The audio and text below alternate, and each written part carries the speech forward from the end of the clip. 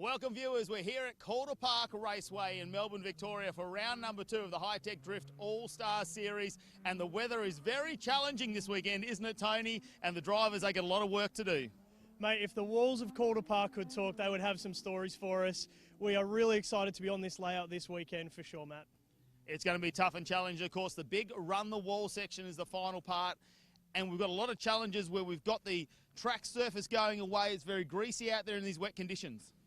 The change between dry and wet on this surface is absolutely diabolical. They're getting so close to the wall and the margin for error is so small. Great to see our returning champion coming back, Brodie Maher, after mechanical issues in round number 1. He's got a lot to prove this weekend, and practice he was very impressive. Yeah, look, coming into round 1 and having those mechanicals, it's really stressful for the championship season. He's keen, he's been putting it on the line in practice. It's been really impressive. Roger Anson, who's back, who comes into round number 2, leading our championship, the man from South Australia. First time in a national championship, but he has been very clinical in the way he's driving. Mate, he has got his wheel speed and his acceleration absolutely dialed, putting it right close to the wall. Very impressive driver. Well, this weekend we've had dry conditions, we've had wet conditions. It's still coming out of the sky. We don't know what's going to happen, but let's get on track and check out all the action. Great to have everybody here joining us at round 2 of the Hi-Tec Drift All-Stars Series in this 2023 season. We've travelled back to Calder Park. It's been a few years since we've been competing here. Last time we made it here, we were out on the Thunderdome. Now we're out on this section of the actual racing circuit. And although some of our drivers have been struggling with conditions in the rain, they did have a moment in qualifying to get some dry runs in today, which helped out. Unfortunately, in the meantime, what has happened is the rain has come down again. It's fallen from the sky. The track is very, very wet. A few of our late qualifiers actually had issues trying to get the car around. Now, what that does mean for a lot of us is that we have had some carnage out there. But let's have a look at what the schedule is going to be here this afternoon. Of course, we are going to be going through our top 24 for our Hi-Tec Oils Pro categories, as well as our Zoo Performance. Our top 16 will be out on track this afternoon. So we can't wait for that all to unfold, and we'll see who's going to be the champion today. The big name, Brodie Maher, though, who was our number 1 last year. He's our defending champion. He's qualified in the number 1 position, and he's trying to get back into this championship after a terrible round 1. So here, let's have a look at our qualifying positions out there at the moment. Good to see Brodie Maher up there in number 1. Our second qualifier, Patrick Barley, the young gun, who's now here in Victoria. Third position, James Abbott is back, who was 4th last round. And then, of course, we go back to 4th position, Jordan Sanderson. Hasn't he come on strong, competing in both Pro-Am and Pro this weekend in the JN-built VE Commodore U. So some very tough contenders in our top 4. We'll have to wait and see how that unfolds. We'll head over to our Zoop Performance Pro-Am category. And our number 1 qualifier, and that is Jordan Sanderson. He's made it through. He's got 2 cars here this weekend, competing in 2 categories. And look, he's going to be a force to be reckoned with. In second position is Kieran Ratcliffe in the Pro-Am category. In third, we've got Luke Willoughby, who's joined us. And in 4th position, we do have Ben Brentnell, who's out there in the V8 powered S13. Tony, it's great to have you in here. The conditions, we're going to talk about them all day. It's cold outside, but there's some people who have braved the weather here this weekend. And look, just having a look at that qualifying there, there's some names that keep reoccurring. Jordan Sanderson, he's in the top 4 in both categories. Mate, to be able to come out on track, drive 2 different cars over the weekend, and put both cars in the right spot, the right criteria, and be really impressive on this circuit. He's been a fantastic car to watch. As our windows are fogging up, I mean, it is quite a cold day. The grip, we've been talking about it all day, is the grip changes between wet and dry. It's really caught a few people out. We've had some wall collisions. Warwick Hill, I think he's had some issues. We've got to get down to the pits and understand what's happened to the front of his car. But yeah, there's been a number of issues. And it's really coming into this last corner, coming into the Hi-Tec Oils wall ride, the last corner of this circuit. It's about commitment to that corner. So that is where we separate the top qualifiers to as we go down the pecking order. Not long now till our cars get on track. We welcome everybody to the live stream wherever you are watching us. And of course on the Hi-Tec Drift All-Stars page. It's a lot of carnage happening out there so far in qualifying and practice. There's been drivers changing cars. There's been lots of mechanical repairs. And to catch up on all the action down there in the pits is Damien Cook. Yes, we've got the Tasmanian Devil down here himself, Brodie Maher. Last year's champion, bit of a rough weekend at Winton a couple of weeks ago. Obviously had some stuff to sort with the car. How's that all gone and into your preparations for Calder this weekend? Honestly, come in feeling really confident. Obviously, last meet really didn't go very well, but we're hoping to get back on the front foot for this one. We had a few dramas with the engine before last meet, and that meant we didn't really get to prep the car. As we're now, our car's properly prepped, all corner balanced, ready to go. And yeah, it feels really good out there, even in these mixed conditions. We've got something pretty good to lean on. Yeah, and obviously you've been through qualifying that. You're happy with how the car's handling. It is mixed conditions, but you did get some dry laps in. Looked pretty hot and saucy. How'd it feel? Yeah, honestly, it was so much fun out there. We really didn't get any dry running yesterday. This track, once it gets wet, is like so slippery, so it's hard to really read. But yeah, look, I fully centred on my first lap in qualifying, tagged the wall a little bit. Second run was in the wall a little bit more. There's a little bit of water up there. But yeah, I'm pretty happy with the runs. You know, walls make the man, so we sent it. That's it. And that's it. So Brody Maher, yeah, last year's obvious champion. He's having a go at it again this year, and hopefully can get a little bit of reliability and keep the ball rolling. Good to see his big smile back here, Brody Maher. I mean, he is a true champion of the sport. What he does down there in the Island State Drift in Tasmania, he makes a trek over to the mainland to compete at all the Hi-Tec Drift All-Stars rounds, Tony. Yeah. And it was devastating, wasn't it, last round? It wasn't like he had a bad run. He just had mechanical failures. Unfortunately, didn't even compete in the weekend. Yeah, well, look, Brody had, not just one mechanical failure. There was damage with the driveline, damage with the throttle plate. All of these really high-tech, high value components that you just can't scratch around to replace. So it knocked him out, and round one being knocked out, that's pretty hard work. Already bounced back in the number one qualifying position too. Let's see how he's going to go in the championship. Maybe he can claw back some points on Roger Hanson, who's leading us at the moment. But another person who's been struggling this weekend with some mechanical issues is Adam Burgess, and Damien Cook caught up with him in the pits. Yeah, down in the pits here with Adam Burgess, podium driver at the recent Bathurst 6 Hour. Adam, down are doing some drifting this week in a Calder Park. How's the car feeling, and how's the weekend going for you? Well, it's been a bit of a mixed bag this weekend. Weather, to play a big part in that. We did actually break a left-hand side drive shaft yesterday, so we sort of scurried around for a few hours to get that repaired. Drove yesterday afternoon, felt good, and then this morning broke the drive shaft again in quali. But in that, Mike Jones in Pro-Am's been gracious enough to let me use his ute for battles today. Okay, so you're battling in the VE Commodore with the chop back? Yep, that's it. Yep, the chop back, the 1-tonner. Yeah. No worries. And you've had a few drives of it? I did my second quali lap in it, and that's really it. But look, with the conditions the way they are now, track's always changing. I'm just going to drive it by feel. Yeah, and obviously coming off the back of the Hi-Tec Old 6 Hour, an amazing achievement. Stepping up into that category and getting up on the podium. How'd that feel? It was nice. A lot of hard work goes into our production car program. We've got very smart guys and a good team that work with us. We've got Anthony Sewell, the owner of the car, Anton Di Pasquale, one of the supercar drivers, and then a whole host of good engineers. So look, we've spent quite a bit of time building this M4 as a weapon of a car that it is. So no, it was good to finally get recognised for the work we put into it. Yeah, it was an amazing achievement. Congratulations on that, and hopefully you can continue that through this weekend in the Ute. Yeah, bit of Aussie muscle. It'll be sweet. I'm looking forward to it. Nice. Thanks, Adam. It'll be a bit out of his comfort zone. He's in the BMW. Well, not really. We used to see him out there in that BA Falcon getting around. Sedan. You know what I mean? Yep. How is that getting around? Now it's he's got to change things down. He's got the BMW where he competes on circuit racing in so many forms of the BMW. Did really well at the Bathurst 6 Hour. Anton Di Pasquale, one of his co-drivers on the podium. He really doesn't really talk himself up. He's a humble guy, but he's out here and he goes from grip racing, and then he likes to throw a car around sideways when he comes to the Hi-Tec Drift All-Star Series, Tony. And well, he's going to go into some Holden Ute. Now at least he's got an LS power in it, which he's put in that BMW, so that familiarity is there. Yeah, look, it's really interesting. You speak to a lot of people about their journey in drifting, and the ones that go into drifting into circuit racing, they can perform really well because they've got the real understanding of a slippery car control, and they're just great at it.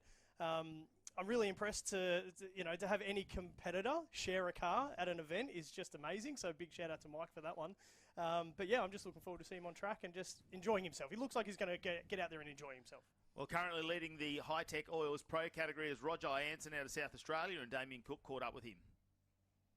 Yeah, we have Roger Hanson here. leading the championship at the moment, obviously coming off Winton from the win. How are you feeling this weekend at Calder Park, and can we make it back to back, mate? Yeah, that's the aim. Coming out of Winton gave me a lot of confidence. That's the first round win I've had in drifting. Been trying a long time.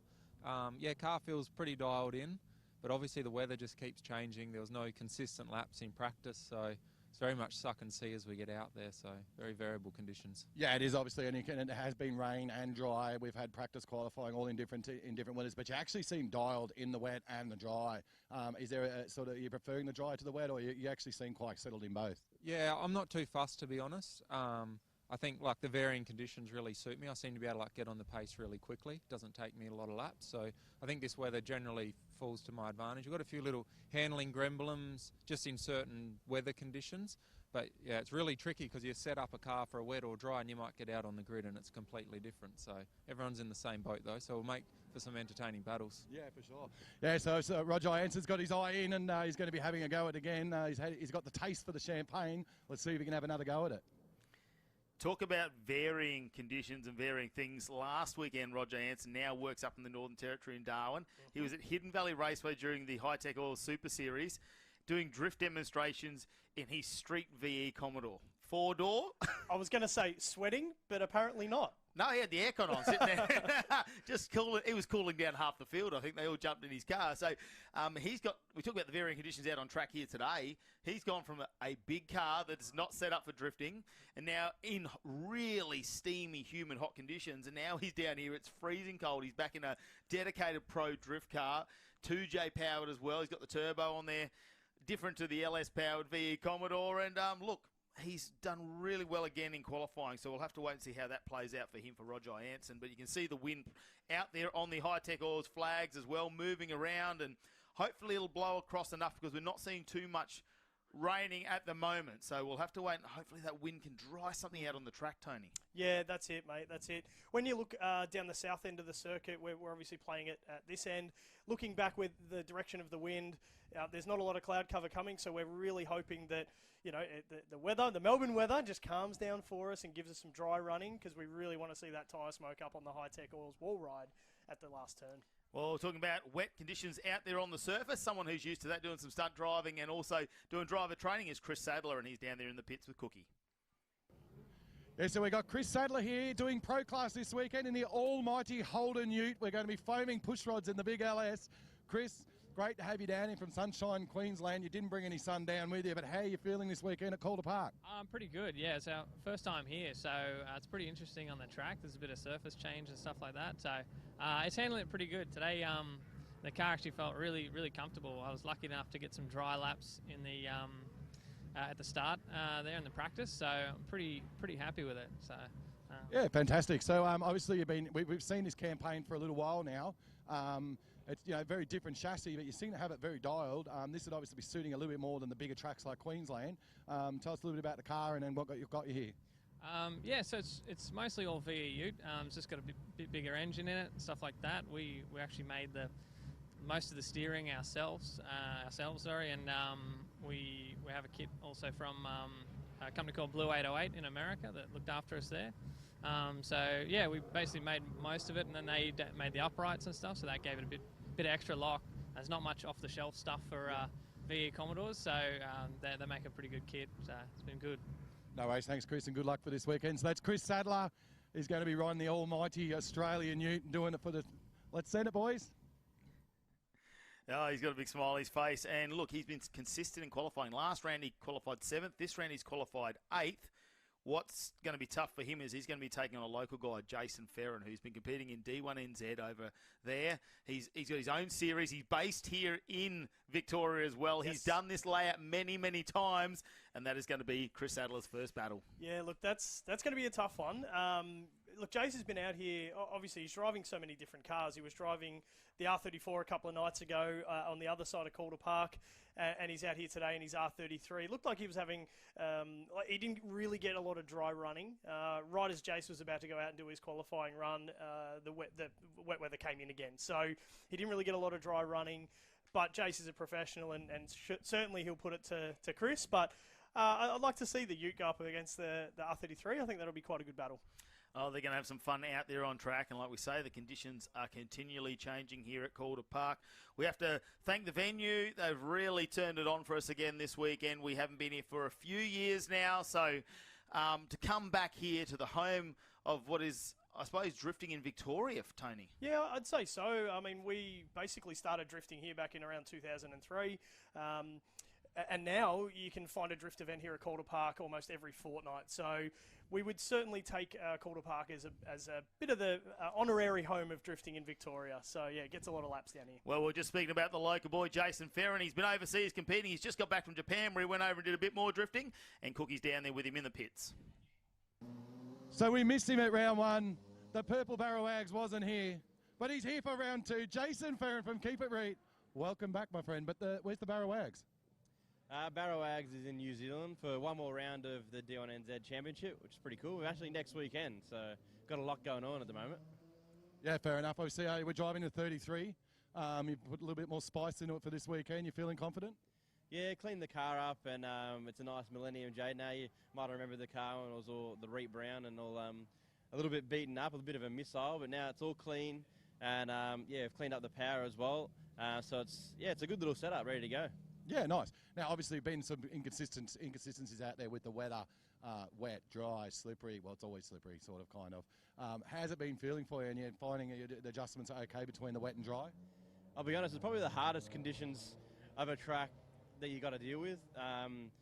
Like coming out of the patchiness, like it was super gripped up when it dried up, and a few people got those laps in for their qualifying. I was right at the end there, and then it came down fully wet, and it was even worse than this morning's practice when it was wet. It was like coming into the first corner, it was insanely greasy. Just didn't expect it. Luckily held on, so I got 2 good laps there. So interesting to see what scores we got. Yeah, for sure. So yeah, you're manifesting the win. Are we gonna take the top step today, or are you just out for a bit of fun? Always here for some fun and just not take it too seriously, but everyone loves the top step. We'll see how we go. All right, that's it. So Jason Ferrin, Keep It Reet. Got the Hi-Tec Pro suit on this weekend, and we'll look forward to seeing how you go.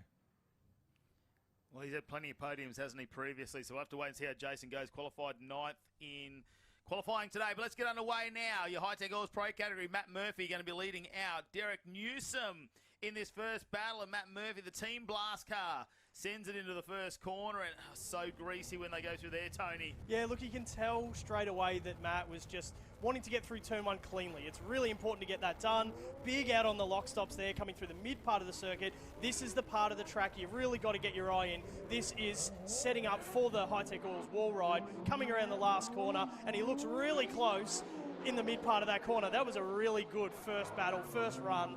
Great work to the boys. Yeah, great lead there, of course, as this is our top 24 at the moment to kick off the Hi-Tec Oils Pro category. Thanks everyone who's joined us here on the live stream. Murphy laying down a nice lead run. Remembering our judges over that final ride the wall section want the rear of the car to be about a metre off there, so we'll have to wait and see how that goes. Scott Shembry looks like he's getting bolted in. The Master Chef himself, they've had some issues with steering in this car, the electric steering pump. Maybe that we did see that jacked up before that has been worked on. I know parts were getting expressed down here from some of our previous competitors in the series. Yeah, that's it, spot on. So he's complaining about just some inconsistency in the steering, and obviously when you're throwing it at such speed, you want the confidence, especially coming into this last corner, you want the confidence that you know what's going to be happening. If you get any steering bind or any other issues, it's just a nightmare coming into that last corner. Oh, turn the air cleaners down there as well. They won't want to be sucking any water into this car. Fresh engine in this for the season. We didn't see it in round number 1. It missed the final round last year as well, so it's had a little bit of time off this car getting that engine sorted, but looks like they've got on top of that because he hasn't had any of those issues this weekend. No, that's it. And I guess his dry running time, you know, Master Chef was on lock. You know, there was Blakers and tyres, as their names, well fitting for that car.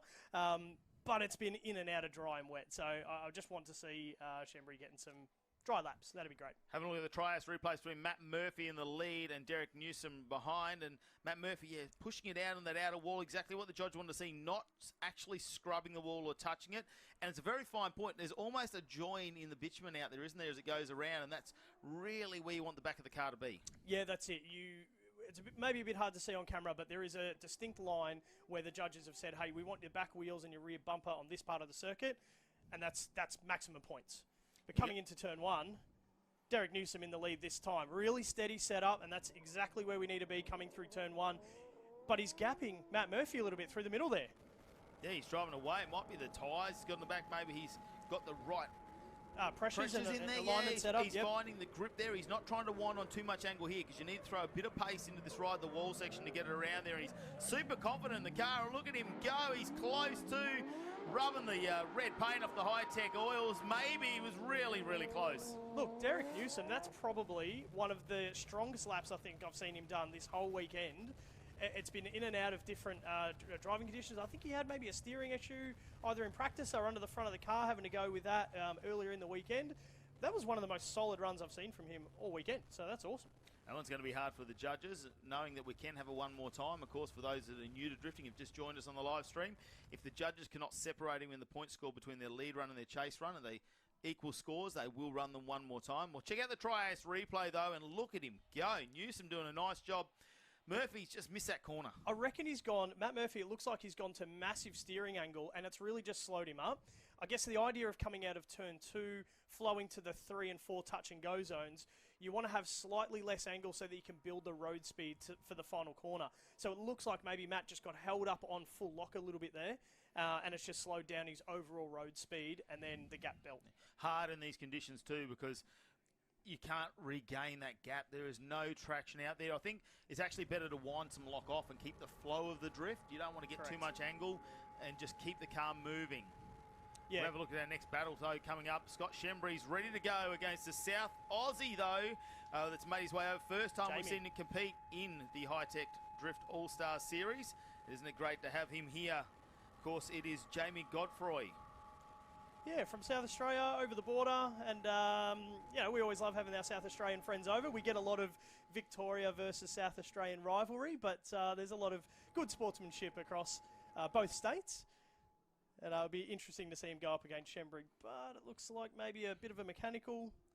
I guess they've just been working on this car, so there's obviously maybe asking for a bit of a mechanical lap just to make sure that we're getting it dialed. Yeah, he won't want to be causing any incidents out there, Scott Shembry. He's been on the other end of that before. He knows how much damage that can cause, and the 350 just back out from a bit of hiatus, getting that new engine put on board, so this could be a mechanical run for him. Jamie Godfrey competing in both Pro and Pro-Am this weekend. Double duties. Down there, the boys said, we're just happy, we're here, we want to do as many runs as possible. That's why we've decided to enter both categories as well. So here we go. Shembry's got the bacon now, and the master chef himself, half of the Hi-Tec Blaze unit. We assume that is a mechanical there. I am hearing it might be a one more time from Matt Murphy and Derek Newsom battle as well. So we will confirm that for you, but it looks like it will be a one more time. So there's a number of criterias, obviously for everyone on the live stream. For this particular track, it's about being 1 metre to 1.5 metres off the inside clip at turn 1 and turn 2, and making it a nice flowing arc through turn 1 and turn 2. And then there's a couple of touch and go sections through the mid part of the circuit, so you've got the back end of the car just going out towards the outside wall near the Bob Jane sign over the left-hand side there, and then a touch on the right-hand side on the infield, and then a big flick to set up around that last corner. Now, we don't necessarily want scraping along the wall, as exciting as it is. The perfect. Oh, hang on. Well, the judges don't want scraping on the wall. Yeah, I mean, we do. Yeah. We do. I'm just talking about the judge criteria. So they've said to keep it 1 metre off, but the most exciting part of drifting is obviously getting close to the other car. You want to be as close in proximity as you can be, and obviously to the clipping points as well. So. And there we go, one more time. Matt Murphy will lead out over Derek Newsom, and can Murphy put on a good run in the lead this time? Has to go 1 metre off, which gets him out of that water as well, which can be icy when you go through in the front tyres and really hard to control. He's gone a little bit wide there though. Winds on a lot of angle again here at that clipping point. Yeah, that's it. They're coming through those two touch and go zones, it's not necessarily critical to go to massive lock, but if you can pull it off and you can maintain your road speed, then that is fantastic run. And it looks like Matt Murphy's got it a lot covered this time around. Really sets himself up for that wall ride. We know that's a bit of a decel zone as you come to that final touch and go point. It's a bit of naturally, I suppose, a decel zone. If you want to wind a bit more angle on, you can wash it off. If you don't put as much angle on, you can carry that momentum into that big run, the wall section on the final corner. We'll have a look at the Tri-Ace replay.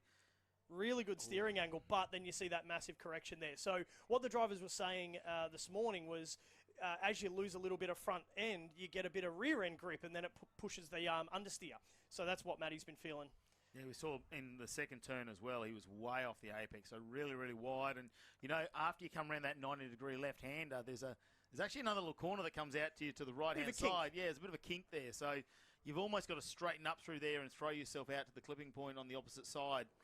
Hard for the drivers in the conditions, like you say. Yep. Everyone has been saying it's 1 minute you've got no rear-end traction, next minute you've got no front-end grip, and it's really hard to control between the two of them. Where do you find that balance? Yeah, you lose steering when you get rear grip. So it just automatically throws from oversteer to understeer, and trying to correct that mid-drift is so hard. You've got to get on the clutch really quick, and you know, you want to be getting through these corners comfortably so that you can set yourself up for the main corner around the last turn. And I think Matt Murphy did a nice job there. You saw the steering straighten up as he went through. He kept the drift going. It probably wasn't a great lead run, but he definitely maintained the drift and kept going out there. So we'll wait and see. Derek Newsom's going to get his chance to lead, and last time we saw him actually drive away. Now Matt Murphy, he's just changing positions there. He's on the wrong side. Full credit to Derek again. Both of his chase runs in the one more time before, both of his chase ones are really dialed. So he was sitting close to the pocket, giving enough space to be able to manage the distance, which is really important. You need that little bit of margin of error to be able to hang on to the car, put it nice and close, but then get out of trouble in case you see the front car make an error. Oh, time for Derek Newsom to lead out in this one more time. It's a top 24 battle here in the Hi-Tec Allstars Pro category, and Newsom doesn't want too much angle on, uses that handbrake to trim it up. This is a switchback though through turn number 2. Yeah, this on the first lap, this is where Matt Murphy went to big angle and he really lost his place against Derek. But it looks like coming through this time, got it a lot more covered, but Derek's just driving away. He's got so much confidence in his car between those touch and go zones to throw it right deck onto the Hi-Tec Oils wall ride. For me, the difference here is that Derek Newsom's not trying to get heaps of angle in these conditions. I think that's where he can become unstuck there. He is just trying to control the drift, get the flow going, and that's where we see the additional pace go through that second corner. He wasn't really wide like we saw Matt Murphy. He kept the car on the apex there. We'll check out the tries replay as we dissect this run, and he pulls it up, doesn't go too fast in that corner. It's nice through there. Matt Murphy, let's watch him behind as they switch back. Doesn't go too wide, Derek Newsom. Matt Murphy was really, really wide. You see him in the background, the car's got huge angle. Yep. Again, touch and go zone. Not big angle there from Derek Newsom in the front, and I think it's probably better to keep the line, the style, and the speed, and sacrifice that angle when it comes to the judging points. Yes, through that middle part of the circuit. We were talking to the judges before, and we're trying to get that clarification so the drivers are absolutely certain about what they're doing. If you can add the style and flair and you can throw to big angle and it works, that's great. But in a battle, you've really got to be chasing down that lead car. So if you're going to big angle in the chase, you just start to lose your position. We'll check out this battle now. Scott Shembry chasing down Jamie Godfroy from South Australia, and Shembry's had to get on the brake. They're really pushing it. Yep, come back through the mid part of the circuit. Looks like Jamie's going for reasonable amounts of angle. Shembry's just trying to get up close and just manage the distance. They've probably spent no time battling each other in practice, so this is going to be probably their first time out on track together. Jamie really committed coming into this last corner. That looked like it was a full extend in the turn 3 to turn 4 touch and go zones, flick into the Hi-Tec Oils wall ride, and reasonable run. You know, I guess they were qualifying in the dry, and now they're coming back out to battle in the wet. So very, very different conditions. Yeah, Scott Shembry been battling those steering issues all weekend. Hopefully they have got the new parts in that car. We cannot confirm that yet, but we will find out for you, ladies and gentlemen. But looking like the Master Chef's not going to want to go out in the first round of battles in the top 24 either. Obviously, terrible qualifying run due to the mechanical breakages. We have a look at the amount of lock on there from Jamie Godfrey. He has to have a straight through that corner again. And it's turn number 1 that's getting all of our drivers unstuck. And how wide is he here? And Shembry almost using him like a mobile clipping point, causes some issues, and he goes wide as well. And look, he's getting close to the outside. This is such a great view for this. Getting closer to those outside clip points and then setting up for the last wall ride. But yeah, getting stuck on that first corner and having to recorrect really does slow the flow down of the overall lap. And then you're playing catch up the whole time and you're really trimming angle and everything else. It can be a pretty hard line to follow for Shembry in the chase. Oh, Godfrey, though, you've got to give it to him. He's going in the Zoo Performance Pro-Am as well as the Hi-Tec Oils Pro. So he's going from a radial tyre to a semi-slick tyre. As you know, that changes the entire setup of the car. So is he going to stick with the Pro-Am setup and just throw the tyres on and hope he can stick it in the pros? Or what do you do in that situation? So, you know, he's obviously at a bit of a disadvantage when it comes to car setup as well in the pro category. We'll wait and see how this one's going to unfold, because Shembre's going to be a lot more comfortable setting his pace. Yes. As they lead out for their second part of the lap, Shembre in the lead, Jamie Godfrey in the chase. New South Wales versus South Australia in this battle, which is just absolutely awesome. Switch back through the middle. Scott Shembre looking in real control of this lead lap. This is what we'd expect from him. Really dialed through the touch and go zone to big angle, but he's maintaining speed. So that's the point, is he's got the speed and he's got the angle and he's sitting right out on the line. It looks really close to the Hi-Tec Alls wall ride. And wow, Jamie's got to do everything he can to try and catch up, but the overall grip and pace of the Z has just driven away. Plenty of horsepower on there for Scott Shembre. I know they've dialed the boost right back down this weekend. Yeah. Because, well, we got here, it was raining. Yep. Every time it stops raining, we don't say, is it going to rain again? We say, when is it going to rain again? So he's definitely got the head around the setup of that car by the looks of it, and the steering issues don't seem to be causing many dramas anymore. What did you say? It was about 900 or nearly 1,000 horsepower at about 18 PSI of boost through those two turbos. They've wound it right back to gate pressure and gone to, on the boost controller, back to nothing. So I think it still probably makes 600 or something at gate pressure, which is just so much horsepower with a wet weather condition. Just taking a look at the next couple of cars coming up, and looks like Chris Eden. We're going to change over, it looks like, into our top 16 for our Zoo Performance Pro-Am now. And you can see Chris Eden will be out there taking on Mike Jones in the one-tonner that's now doing double duties with Adam Burgess also behind the wheel in the pro category. But it's Zoo Performance Pro-Am top 16 time. And we're looking to see who's going to progress into the top 8 to kick things off. Chris Eden and Mike Jones. Here we go. Chris to lead him out. And he's just really solid. And Chris has been doing such a great job in that IS200 Lexus. Oh, and just an over-rotation. Coming through that wet patch, you can just see the water teeming over the front of the track there. You're going to lose front end. You've got to manage your front to rear grip. And now Chris gets a little bit of an exhibition run in his lead position. So it's going to be quite a bit of an advantage, seeing that Mike has turned the car around. But then again, what has happened? Oh, he stalls it out. Luckily, Mike's not behind him at this point, because we could have seen some carnage here. Now, that is a gorgeous car from Eden too. New car to the competition as well. We haven't seen it in the Hi-Tec Drift Series ever. First ever time driving at Calder Park as well. And as soon as we said that the layout is the run-the-wall layout and it's going to be wet weather conditions, it was always going to be a really challenging day. And for the people that have never driven here before, it's a bit of a baptism of fire. Like, they've really got to learn fast how to get the conditions of their car sorted. In the ever-changing grip levels. They've got the coffee van out the back normally day by day. That's what they're doing. They're roasting beans and selling them to everyone up there towards Newcastle as well. So good to see him down here in Victoria competing for the first time in the Hi-Tec Drift All-Stars Series. Let's head down to the pits. Yes, it's an exciting time sitting next to a twin-turbo 350C with the chef behind the wheel. Bit of troubles before the start of the day with the steering, but you got out first battle of the day, took the win. How's it feeling, mate? Oh, good, man. Obviously, we thought we were out, but then we just hotted her up and seems to be working now. So, look, fingers crossed the power steering pump gets through today and we can just keep progressing through. Sounds like a plan. Thanks, Scott. Oh, he's playing it down a bit there, I think, Shembre.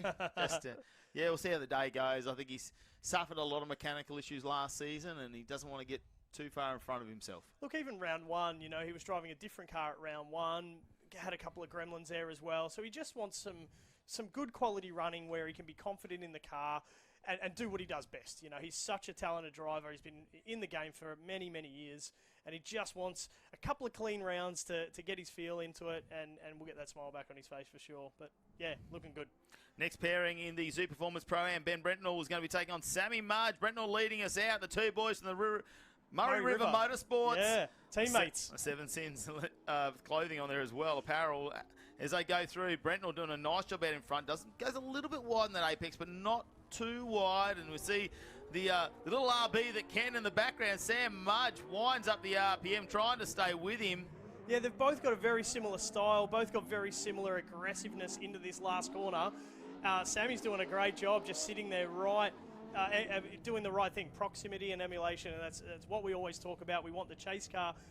They look like the two similar cars. They're two S13s, they're two teammates, but they were spot on, just flicking back, and Sammy's just doing a great job. I reckon in the back of their minds, they've both got Aaron Jouar there, who helps them out with their engine Dabs. kick combinations. Dabs will be there going, no, go harder, boys, go harder. So great to see them out here. Side by side, this one's going to be hard to split, really, when you look at it. Nice emulation as they came back onto this little straight, the 2 touch-and-go zones. See Brent will start to pull away, not quite as much angle there, which is probably what we want to see. Sets himself up, and he's that metre off the wall. Really nice job, and I'm loving the drone footage there that can just give us, I suppose, that perspective of how far off the wall they are. Yeah, that's it. I mean, depending on where you're sitting around Calder Park Circuit, you can't quite get all the perspective. So if you get a chance to walk around the entire circuit, you can get a really good view of all the different track positions. But yes, we want them a metre off the wall, or as for us, we want them as close as possible. But the perfect judge line on the last corner is a metre off, and Ben did an absolutely smashing job. Mike Jones will lead us out. Last time he spun out behind Chris Eden. We'll have to wait and see if he can get this one down. Sets his own pace going into turn number 1, and there's that big puddle there. He misses that. That's a good start, but you run your back wheels through that next puddle. Goes a little bit wide coming out of turn number 2. And that just throws you off the overall ideal line. So you end up just losing overall pace, and you've got to go real shallow here. Looks like Chris is just sitting mid-track a little bit. He's got to trim a lot to be able to catch up. Now, you're allowed to do that a little bit, absolutely, but, the trim there was pretty massively offline. Yeah, really challenging to come through. And you can see, from the drone shot there, you can see almost the line in the bitumen coming around turn 1 and 2. There's a very distinct line between 2 surface qualities. Not so noticeable in the dry. In the dry, you can drive through it because you've got the road speed and grip. But in the wet, it's like you go off the inside line into the outside, and that's where you can either lose front steering or rear grip. So keep an eye on that drone shot next time. Have a look at the Tri-Ace replay, and you can look at the speed, though, that Mike Jones is carrying there in the Holden Commodore. What are we calling it? Shorty? Chopper? Yeah, chop ute, whatever we want to call it. He's definitely not dragging taillights along that wall because there virtually isn't any. So, yeah, no damage of panel work, no nothing. He's basically roll bar and roll cage straight to the back end of the car. So our first battle is run there, and we'll have to wait and see who the leader will be out of that one between Chris Eden and Mike Jones. Next up, though, we're going to turn around. Sammy Mudge is going to be leading out of a Ben Brentnell. Mudgey going full noise, really wide on the outside of the track. There's a really impressive entry with confidence into turn 1. Really solid through turn 2. It's looking pretty good so far. He's wound out the angle a little bit coming through. Touch and go on the outside there. Another touch and go through the middle. And a really solid setup. This is pacey. This is really pacey in the wet. We can't quite see how close he is to the wall, but that is an impressive lead run. What I like about Mudgey is his commitment. That is a full commitment run there from Sam Mudge, and Ben Brentnell just has to do everything he can to try and maintain that pace. However, Mudgey was a bit wide on a couple of those corners, and we'll see it in the Tri-Ace replay very shortly. But where it's going to come down to the judging. What has a heavier weighting, I suppose, when it comes to things? You see how wide he is off there on the apex of turn number 1. Ben Brentnell has a bit of a straighten in the background. Turn number 2, again, he's way more than a metre off there. He's not all the way out, but he's more than a metre away. So judges have a little bit of thinking to do, and we'll see how they weight the differences. Yeah, and I guess he got through the corner cleanly. So, I mean, it was wide, but he still got through there cleanly. He left enough room for the chase car to be able to catch up and to fit into the pocket if Ben was on the same sort of speed ratio. So he gave him enough room to be able to have a go. But yes, it is offline. So Ben might be in the chase going, hang on a minute, you're well too wide. I don't want to dive up on you because you might just then change direction in front of me. So, yep, that'll be down to the judges to make that call. Well, we'll wait and see if we get a winner out of that one. I'm just having a look in our system. Looks like Mike Jones has got the win over Chris Eden that time. Obviously, Eden had that spin on the first run as well. And Sam Mudge will get the win over his teammate Ben Brentnell, the boys from Murray River Motorsports. Next up, though, it's going to be Matthew Craig taking on Andrew Ryan, the Irishman out of Sydney. Oh, no! Ooh. Matthew Craig, big straight in there. Oh, from the Central Coast and commonly known as Vango. Yeah, Everybody in the drift community in New South Wales knows Vango. I actually had to learn his name because I'm like, Vango. But yeah, Matthew Craig, really deep into the first corner. And that's exactly what we're talking about. If you just go too hard and you fall off the side of the circuit, it turns into ice and you're in the mud. Yeah, already had a couple of moments. They actually broke a rose joint on that steering yesterday. Managed to get another spare. Had to get a tap because it was actually a proper Wisefab rose Heim joint they had to put in there. So Had to tap that out really big. We'll have a look at the Trias replay here. He throws it in. He's been doing plenty of practice runs. I think the wheel off on the outside, and then everyone's been saying you lose the front end grip halfway through that corner. So if you're dropping off the side of the track there, you know, your back wheels are going to almost want to try and overtake you. So that's thrown him to massive angle, and it's really hard to drive out of that. Your tyres have then got mud and dirt on it. It makes it very, very hard to recover. So we want to keep it on the black stuff. We don't want wheel drops on this track, especially in the wet weather conditions, because it just gives you nothing to hang on to. Jamie Godfrey, no, it's not an illusion. He's back in the Zoo Performance Pro-Am, though.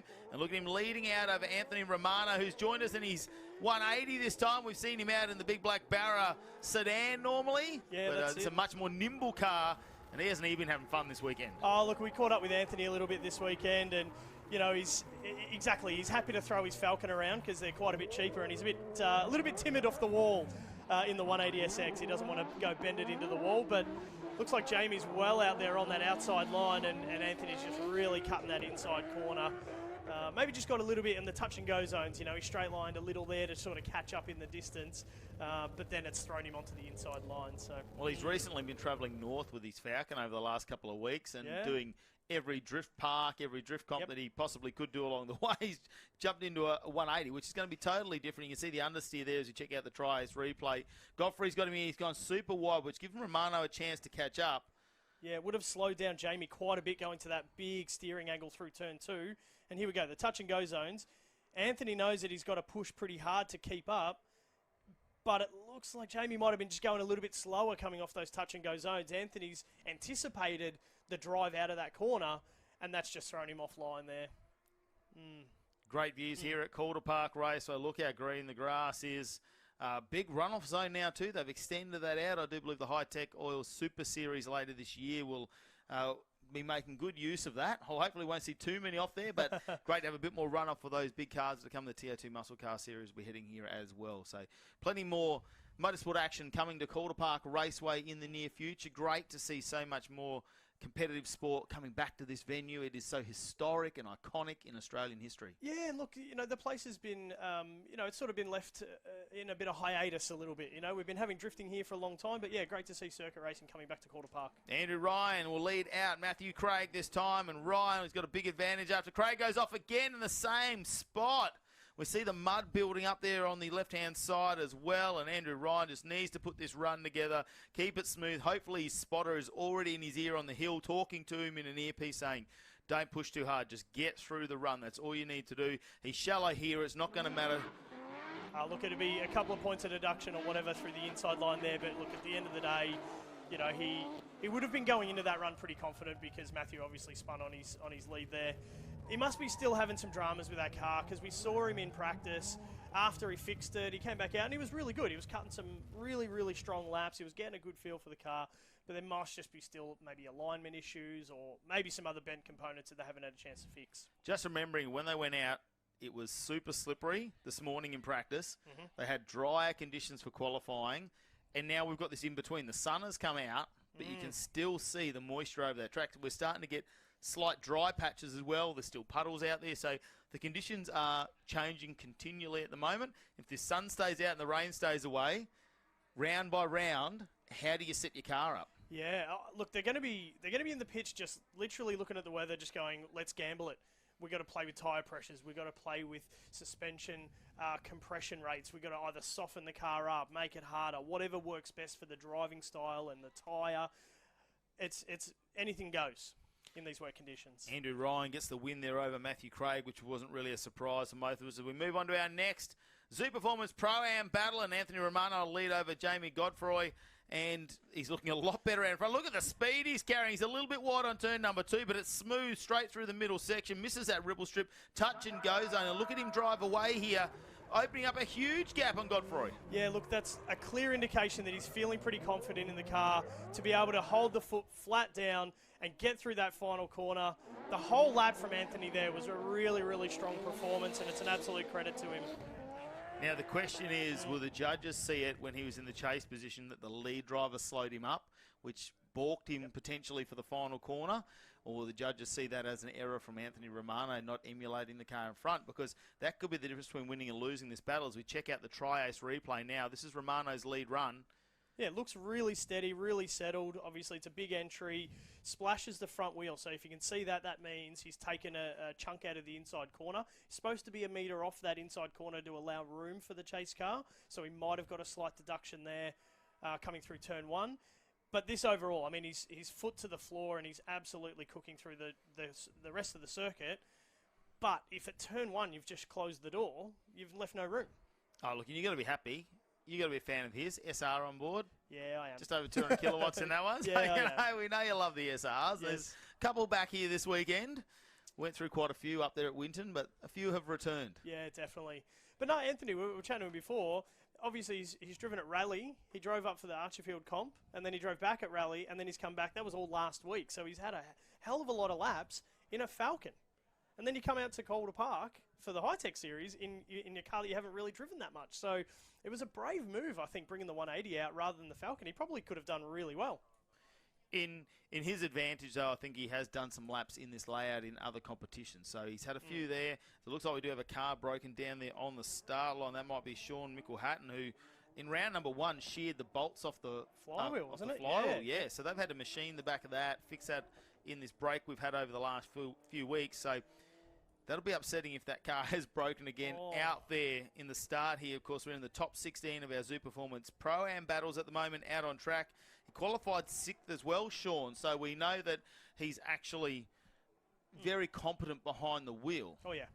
Yeah, no, absolutely. He's certainly proved himself, and he's been getting the laps done. But, yeah, it looks like they're just trying to drag the car to get it started. Yeah, so recovery crew doing a job there. That might see him out. Last time he had to borrow Colm Keogh's car. Then Colm Keogh went out and actually broke some drive shafts from memory. So he hasn't had the Irishmen haven't had luck, that's for sure. No, the old is there a rainbow here somewhere? Like, can we find one here at Calder Park? Leprechaun and the pot of gold. Maybe we need something. Well, let's go back down to the pits and catch up with some of our drivers. So we've got obviously half the Blaze unit here. Scott Shemry, the 350Z is back. We've seen it out blazing some laps this morning. How's it all going? Unfortunately now the power steering pump's died and we don't have time in between our battles, so we're out of this one, but look, we'll just take the positive out of it. The car's running good now after all the dramas we've had in the last season, and then just move on to the next round and get the pump sorted. Mate, I'm so sorry to hear the car really is on song. It's good to see you finally got the gremlins sorted out of it, and you had your groove back. We'll see you at round 3 in Winton, 3rd and 4th obviously, and yeah, We'll be back. Best of luck, mate. And Scott Shembury unfortunately out for the day, guys, so your power steering pump, but yeah, bit of a disappointing one. You know the good news about that is, when the Master Chef goes out, that means he starts cooking. So by the time we get out of here in the commentary box, dinner is going to be ready. What did we have last time? We had roast pork. We had all sorts of things. The cook-up that he actually... We don't just call him the Master Chef for his tyre frying ability. He's actually a really good cook. We were speaking earlier about possibly hanging like a chicken wing or a sausage off the screamer pipe out front. If he could make a mount and he could be cooking while he's on track. Cooking while he's cooking. I like it. Oh, there we go. Scott Shembury, he's always a bit of a personality to catch up with. We love seeing him down there. Now, we have got word in there is going to be a one more time between Jamie Godfroy and Anthony Romano. Oof.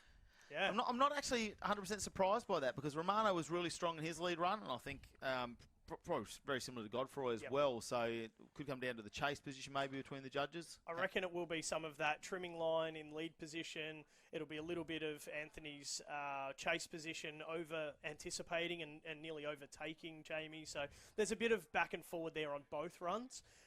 So the judges have said, hey, let's have it again. Let's see. Mate, if we can't split it one more time, it is out there. Of course, we're here for round number 2 of the Hi-Tec Drift All-Stars series. We've got the Hi-Tec Oils Pro category out on track next. But at the moment, it is the Zoop Performance Pro-Am category on track. And you can see Jordan Sanderson. Looks like he's just warming the car up there. He's our number 1 qualifier, so he does have a bye run into this one. It's the beauty about being number 1 when you've got some uneven numbers, is you get yourself a bye run. 2 utes this weekend. Last time he went out there, it was he had the same ute in both Pro and Pro-Am in Winton. This time round, he's bought the spare ute. This is pretty much a fairly stock VE ute there, where they've done a little bit of work on the suspension and taken a fair bit of weight out of the car. His Pro car, though, well, that's just big engine, dry sump, Winter's different, like Winters, yep. huge changes on that car. Well, you see that a lot, right? So to actually run a pro-level car by the time you put fuel and tyres, get it to the track with your crew, to get seat time in these pro-level cars, it's actually really challenging. So to develop yourself as a driver, a lot of them will actually buy another car and have a more simple setup car that they can do laps in, and that's exactly what he's done. But now it looks like that this car's getting a build as well, and he's going to have 2 pro cars in no time, I reckon. But yeah, getting the laps in this track in the different conditions has been invaluable for Jordan. Absolutely invaluable. Remember that last time out, Jordan Sanderson was runner-up in the Pro-Am category at Winton in round 1. And he wasn't too far off in the Pro category either. From memory, Jordan Sanderson made it into the top 8. Yeah. And the person that beat him was Brad Toohey. I mean, like, Brad Toohey has been around the series since its inception. He was super confident in round number 1. He did really well. Ended up 3rd in the end. So for Jordan Sanderson to be knocked out by Brad Toohey, that says something. He's definitely got the skills there, and the mechanical car, well, it's coming. It's getting there, and look, the only criticisms, and it wasn't really even criticisms, because the car's so large, it just takes a bit of time to transition back and forward. So he's got some lightweight panels coming forward. He's trying to get a little bit of weight out of the car. Yeah, so he's got a bit of work to do, but that's all good. Jake Willoughby out there on a solo run as well after qualifying in 3rd position. Gets himself a bye run in the top 16 here of the Zoo Performance Pro-Am, and Willoughby obviously a wildcard entry out of New South Wales. That's right. Been there with the Australian Drift Club in the figure 8. Top qualifier, I think, and that got him the wildcard entry into this event. So it was like, hey, mate, do you want to come and drive at Calder Park? And he jumped at the opportunity. He said he's never driven anywhere south of Sydney before. So not only is he first time doing Hi-Tec, but first time driving interstate. And he was been really impressive. Watching him in practice, he was trying to do as many laps as he could yesterday, and he was fantastic. Yeah, he said he's only done 1 year of competition, but the bug has really bit him too. Yes. So he's into it, the LS-powered 180, getting out there. Good to see that Luke Willoughby could join us here. Of course, we're looking at the Tri-Ace replay now. It's a solo run, 3rd qualifier. It looks dialed, absolutely dialed. He must be really enjoying it. He did tell us earlier that he's just put Wisefab in the front of this car.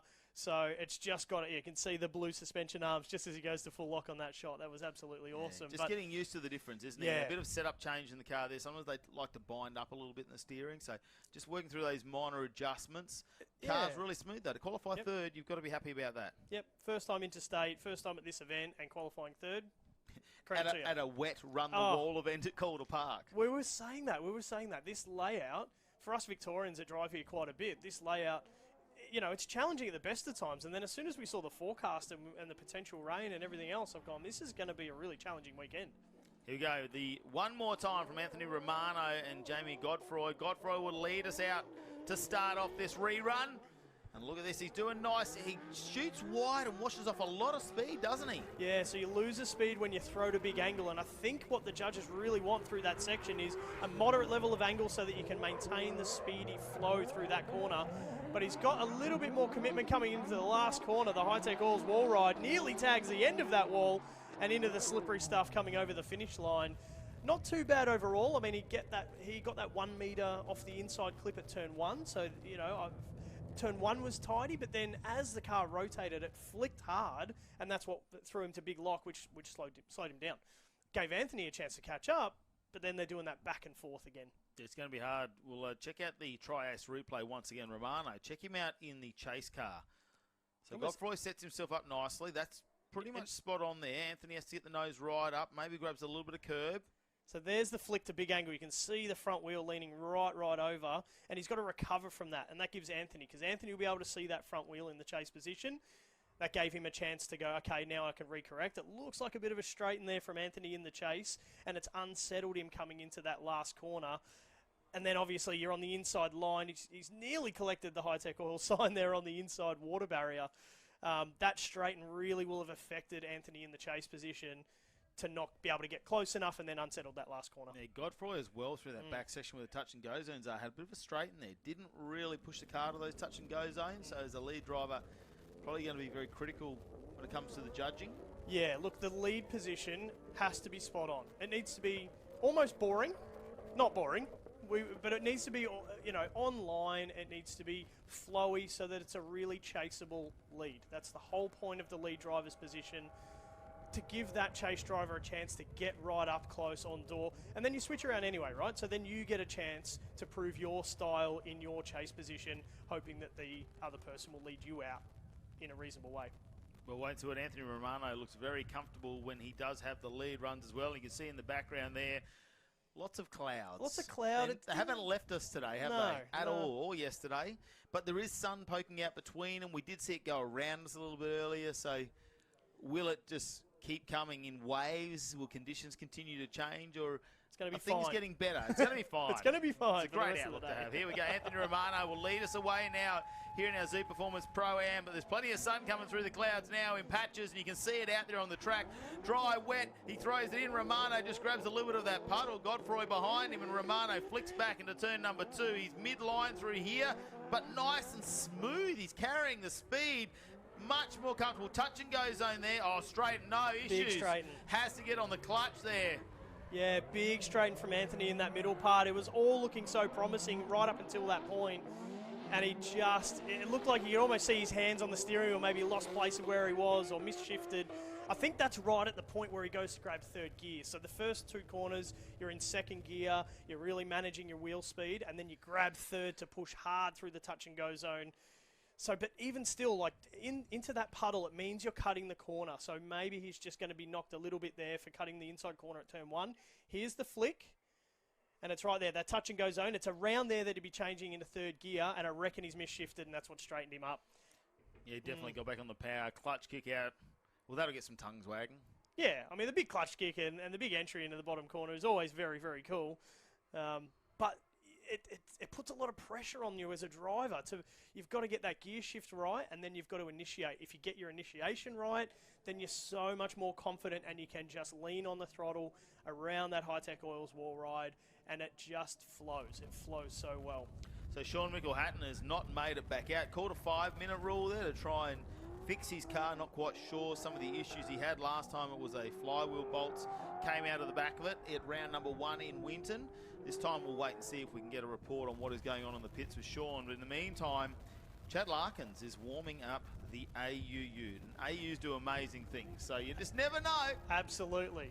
Absolutely. So Chad Larkins, we saw him cut some lamps, and we're thinking, surely that thing's going to have a barra swap in it. Surely. And then, we pop the bonnet, and it's got a V8.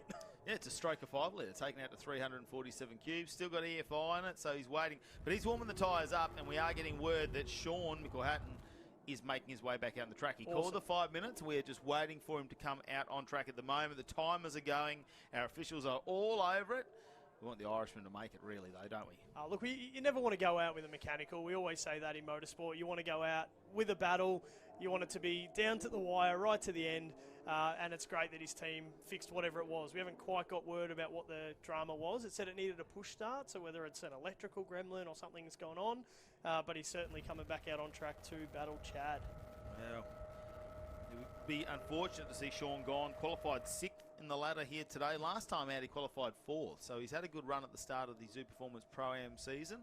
We know how much the Irishmen like to get together and enjoy a weekend of the Hi-Tec Oils Drift Series. We've got a few Irishmen on the tour, don't we? How many drivers? I think it's 5 or 6. Or I mean, we've lost our mate back to the homeland. Yeah, so I think it was 5 or 6 Irishmen on the crew. Mickey Moo definitely started something, didn't he, when he came out to Australia? And absolute larrikin. He brought all the Irish drifters with him. It's a shame to see him go home, but I mean, they'll be enjoying him over there back at home. Yes, for sure. Big shout out to Mickey Moo. I'm sure he's watching us somewhere on the live stream out there. And welcome everybody who's joined us here today for round number 2 of the Hi-Tec Oils Drift Series. Back at Calder Park after a few years hiatus where we haven't been here, but we're out on track. Last time we were at the Thunderdome. We changed it out, and have a look at the flow through here. There are drying parts of the track, Tony, which is... If drivers are watching this, they're going, oh no, I've got to change the setup again. Yep. By the time I get out on track, it could be raining again. We don't know what's happening. There's so many clouds in the back. This side's sunny. If you're looking this way, you're thinking, this is a glorious day. How good is Melbourne? And then turn the corner. Come around the corner and look. Oh, which way are the clouds going? This could get very interesting. Yeah, it looks like you can see some rain in those clouds well off into the distance there. There's half a chance that we'll get a sprinkle again. I mean, we've been watching the forecast flat out all day, just trying to get some dry running because this circuit, this layout, is so exciting when it's dry. The drivers have got so much more grip. The road speed is through the roof, and the tyre smoke it's just picturesque. We just want some dry running. And it looks like we are running underway here in the Zoo Performance Pro-Am category, and Sean Mickelhatton has made it out in a straight, but no, in the background, Larkins is one wheel over the ribble strip, grabbed a heap of dirt in the front rim as well, and Sean Mickelhatton, he had a bit of a straight in there for a moment. Yeah, look, I guess it's coming back out on the track after working on your car. It's like, all right, it's battle time, guys, we need to get into it. It's always going to be nerve-wracking going into turn one to understand the level of grip, and Chad obviously just come in pretty hot and over-rotated in that chase position, and he's nearly collected the wall on the way out in his chase. The end of the Hi-Tec Oils wall ride, there was nothing in it. You could basically slide a paper between his bumper. He's trying to make a name for himself out there in that Falcon Ute. Let's have a look at the Tri-Ace replay, and we'll try and dissect this first part, because this first corner, does Sean Mickelhatton cause Larkin to have some issues, or does Larkins do this on his own? I don't think he did. I think Larkins has already thrown himself off there by himself, whereas Sean Mickelhatton's doing a nice job out in front. It wasn't a great turn number one. No. Recovered it for turn number two. It's really important, I think, to get the flow there so you get the touch and go zones. Yep. Larkins in the background, though. He gets back onto it. I mean, he's here having a good time. It's Hi-Tec Drift All-Stars Series. At that point, you just got to get back into it and go, hey, I'm here to get some laps in and just have a good time. And just probably shaking the nerves off as well. Well, here we go. We're going to turn him around. A chance for Chad Larkins in the AU Ute to get underway. The V8 power as well. He just put a 6-speed in this too. I think it was out of a BF. Yeah, right. BA, okay. yeah, they got the 6-speed manual in there, so a bit of a change in ratios for him, which will help out. Still got the Steelies on the back though. I don't know if I'm going to burn out comp for a drifting series. Here we go. It's AU time. He's leading too. Chad Larkins gets ready, sets himself up, grabs a handbrake. There's a heap of dirt there, and then every time we see it, the front wheels understeer, but he manages to regain it, and he actually gets back on track. That's a nice line through turn number two. He's done an absolutely epic job to come back on track. It's so easy to overshoot it if your back wheels are in the dirt there, but he's done a great job to hang back onto it. And look, it's a bit of an exhibition run now because he knows he's a little bit off track, and it looks like Sean Mickelhatton's obviously got something going on in the car because he's come out of the drift and he's really just skidding around the last corner there. Could go both ways, If Sean's in the chase and he sees the back wheels go off the side of the track, he's like, well, I'm going to get out of this. I don't want to make contact coming into turn one, and then that ruins your flow. You've got to keep the line. You've got to keep the tyres on the black stuff. Well, check out the Tri-Ace replay. The other thing for me throughout this run is you see moments of tyre smoke. So it is drying out in patches that makes it really hard. Sean's doing a good job at this point. It all looks pretty above board there. So at the end of turn two, as it comes into that touch and go turn three zone, there he's not drifting again in the chase position. So did he have something going on? He's tried to reinitiate there. It's kind of slowed down and gripped up again. It's almost like he's down a power, like an intercooler pipe or something like that. We can't quite hear it from where we are in the commentary box, but something going wrong with Sean Mickelhatton's car, and hopefully that will go back to the pits and can get sorted, because it would be a shame not to see him come out and compete this afternoon. And we've already seen one more times. He's called a 5-minute, but we didn't have a one more time between the two, but a lot of errors out in front with wheels coming off in the mud. And have a look at our system. It looks like Sean Mickelhatton will get another opportunity, so he might get through. He'll have another chance there to reset that car and try and fix things. So we move on to our next battle. It looks like our pros are back out on track, and look at the amount of cameras hanging off the side of this one. Wow. Brody Marr taking on Derek Newsom. Wow, what a turn one. The overall speed of Brody Marr is just second to none. He has been a class leader at this event this weekend. He's just got so much confidence in his car to be able to throw it at the wall and then sit on power. Look, he's come close to the wall a couple of times in a few runs earlier today, and he's lost his rear bar and everything else, but the confidence that young man's got coming into that corner is just second to none. Fantastic run. Yeah, super commitment there from Brody Marr, and again, he puts it on the line, takes the car around. He's our number one qualifier, our defending champion in the Hi-Tec Drift All-Star Series in 2022. And here we go, check out the Tri-Ace replay. He opens up a huge gap on Derek Newsom there, throws it through the first corner. Yeah, it looks like a lot of understeer from Derek in turn one, and that's just gapped him. As soon as you make that one mistake, especially in the chase position behind Brody, he's just lost the front steering at turn one, and then Brody just had the opportunity to drive away. You see him on the foot brake there, Brody, coming in that big sweeper there at the end too.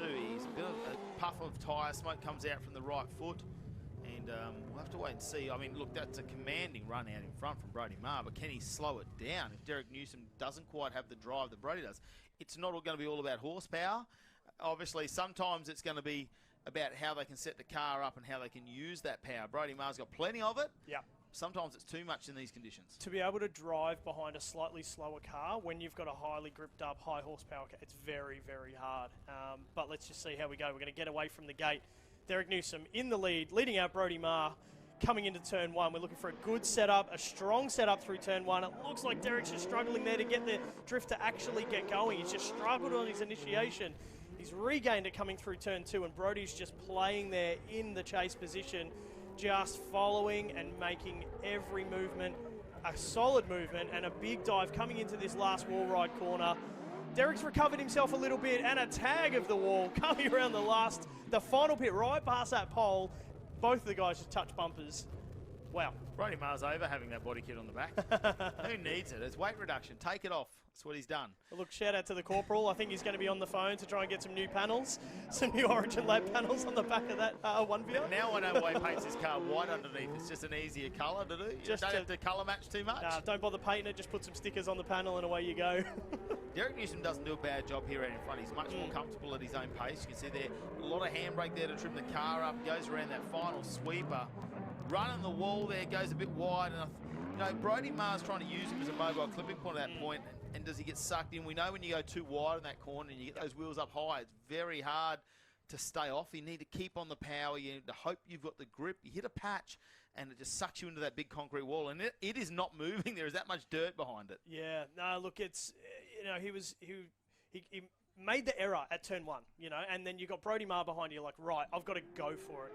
So he's gone for it into that corner, and it looked really impressive, but, yeah, the tag at the end there.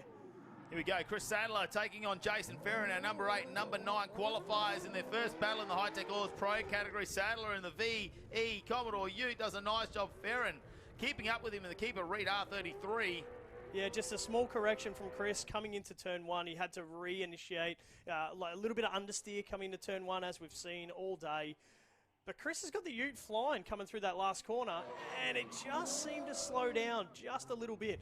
I don't know whether it was maybe just whether he's changing gears. I'm not sure what ratios or what gearbox he's got in that. Probably just a 6-speed, but it looked like he stalled up, like coming around the last part of the corner, and Jace just got on the brakes to avoid.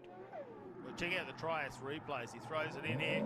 Chris Sadler goes a little bit wide. There's a moment there, isn't it? Jason Ferrin just gives him a little bit of room here.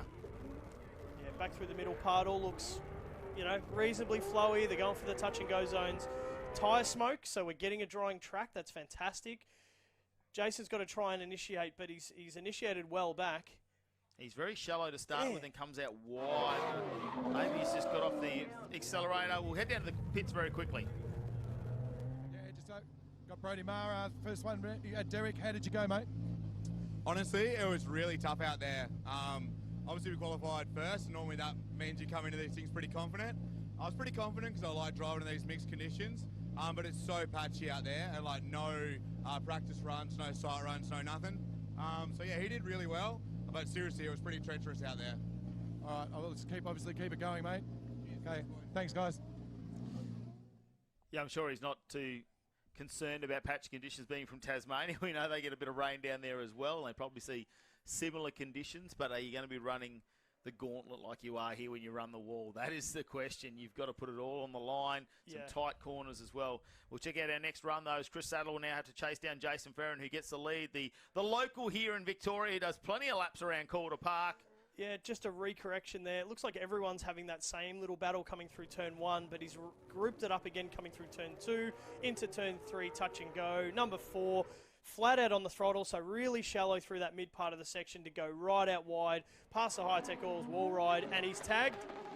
As he tagged, he's avoided, but both drivers have spun to avoid the wall contact and then contacted with each other. So great job from Chris to avoid Jace's spin, and I think he might have only just kissed that wall. Sorry for the fresh paint job on the Hi-Tec Oils wall there. Oh, George will be out with his paintbrush in a second, touching that up for you, I think. You never know. George from Hi-Tec Oils, great to have him as a supporter here of the drifting in Australia. As we check out the Trias replay, there's a moment there in the steering wheel for Jason Ferrin out in front. Sets himself up. Turn number 2 is nice, and Sadler doing a great job to try and maintain that pace with Ferrin, who's very, very quick. It might have been the Barrow Wags this weekend, but he knows his track very, very well. Sets himself up for the wall, and when you say run the wall, that's exactly what he's going to do here, and he takes it out wide, but unfortunately, the car just over-rotates towards the end, and Chris Sadler does a nice job not to make contact.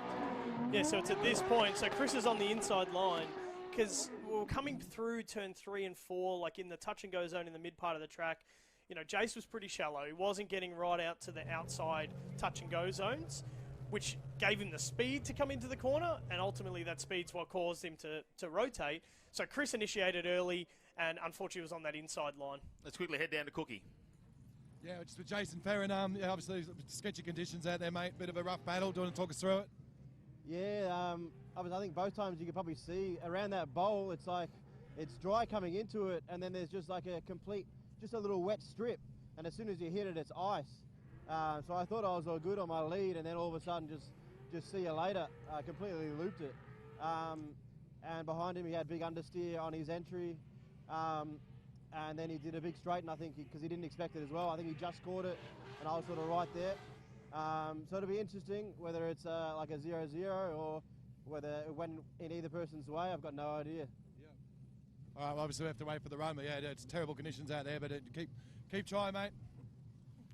We just saw Jordan Sanderson and Matty Grice go through, and Sanderson right on the end of running the wall just grabs the back bar of the VE Ute, and well, he's probably got an advantage here running in Pro-Am and Pro, so he's going to see the conditions twice as much as some of our other drivers and be able to adjust, I suppose, the cars. If we can talk back to his guys in the pits, they'll be able to make some tyre pressure adjustments, maybe some clicks on the suspension as well. So we'll wait and see how that goes. This is a replay of the run before between Jason Ferrin and Chris Sadler. It's those conditions up there where it's still not dry. Not right up on the wall. It seems like that area of the track is staying wetter than anything else. It looks like the inside line where the front wheels are running seems to be drying up okay, but the back wheels are really greasy. So Jason's just turned around. Because he was coming in with a fair amount of speed, it turned him around, and Chris had to avoid. You can see the tyres trying to stay warm there for Jordan Sanderson, the Zek Nova, JN Built, VE, Commodore Ute, and Matty Grice. Behind him. Workshop. Yeah, Grice's workshop. Boys from Wodonga. Yeah. He's got his whole team out here, and I saw Ash, one of his mechanics, running around in shorts. I'm like, you're an absolute madman. We are fully rugged up. It was about 8 degrees. And I'm like, it must be the weather up in Wodonga. Like, they're just used to the cold weathers, building cars in the shed. But massive shout-out to Gricey and his crew. Or do you just accept it? Yeah, just accept it, You just I get think. used to it, I think. You know? Yeah. Oh, here we go, Gricey. We'll wait and see what he can do. Really stepped up into pro at the start of the 21 season, our 21-22 season. Unfortunately, he had to have some heart surgery, so we missed him at the end of that. So great to see him back in the pro category. He did really well in the Pro-Am in 2019 as well. But look at this. The car's a big step up, the turbocharged LS, but he's wide and he has to get on the power. It squats down, though, plenty of grip in the back. What an amazing initiation and so much speed coming into turn 1. He just had so much confidence in that VK. Sent it out nice and wide, big angle, a big entry, and then he's just been so flowy. Both of these guys on lap 1 and lap 2 now, both really flowy, good, speedy drivers, and we can see tyre smoke, so that means we've got to drying track. Yeah, but it's not consistent tyre smoke, and that's what the drivers are going to struggle with. They're either going to want it to be raining again or dry right out. Here we go. We check out a tri-ace replay of Gricey's lead run here. And it's lots of angle going through turn number 1. We don't see as much steering movement as we have seen from others, but it shoots him wide there on turn number 2. Jordan Sanders for a moment thought he could catch up with him, but he goes a little bit wide there, and that little kink as they come out. Touch and go zones here. It's big lock on for Gricey, and look at him right up on the wall, exactly where the judges wanted. Holds it flat all the way through. The boost is up, and the LS is on song. Wow. It's so great that we get all these different perspectives from our camera angles. So awesome to see that big throw into the last corner. And Jordan obviously just keeping his eye right on him. And he was flat out into the throttle as well. So, yeah, really, really great run from both of those guys. Going to be hard to pick, minor corrections or minor line issues it might be. The judges will be going through that now. We'll see if we can get a result. Next couple of cars lined up is going to be Roger Ianson and Brad Toohey. Will battle it out in our top 16 here in the Hi-Tec Oilers Pro category. And Roger Ianson, he was our number 5 qualifier. He won round number 1 from South Australia. Brad Toohey's been fighting mechanical gremlins in the back all weekend, but the drive shafts, he's managed to find some. He's had to do a lot of work overnight. The Zestinos GD86 is out on track chasing down Roger Hansen, who's super quick. And look at him go in the 2JZ S15. Wow, what a flick into the last corner. That is some serious commitment for their first lap out in this drying session. That was amazing commitment from Roger in the lead. Brad Toohey, he was running me through the amount of repairs that they've done on that car from yesterday's drive shaft failure. It's absolutely phenomenal. We'll check out the tries replay. Roger coming through turn one, really, really solid on his entry. Not a heap of steering lock, which is good. Wants to keep it solid. Touch and go zones there, and he's just flat on the throttle. A huge flick into the bowl, running the nice wide line, and Brad's doing everything he can to catch up at that point. Final corner, and then straightening up over the line. You can tell every time Roger gets on the accelerator, that car just wants to squat. The amount of mechanical grip he is finding out there at the moment, and he's got to be happy with the drying conditions, but in the background, very ominous. Dark clouds are forming, but are they going around Calder Park? That is the question the drivers want to know. I tell you what, that last run, though, Roger Hansen comes through. We can see the judges. They are standing up and clapping. They absolutely loved it because they know how treacherous the conditions are out there. So to put a lap like that together just shows how good Roger Hansen actually is out there. We know in South Australia how good he has been throughout their series. I've seen him up in the Northern Territory competing as well at the Top End Drift Association Invitationals. But are now joining the Hi-Tec Drift All-Stars Series. And I am getting some results in from our previous battle. Looks like Jordan Sanderson and Matty Grice will go one more time, so we'll see them back out on track. And I'm not upset about that either. No, that'll be another awesome battle. The boys will really have to deliver a result. We don't want to give it away too easily, so great to see them going again. But this time we've got Brad Toohey in the lead with Roger Hansen in the chase. Both drivers setting up reasonably well through the mid part of the circuit. It looks like Brad might have just cut the inside of turn one there a little bit, but Roger's done everything he can to just catch up and just emulate and get through that part of the corner. A little bit of a gap coming through the touch and go zones, a little bit scrappy. As they come around the last corner, Brad Toohey on the loud pedal, blazing over that finish line. Look, he was third in round number one, and he's been a legend in the sport. We've seen he's been a two-time champion of the Hi-Tec Drift All-Stars Series. Last year was the Australasian Drift champion at World Time Attack. So definitely has the skills, but just fighting the car this weekend with the broken drive shafts, all the parts he's had to borrow that didn't match up. He's had to adjust. He's had to machine things on the rotors. He's had to machine arms. He's had to wash it, like space things out. It's incredible, but he's very shallow on that final corner, isn't he? And Roger Hansen using him as a clipping point hasn't helped him, but he's maintained a lot closer proximity. No, well, that was it coming through turn one. So the first part of it was coming into turn one, you saw him hit the puddle on the inside, so he's cut the line too tight there. That hasn't left enough space for Roger to get up close. And then the switch back through the mid part there, he entered the last corner really late, and that ended up making him run the really shallow line around this last corner. Very, very hard run to chase. So he'll probably get knocked a few points in the lead position for that one. Yeah, I dare say that one's the judges will be going through that, and we'll find out what's going to happen. Jordan Sanderson, though, and Matty Grice are in a one more time. Sanderson leading us out in the VE Commodore Ute. Two Holdens going at it. One late model, one a little bit earlier. Here we go. Very, very wide. Did I see any dirt? I didn't, There was no dirt. That was wide back tyres right on the edge of the bitumen coming into that first corner. Jordan Sanderson putting down an absolutely epic lead run so far. Again, really big commitment coming into this last corner.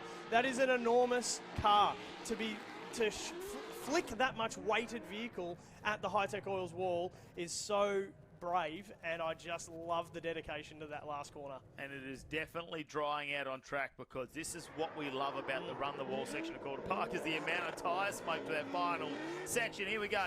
Check this one out. Jordan Sanderson goes a little bit wide there. Gricey follows him out, though, in the Commodore to set up for the touch and go zone, still carrying a fair bit of angle. Look at the acceleration, though. He sets himself up really, really wide, almost over-rotates there, and I didn't see the trimming of the handbrake either. He's just got on the power, used the grip of the car to go through. They're side-by-side through the final part. We're going to catch up with Cookie in the pits very quickly. Yeah, just down here with Brad Toohey. Obviously, yeah, it's still quite sketchy out there. Got knocked out in the first battle. Been a rough weekend for you. Yeah, for sure. Like, definitely trying conditions out there, but it's the same for everyone. Yeah, you're right. Definitely a testing weekend. There was probably at least 10 times on yesterday where I thought, oh, the car's got to go on the trailer. But, you know, that's what's so great about drifting is, you know, the whole community comes together, like pretty much between 3 different people and different parts from different cars and machining different parts, you know, managed to get the car back together at 7:30 last night after 4 laps yesterday morning. So, you know, laid down a couple of qualifying laps, felt pretty good, and you know, congrats to Roger getting the win in the top 16. He won round 1, so he's obviously on form. So, kudos to him, mate. Yeah, obviously we'll see you June 3rd and 4th at Winton rebuild. Yeah, for sure. June 3rd and 4th, Winton, then fly out to Europe the next day to go to Gateville. So, looking forward to that. Sounds like a plan. All right, mate. Thanks, Brad. Watch out for Brad at Winton. That's what I'm going to tell you. His bad luck is done now. He's had it here at Calder Park. It's unfortunate for him, but of course the Zestino Tyres A+ Towing GD86 of Brad Toohey. Not this weekend. He has tried everything to get that car back out there, and look, he's taken on Roger Hansen, who's been clinical. Here we go, back onto the battle zone. Matty Grice leading out Jordan Sanderson now. His opportunity to lead in this one more time. Rerun, and look at the speed on Gricey. It's drying out. The tyres are smoking as he heads into the bowl and gets on the power, and it's a smoke screen out there for Jordan Sanderson to try and drive through. Wow. Wow. So in the chase position, it just looked like Gricey in the previous lap. Just didn't quite have as much confidence, but mate, in the lead position, look at him go. Huge entry into the first corner. He's left that meter off the front line. He's switched back through the middle. Tyre smoke, so they've got power down. He's on the gas. There's probably a dash of wet weather there, wet track, flicks back through, but he's very, very confident. Could be a little bit wider coming into the bowl. You want to get onto the first red Hi-Tec oils sign, and you want to flow it all the way through, so it's probably about my only visual sort of cue there of just chopping the line just a little bit, but Gricey, really impressive lead run, and it gave Jordan a good chase. A good run to chase. Yeah, and Jordan Sanderson obviously had a little bit of a straight through that touch and go zone. It could come back to that first lead run though, because I think Jordan Sanderson probably emulated a little bit better than what Gricey did in that first run. So we'll wait and see if we get a result out of that one. It'll be coming very shortly. We'll head down to Cookie and see if he does have the results. We got Jordan Sanderson here. He's double duties again today. Got a bit shaken up then. Rerun, mate. How did you go? That was fantastic. It was a good battle. Just in time before the rain came down, but God, it's hard conditions out there. One corner you got grip, the next minute you just nothing. Really hard to chase because when you're on the rubber, it is just ice. Yeah, look, sadly, guys, we just got a bit of smoke, but as you can see, Melbourne's turning it on. Oh, well, as the race starts coming down, Patrick Barley has no issues in the C6 Corvette, puts it right against the Hi-Tec Oils wall. Luckily, it's in the white section. Adam Burgess in a borrowed car now spins out, doesn't quite get that finish line. That yellow line you see there is the end of judging, but you can tell the size of the raindrops coming in. The crowd are running for shelter. That black cloud that was ominous in the background, well, it's not in the background anymore. Let's have a look at the Tri-Ace replays. They're running this. The windscreen wipers are on. The smoke is gone because we know how much smoke the C6 Corvette makes of Patrick Barley as he flows through turn number 2. The car's gripped up. The speed he's still carrying. There's a moment there where it hasn't quite got wet enough, and the angle and speed that he carries into the wall, pure commitment from Patrick Barley. Wow, so being on the left-hand side of that's such a unique car because it is left-hand drive.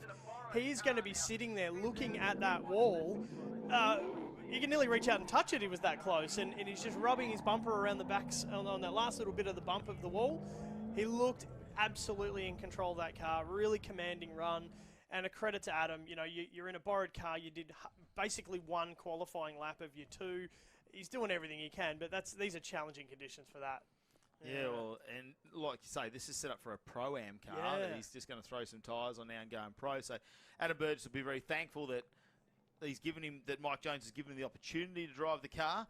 You never know, though. Patrick Barley likes to push it to the absolute limit. He just needs to hold it back, drive at 95% at the moment, and bring this one home. It's top 16 at the moment in the Hi-Tec Oils Pro category, and look how greasy it is now. That is just handbrake all the way in. There is no traction out there for Adam Burgess in this car at the moment, and Patrick Barley just sliding along behind him, using about 1,500 RPM, I reckon, out of that 434 cube late model engine. It's going to be a challenging car to chase and follow, and Patrick's doing an absolutely awesome job. And certainly credit to Adam Burgess as well, getting really close to the outside wall. That is the best lap that Adam has done in that car, and it's starting to rain. So fantastic lead run. Adam's pretty happy. He's given the thumbs up to Pat. What a great run and a great chase from Patrick Barley. I like the respect shown there from Patrick Barley. Just tucks the car in there. Knows he doesn't have to get too close. We'll check out the Trias replay. Turn 1, very, very sketchy. He grabs a high board from Patrick Barley, but he can do in the chase car, get the nose right up there. Turn number 2, just sits it on the back. We knew through this section here, the touch and go zone, you don't want to be beside the car. You want to sit back and emulate it, and that's exactly what Patrick Barley does. They go into the bowl section here. He's running nice. A lot of confidence. Adam Burgess is doing a nice job. Not a huge angle from the car, but a lot of confidence coming into that last corner. You could just see him, looking through that windscreen. He's just flick. You can see him grab the handbrake, counter steering. He just looked really, really confident going into that corner. Massive shout out to him. Good on you, Adam. We'll wait and see some of our results coming in. So it does mean Brody Marr gets the win over Derek Newsom. Chris Sadler got the win over Jason Ferrin. Jordan Sanderson has beaten Matt Grice in that battle, so that's another one that's advanced through. And Roger Ianson gets the win over Brad Toohey. As we head to the opposite side of the tree, we've just seen Patrick Barley and Adam Burgess go in a battle. We'll wait and see if we get a result out of that one. But on the line, it's the big thumper, the V8 of Benny Meir, ready to go out of Newcastle, taking on Sammy Mudge, who's doing double duties this weekend. What's this? You're going, big LS versus RB20, but take nothing away from that RB20. It revs. It's got plenty of boost. It's got a little name on the side that says Dwar Performance. Oh, yeah. You got to be careful when you see that sticker. Oh, yeah. Dabsy's engine's got absolutely on song this weekend. It's been a fantastic car, and Mudgie's done so many laps here, so he should be really confident chasing out Benny Meir. Benny Meir's doing a great job coming through turn 1, sitting off that inside ripple strip, away from the puddles. Flick back through section number 2. It looks reasonably, obviously it's greasy and he's going to be in new conditions of the car again, but Benny Meir doing a really awesome job to tame that V8 beast, and that is really strong commitment coming into the last corner. This is a very strong lead run from Ben Meir. Wowee, yes, he's got it done. Over the line, and a bit of a spin to finish, but that's all right because he's already over the line. Wow. Sam Mudge, credit to him, sitting right behind. Benny Meir having the confidence to lead out. That was fantastic. Good to have him and his partner back here again as part of the Hi-Tec Drift All-Star Series. We'll check out the Trias replay and the 311 Motorsport. Yeah, that's it. Entry, look at it go. He just comes in there, he's so gentle on the throttle. He's really trying to slow the wheel speed down and grab some traction out there as the rain is quite heavy again, and we know what happens once that happens. It gets super greasy out there on track. Yeah, you can just hear him. You can hear the V8 a mile away, but you can just hear him feathering the throttle. He's barely using anything of it, but it's enough. It's understanding how much throttle to give, which gives you the wheel speed and gives you grip.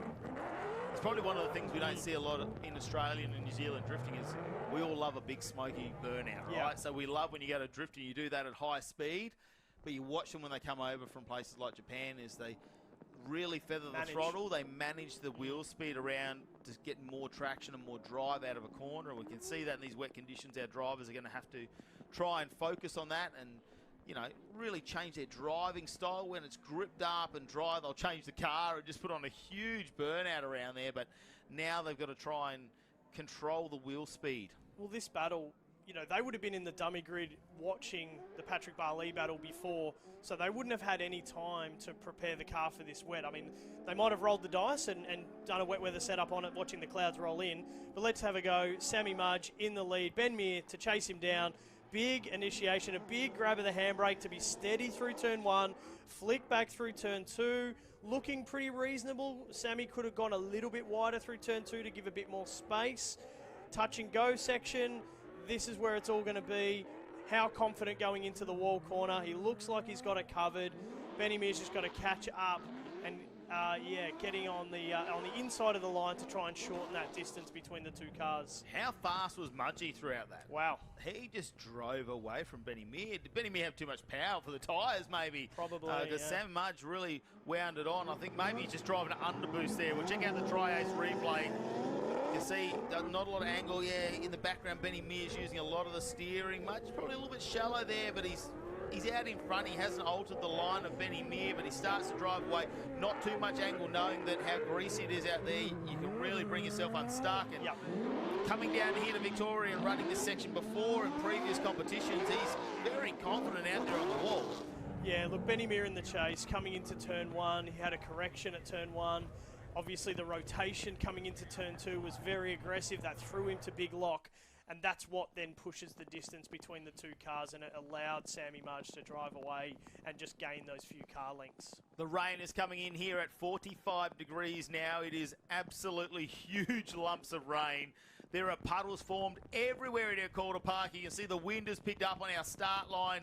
Scott Shembry has said, I am taking on James Abbott, the two members of the Hi-Tec Blaze unit, against each other. And despite the steering issues that Shembry's had, he's bringing it out. The 350's back out on track. He's got to take on his friend. Yeah, absolutely. But yeah, I thought they were going to be calling it. I thought they were out, so they've done a great job to fix the car and get it back out on circuit. But great to see the Blaze unit boys. They know each other's driving style pretty well, but do they know the track conditions like this? This is easily the wettest it's been all weekend.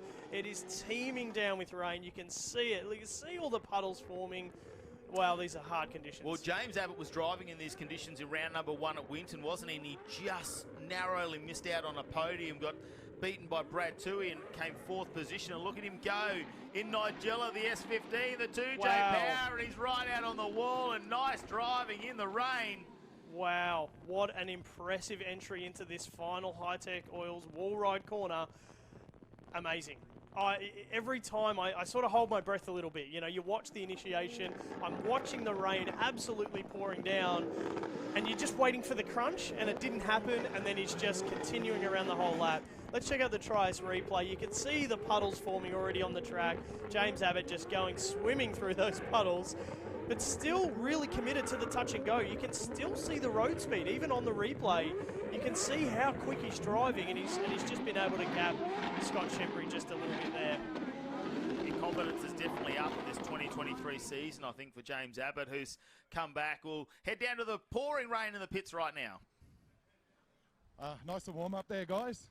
Just got Paddy here, still doing some more changes in the car for the wet set. It is absolutely pouring down. What's it like out there?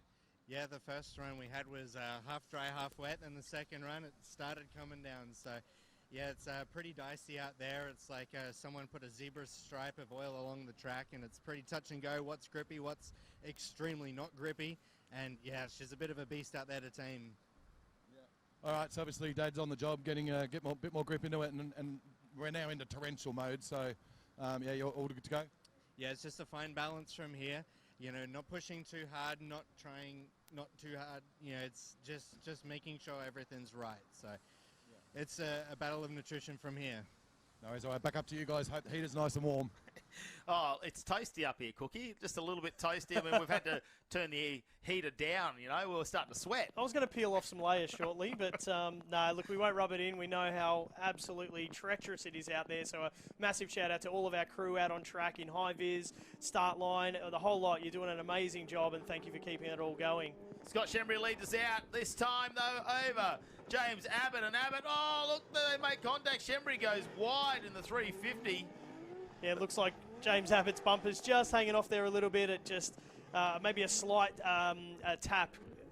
I mean, Shembry I think he just jumped on the anchors to stop it from going in the mud, because that'll be a tow out, and it could take a hell of a long time to get that sorted. But he just jumped on the brakes to stop the car from over-rotating into the muddy area. And James Abbott's just tagged him. But look at the water spray off the wheels. Wow. Hear the RPM coming out of Shembry's car, and it's going absolutely up. We know they've turned the boost down because they said it's too much horsepower for these conditions.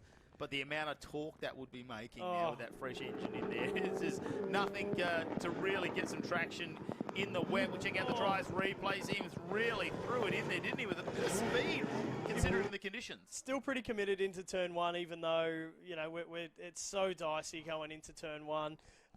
He's hung on to the track. At least he didn't bin it off into the dirt. But James Abbott he's brave enough. He's got the window down. I don't know if the window goes up, but, you know, the amount of spray that'll be coming in the car and covering his full face helmet. I'm looking through that throughout the entire run. The amount of water spray coming off the rear tyres shows how wet it is on track, and it's not stopping either. It's not like we've just had a wave of rain coming through. It might have eased just slightly, but it hasn't stopped. The water is sitting on the track again. It was big volumes of rain very, very quickly, and that has been the biggest dump of rain we've had all weekend. You know, we were looking down to the south before. We were just going, yes, this is great. We've got some sunshine. We're all getting pretty excited. Yeah, this water is definitely going to be set in for the rest of the afternoon because you're just not going to clear this volume of water off the track. There's just rivers on the inside of the Hi-Tec Oils wall ride corner. You can see rivers of water running down the line. Excited for this next battle. It's going to be Benny Hodges, runner-up in round number 1 at Winton, back into the pro category. And Alex Sharker, who's been around since the inception of the Hi-Tec Drift All-Stars series, throws it in the Barra-powered S14. S14, there he is. yeah, he is. Really solid. Both drivers really solid through turn 1. I mean, this is probably their first laps in the wet. You know, we did qualifying earlier in the dry, so this is the first laps out for these guys in the wet, and there was a lot of confidence coming through turn 1. Very, very impressive driving, both drivers. Benny Hodges sitting it right out nice and wide, probably a couple of metres off that wall, but that is a really, really good lead run, and Sharka's coming through the back there as well, getting it done. No incidents, no issues. Just a little bit of a gappage coming through the mid part of the lap. What an impact Benny Hodges is making in the 2023 season. We saw him just coming to the pro at the end of 2022 up there in Queensland where he's based. First time in the pro category, very good in the Pro-Am series prior to that, but won himself a Zoo Performance sponsorship package, which has helped him get to all these events. And look at the speed he's carrying through here, throwing the car side to side. Mate, doesn't matter whether it's Link, whether it's Zoo, he is driving it for his sponsors. Yeah, absolutely. Really, really confident, really good quality driving. And when we walked through the pits earlier today, you know, we said, yeah, you look pretty relaxed. And he goes, look, I've got to be relaxed, otherwise I'll overthink it. So, yeah, really, really cool to see him out on track. But we'll head down to the pits now and have a chat with Cookie. Yeah, cheers, Tony. Just wondering, I'm going to get the camera to come around. If Jabba's just come in, you have a look in through inside the print. This is what he's got to look at out there. It is like absolutely completely fogged up. Basically instead of just looking out through the side of the windows there. Boys have just come back. We'll have a quick chat with them, just see just literally how bad the conditions are out there. Jabbit, obviously, we were watching it on the live stream. I was hiding under here undercover. Are you looking out the side windows? But how bad is it? Oh, mate, I've never driven in conditions like that before. We had hail coming in, hitting me on the knuckles at the start line. And then in my chase run, I did that all by memory. I could not see a single thing. The windscreen was totally foggy, rain was hammering down, and chasing this, just throwing up so I was just counting it. It was going 3, 2, 1, 5, 4, 3. I just did it all from the practice laps yesterday. And I did hit him once, but I didn't know I was going to hit him until I felt the bump, and then I saw a little flash of red out of my side window. That was an experience. A bit of a rush. So we're having fun, yeah? Yeah. I think, do we have a result yet? I'm not sure, boys. Have we got a result yet? We do, and it's a James Abbott. It's to you, Mr. Abbott. Well done. I think they told me. I think they told me at the finish line. The guy gave me a thumbs up, but I couldn't even see his hand through the windscreen. So I was like, just come in here and have a chat with Cookie. Good stuff, mate. Shembree's been fighting that car all weekend. James Abbott, his teammate, will get the win. They can't be upset about that as long as one of them's going through. Now, remembering he just missed out on a podium. We want to see Jabs back up there. Can he do it? Because next up, he's going to take on either Benny Hodges or Alex Sharker, whoever wins that battle. Now, if Hodges goes through, this could be epic again because I'm having a look at last round. Yeah. And they were on opposite sides of the tree. So James Abbott had to fight Roger Anson last time making the finals. This time it could be Benny Hodges who was on the opposite side. So they haven't come up against each other this season. Here we go. Alex Sharker, look at him throw it in, the OG of Hi-Tec Drift All-Stars series, and the speed he's carrying. Here he goes, here with the family this weekend, his daughters and his partner. Representing New South Wales down in Victoria. It's absolutely fantastic to have him here. Very, very highly committed into turn 1, hung on to it, but did need to recorrect the front steering there a little bit of understeer washout. But Benny Hodges has regrouped and caught right up coming through that last part of the corner and over the finish line. And that could be the difference from a chase position, couldn't it? That Benny Hodges actually got that proximity back and caught up.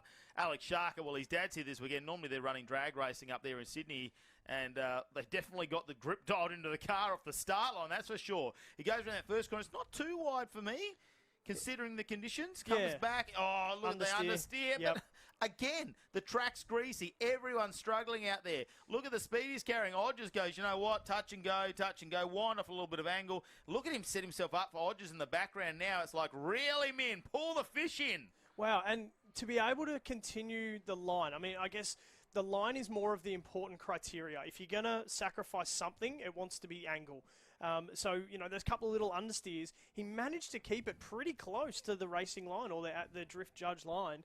And he still got through the corners without any major errors. Through the touch and go zone, looked pretty tidy. And then he ended up running the inside line, which gave Benny Hodges all the opportunity to catch right up onto that last corner and have a chance of getting really close. Yeah, we'll have to wait and see. Looks like we might get some results for that one in a second. In the meantime, a one more time call between Benny Meir and Sam Mudge. Awesome. Which didn't surprise us. We'll let him go again. Benny Meir's got to tame down the V8. And Sam Mudge, well, he's just got to do what he was doing, I think. Seems like he's got the rear end set up in that car really, really well. Now, the rain has eased. I'm not going to say stopped. I'm going to say eased. I like to see that Jabbit goes, it was hailing on us on the start line. So hail coming in the window on the start line. The hail has stopped. That's a good start. We're not sending ice cubes down there. Let's get this battle underway one more time. Benny Meir's going to lead us out in the 311 Motorsport. S14 taking on Sammy Mudge in the S13. Here's the setup, and really wide, getting those back wheels locked up. I mean, it's a lot of handbrake coming into a wet turn one. That's reasonable getting through there. Sammy Mudge is right there behind him. The switch back into turn two. Benny Meir's got a lot of steering angle through that position, but he's staying into the throttle. Flick back, those touch and go zones. Sam Mudge is right there with him. Big initiation into the bowl. You can see a bit of handbrake, a bit of foot brake. They're using all of the techniques to get through this final corner. Running a couple of meters off the line, but that is still a very, very strong battle between those two guys. Hands together for that battle. I tell you what, Benny Meir did nice to get that car flowing through here. I can't wait to see the Tri-Ace replay. We'll have a look at it now. We're still in the Hi-Tec Oils Pro category. He comes in, slight movement there, and the inside winds the lock on there, slides the car through. Probably slows down a little bit at that point, and Sam Mudge gets right close up alongside him, door to door. Second corner's nice. They're flowing it on from here. Touch and go zones, not too much angle. You see them emulate as they come through. How good is this? They set themselves up, and you know it's going to be a whole bit of handbrake to trim the car up. Benny Meir sets himself up, and then Mudge goes, you know what, now I can really get alongside you, and they flow it out of that big bowl section, riding the wall. How good was that battle? We'll go and catch up with Cookie in the pits very quickly. Yeah, guys, guess who I found in the pits? The man himself, Michael Prosnick. We'll just cut to the chase, mate. Have we had enough building caravans? Are we going to come play soon or what? Yeah, definitely. Stand out here. The boys are doing well with the tough conditions. Yeah, definitely rough out there, isn't it?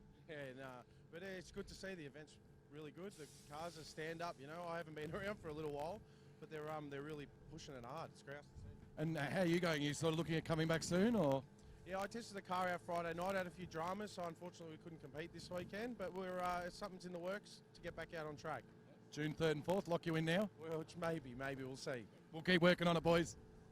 He's been very coy about that, isn't it? It's not too far away, only 4 weeks, but yeah.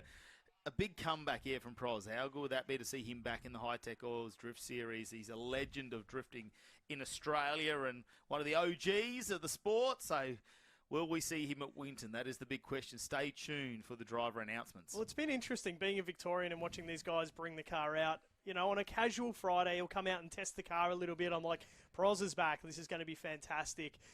It's been quite a few years. I think it's been 4 or 5 years since we've seen him in the Hi-Tec series. So it'll be really, really cool to see another Victorian taking it on all around the countryside. And it looks like the guys are just trying to get a bit of heat into their tyres and warm up on the start line there. Yeah, our Zoom Performance Pro-Am category, we're pulled forward. But we've got to finish this one more time between Sam Mudge and, of course, Benny Meir. Just having a look at that, some results have come between Ben Hodges and Alex Sharker. Benny Hodges has got through, so he'll make his top 8. Can he go into the top 4 again? Will we see another podium from Benny Hodges? What a great start that would be for the season. And probably names we didn't think were going to be up the top there. And wait and find out. Mudge is leading out, though. The Murray River Motorsports entry. Here we go. Throws it in. How much speed does he want to carry going through this one? Really solid through turn 1. I mean, that was a very impressive entry. Obviously, really wide with the back wheels on the handbrake, but nice and steady, and it's just set him up perfectly for this whole lap. Very, very confident. And this is the difference between driving numerous laps here over many, many years. Obviously, Benny Meir, I don't know if he's ever driven this layout before. It's going to be more challenging. And as the weather changes so much, it's just so challenging. But really impressive lead run from Sammy Mudge. Had no opportunity there to get down and go door to door with Sam Mudge at all. He just drove away with it. intense speed. We'll have a look at this one. The Tri-Ace replay, a little bit wide out there, but it's flowy and smooth. The turn number 2, it's good there as well. And you can see Ben Mears doing everything in the background to try and catch that pace and close that proximity down. But Mudgee goes, you know what, touch and go. Let's hang it into this last corner, right up on the wall as well. You don't know if he's touched it. Red car, red paint. We don't know. We'll just trade a little bit of the Hi-Tec red for a little bit of the Murray River Motorsport red. Is that what we've got to do next time we come here, is just paint your car Hi-Tec red? Yes, yeah, fair. And then it won't be upsetting the signage we got there. Yeah, exactly. You know, if for every bit of paint you take off, you put another bit on. Sounds like a good idea to me. Not bad. I wonder if we can get a bulk price on Hi-Tec red. Yep, thanks, George. We appreciate it. Yeah, just hand out the paint tins. Got a spray pack before we start.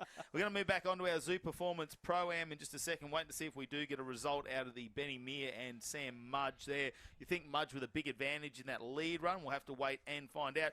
In the meantime, though, our Zoo Performance Pro-Am underway here, and Kieran Ratcliffe will take off. He is taking on Jamie Godfrey. Kieran Ratcliffe, massive entry into turn 1.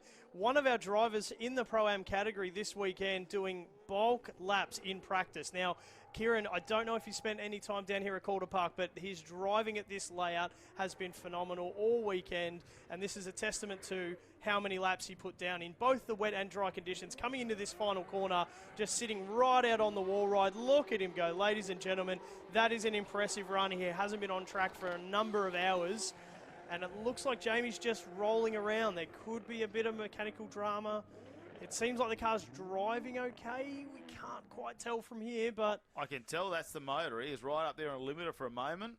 So he is having some drive line issues, and he was in the pro category as well. We'll check out the Trice replay in the background. Looks like it happened really early for Jamie Godfrey. He's off the power there, just trying to get the car through. Maybe a clutch issue because he's managed to make it all the way around. If he'd done a gear in the gearbox, he would have found one by now. Kieran Ratcliffe, though, he was number 2 qualifier here this afternoon, and look at him go right up on the wall there in the Evil 33.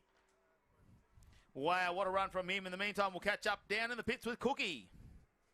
Yeah, cheers, Matty. Got Benny, my boy. He's cruising through again. He's like, oh, I'm just trying this pro stuff. Parked in front of his transporter, kicking his way through. I was very happy with that one. We were sitting on the line, me and Sharkers, and it just started hailing through the window. And we both look at each other and we're like, what the hell's going on? Like, this is insane. And we just sent it, couldn't see through the windscreen, put down a good lead, and then tried to throw it in his door at the end, and just happy to drive with him. I've seen him drive heaps in the past, and it was a blast. We had some practice together yesterday, and it was just really enjoyable. Yeah, well, look, it's Melbourne, so it's probably going to be sunny in about 2 seconds, so don't stress. Yeah, I need to get the sunscreen out, but yeah, hopefully we can take it to the top. Thanks to Zoo Performance and Link ECU. Good job, mate. Thanks, guys. The Queenslander won't be used to these temperatures. Hail. They Hail. don't get that up there, I don't surely. think it ever hails in Queensland. Maybe you get that tropical storm every now and then, but it's still warm. It hails warmth and sunshine Yes. and glorious days. Oh, well, Benny Hodges, he's got a big smile on his face. Can he do it again? Get on the podium. We'll wait and find out. As our next competitor in the Pro-Am Series, sponsored by Zoo Performance, is Luke Willoughby taking on Sean Michelhatton. And Willoughby's very, very loose there as he comes out of turn number 1, tries to regain that. We know Sean Michelhatton had issues in his first run. We're not quite sure what happened to that car, but managed to get out on track and just got the win. Yeah, look, coming into turn 1, Luke was just uncharacteristically, he lost the front steering. He went to a massive amount of understeer, and he's been driving so well in the wet.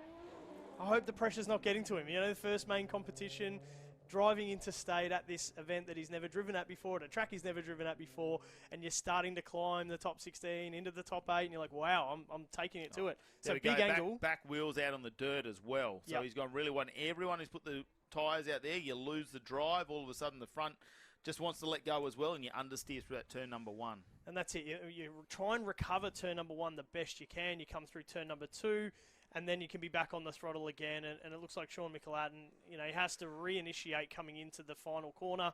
It really is a flowy sort of layout. When you get the layout right, it makes every next corner coming up that little bit easier to initiate and get around.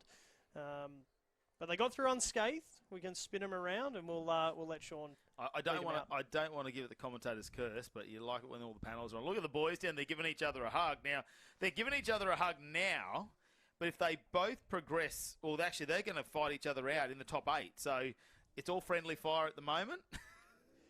At the moment. At the moment. At the moment. Wait till he knows Jabbert's out there behind counting down the seconds to the corner because he can't see him. That's going to be super interesting. Mate, him talking us through that is absolutely phenomenal driving to be able to use muscle memory because you can't see. It's so hard. Your windscreen's all fogged up. He's looking out the side window. His face is getting covered in spray from Shembry's car. That's a class act, and to be able to do it. They're all pitted in that area together, so there'll be some banter going on down there. I'm sure Cookie's right in the middle of it. Here we go. Sean Mickelhatton will lead us out now. Coming into turn one, looking really steady. This is exactly where he needs to be. Just lost the front end. He just lost the front end. It was looking so impressive to start with.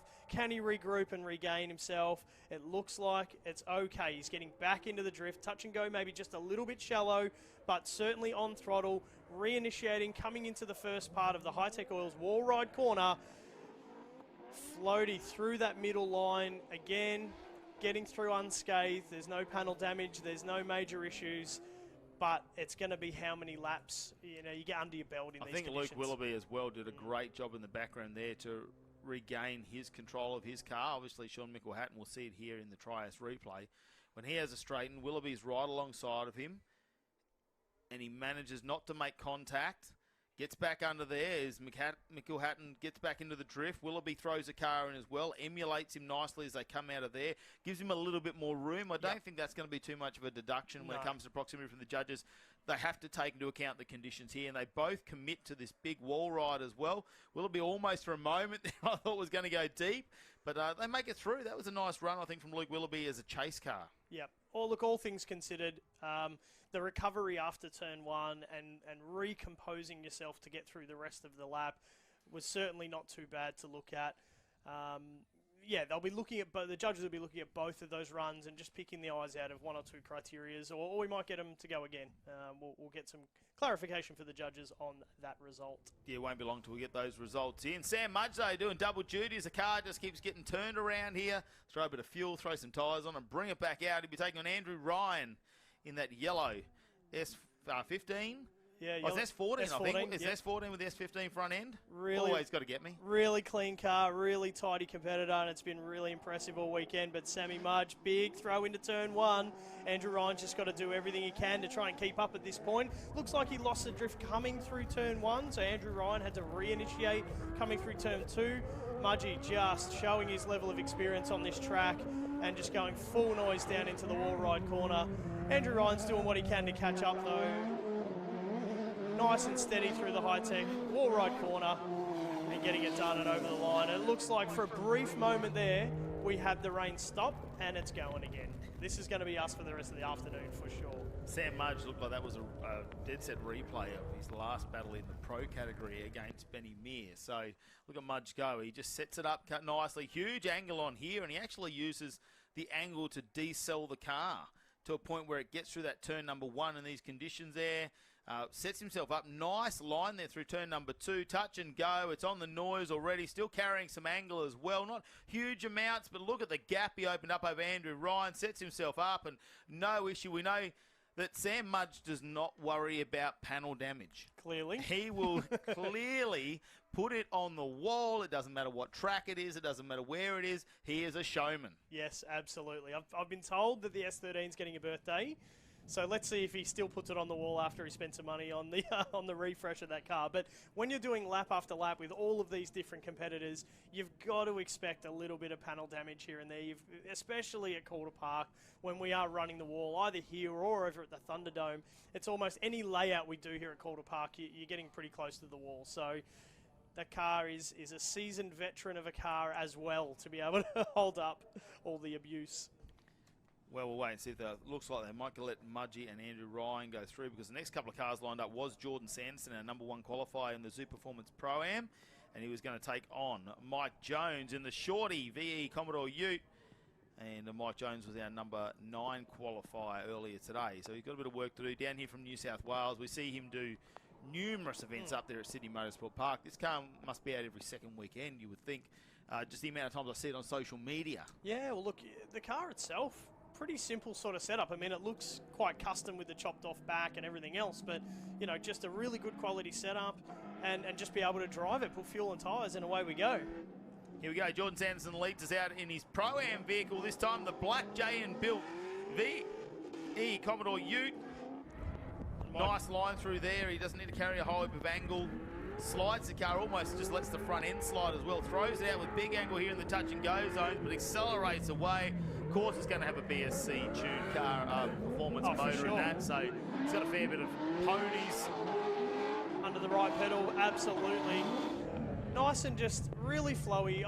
We're going to have to talk to him about what the differences are between the cars. I'm very curious because going in with his white car, throwing in the pro class, is going to be a very different feel to taking the black car in. As we see coming through on the Tri-S replay, through turn 1, looks all pretty steady. Through turn 2, not huge amounts of angle, just letting the car float. Mike Jones is doing the same thing, just copying.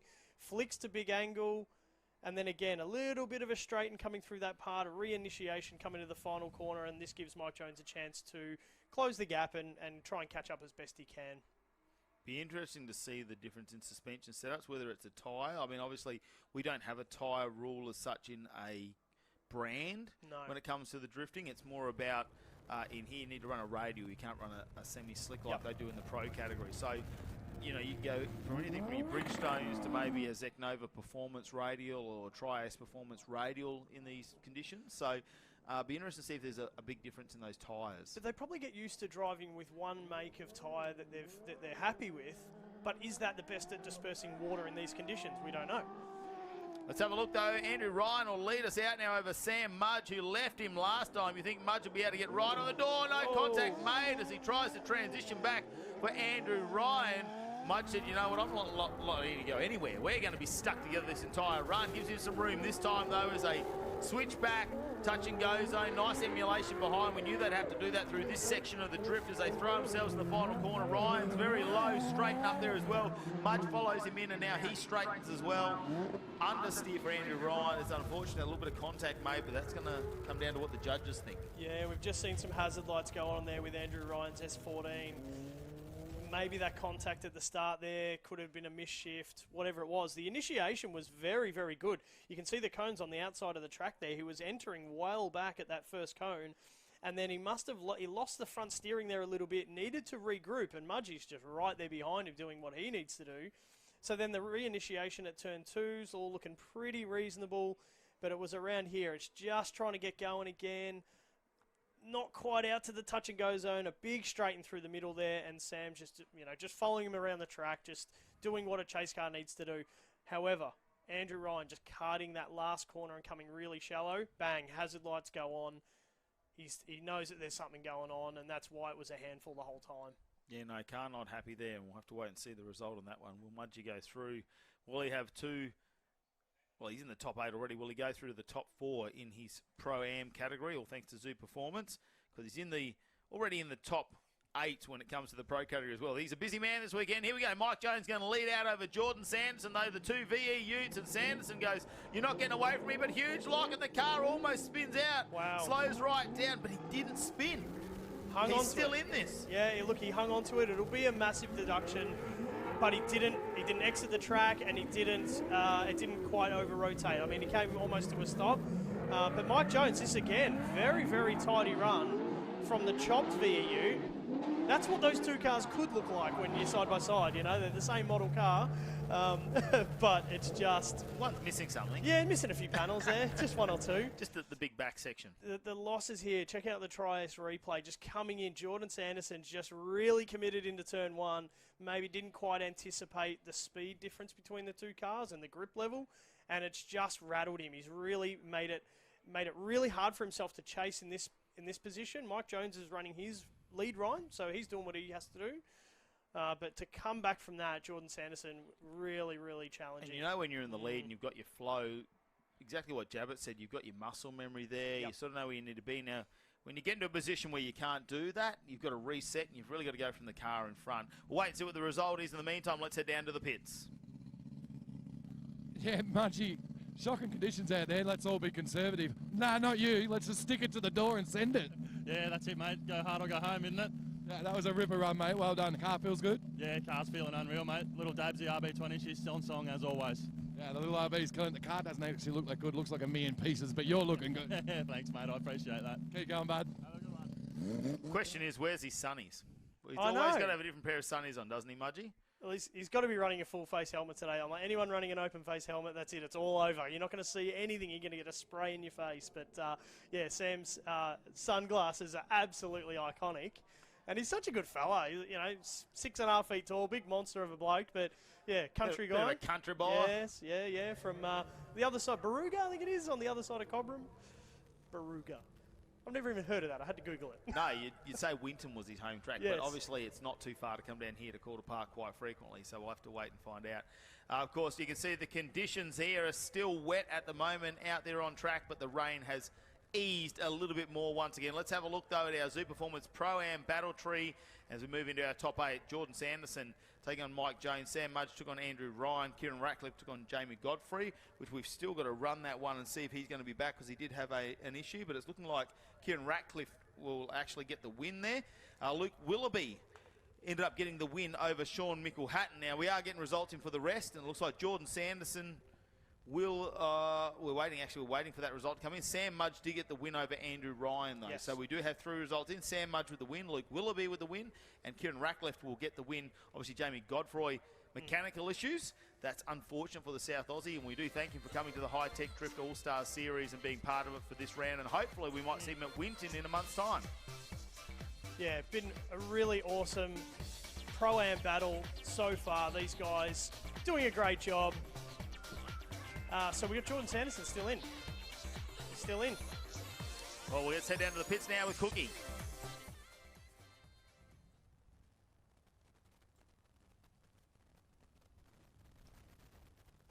Ready to go. I don't really know what we're about to get ourselves in for, but yeah, I'm keen to send it and run that wall. Sounds good, mate. Everything's feeling good, strong with the car. Obviously, Winton with a lot of dramas. This time seems like you're getting a good run. Yeah, no, the car's good. This is just going to be all on me. These conditions are so tricky. Like, I'm pretty confident in these conditions, but at the same time, it just doesn't take much. So, going to try and get out there, put together a pretty solid, confident run, and run that wall, baby. Cheers, mate. Sounds good. Brody Marr, number 1. Well, Brody Marr gets set to try and defend his championship. Round number 1 didn't go quite his way with those mechanical issues, but the car seems to be holding together this round. So he'll be looking forward to getting a bag of points. He's still got some names in there, though, he needs to worry about. Roger Anson still in the battle. James Abbott in there. Patrick Barley, he was a number 2 qualifier. So we'll wait and find out. In the meantime, let's have a look at our Zoo Performance Pro-Am highlights from the top 8. As you can see there, Kieran Ratcliffe was way out in front at this point, and there was no issue going through there. Issues for Jamie Godfrey there, the mechanical issues, we're not sure what was going on. The motor sounded like it was running, just lost its drive, maybe a clutch. We'll have to wait and see how that plays out. Unfortunately, that does see Godfrey out of both the Pro and Pro-Am categories, so we'll have to wait and see. But Ratcliffe doing another good job in the Evil 33. No, it's not a 34. It's just got a 34 front end. Look at him partying in the front. Luke Willoughby, what an opportunity for him. Never been out of New South Wales. Never come down here to Victoria. Drives down. Gets a wild card after being the Australian Drift Club Figure 8 Championship. And look at him. He's getting the win over Sean Mickle-Hatton. Absolutely phenomenal driving. Even though it was a little bit scrappy coming into that turn 1, he was just been driving under control. He's telling us earlier he's just put Wisefab in, and maybe that Wisefab is helping him out getting through these battles. It's made him wiser. Maybe. Oh, it's getting bad, isn't it? Look, the rain is out. There's Sam Marge, well, he is Mr. Commitment. I don't think he's married, but he's definitely committed. And have a look at this. He just drove away with this car, the Murray River Motorsport S13, who's obviously got the DABS RB20 in there. Good to see Juar still out there, and he did join us in round number 1. I know they were going to do a bit of a refresh on the car, so hasn't made it here to round number 2. But Sam Mudge doing holding up the brand name, and the RB20 just revving its way through there over Andrew Ryan, who struggled to maintain that. When we saw him turn around, we did see some contact there. So. Yep. Here we go, Jordan Sanderson, the JM built his Pro-Am car. It's not the same as his white Pro car. It's got a little bit less work done to it. Mike Jones behind him out of New South Wales, just trying to keep up in that VE. Is it a 1-tonner, a shorty? I don't know. We'll go with it. We'll go with a shorty. We'll go with a chop. Definitely a lot more speed there for Jordan Sanderson. You can just see him start to drive away in that car. Mike Jones not as quick. I think when we saw that turned around, probably Mike Jones was very technical, got the line very good, just not carrying the same amount of speed, which upset Jordan Sanderson a little bit. Here we go. This is when Andrew Ryan went out in front of Sam Mudge. Now, Mudge was right on the door. There's something's happened to Andrew Ryan's car, and you can see him stalls up speed, the car straightens up, makes contact with Sam Mudge. Mudge pulls back in, emulates him all the way through the rest of this drift. That's really nice through the touch and go zone. You can't be alongside him, really. It makes it very difficult. Yes. You need to drop back. This final corner, though, Ryan straightens up. And at the end of it, we see the blinkers go on, the hazards are out. And I'm just having a look at that steering on the front. Maybe we've got something bent. Looked like a bit of understeer coming around that final corner. Yeah, absolutely. And then when we spin him around, this is the Mike Jones leading Jordan Sanderson. Jordan's just gone in for the big entry in the chase position and just lost track of getting around turn one. Mike Jones, yeah, as you said, Matty, it was on target. It was hit the clipping points, and he went for the final initiation into the bowl there. And it was really tidy. He was getting back through it around the final corner, and that was a good battle. We still need the final result. I think it was a technical line there from Mike Jones. We're still waiting for that result to come in. In the meantime, let's head down to a pit sit as the sun has come out. It's starting to shine down there, and of course we want to go and catch up with Damien Cook. Thank you, Matty. It is beautiful down here. We've got the battle of the FD checklist. 2 white S15s, 2 Js, Wisefab, sequential, all the boxes ticked. There's only one Jabbit though. Has he got it for Benny? Yeah, it's come down to the driver on this one. How's good old Melbourne? The last battle we were both out in, it was hailing. Now it's a beautiful day. Obviously the track's still a mess, but I think, yeah, we've got all the same hardware, so now it's going to come down to the driver. You'll be right, mate, and Nigella will look after you. See you, mate. James Abbott, look, he's always a character when he's out there. He's done this for so many years. He's just going to go out and do it again. The Hi-Tec Blaze unit, Winton was very testing for him. We actually did see him make a little bit of contact when it was in the top 4 battles there. Managed to just miss out on a podium there in 4th position for James Abbott, but a good start in the points because we haven't seen him at the top of a championship. Isn't it interesting that both rounds this season have been wet, dry, wet, dry? You know, the guys have really got to earn it this year. I think anyone that takes the championship this year, just from these first 2 rounds, and obviously we're going back to Winton for round 3, that's going to be the next lot of challenge.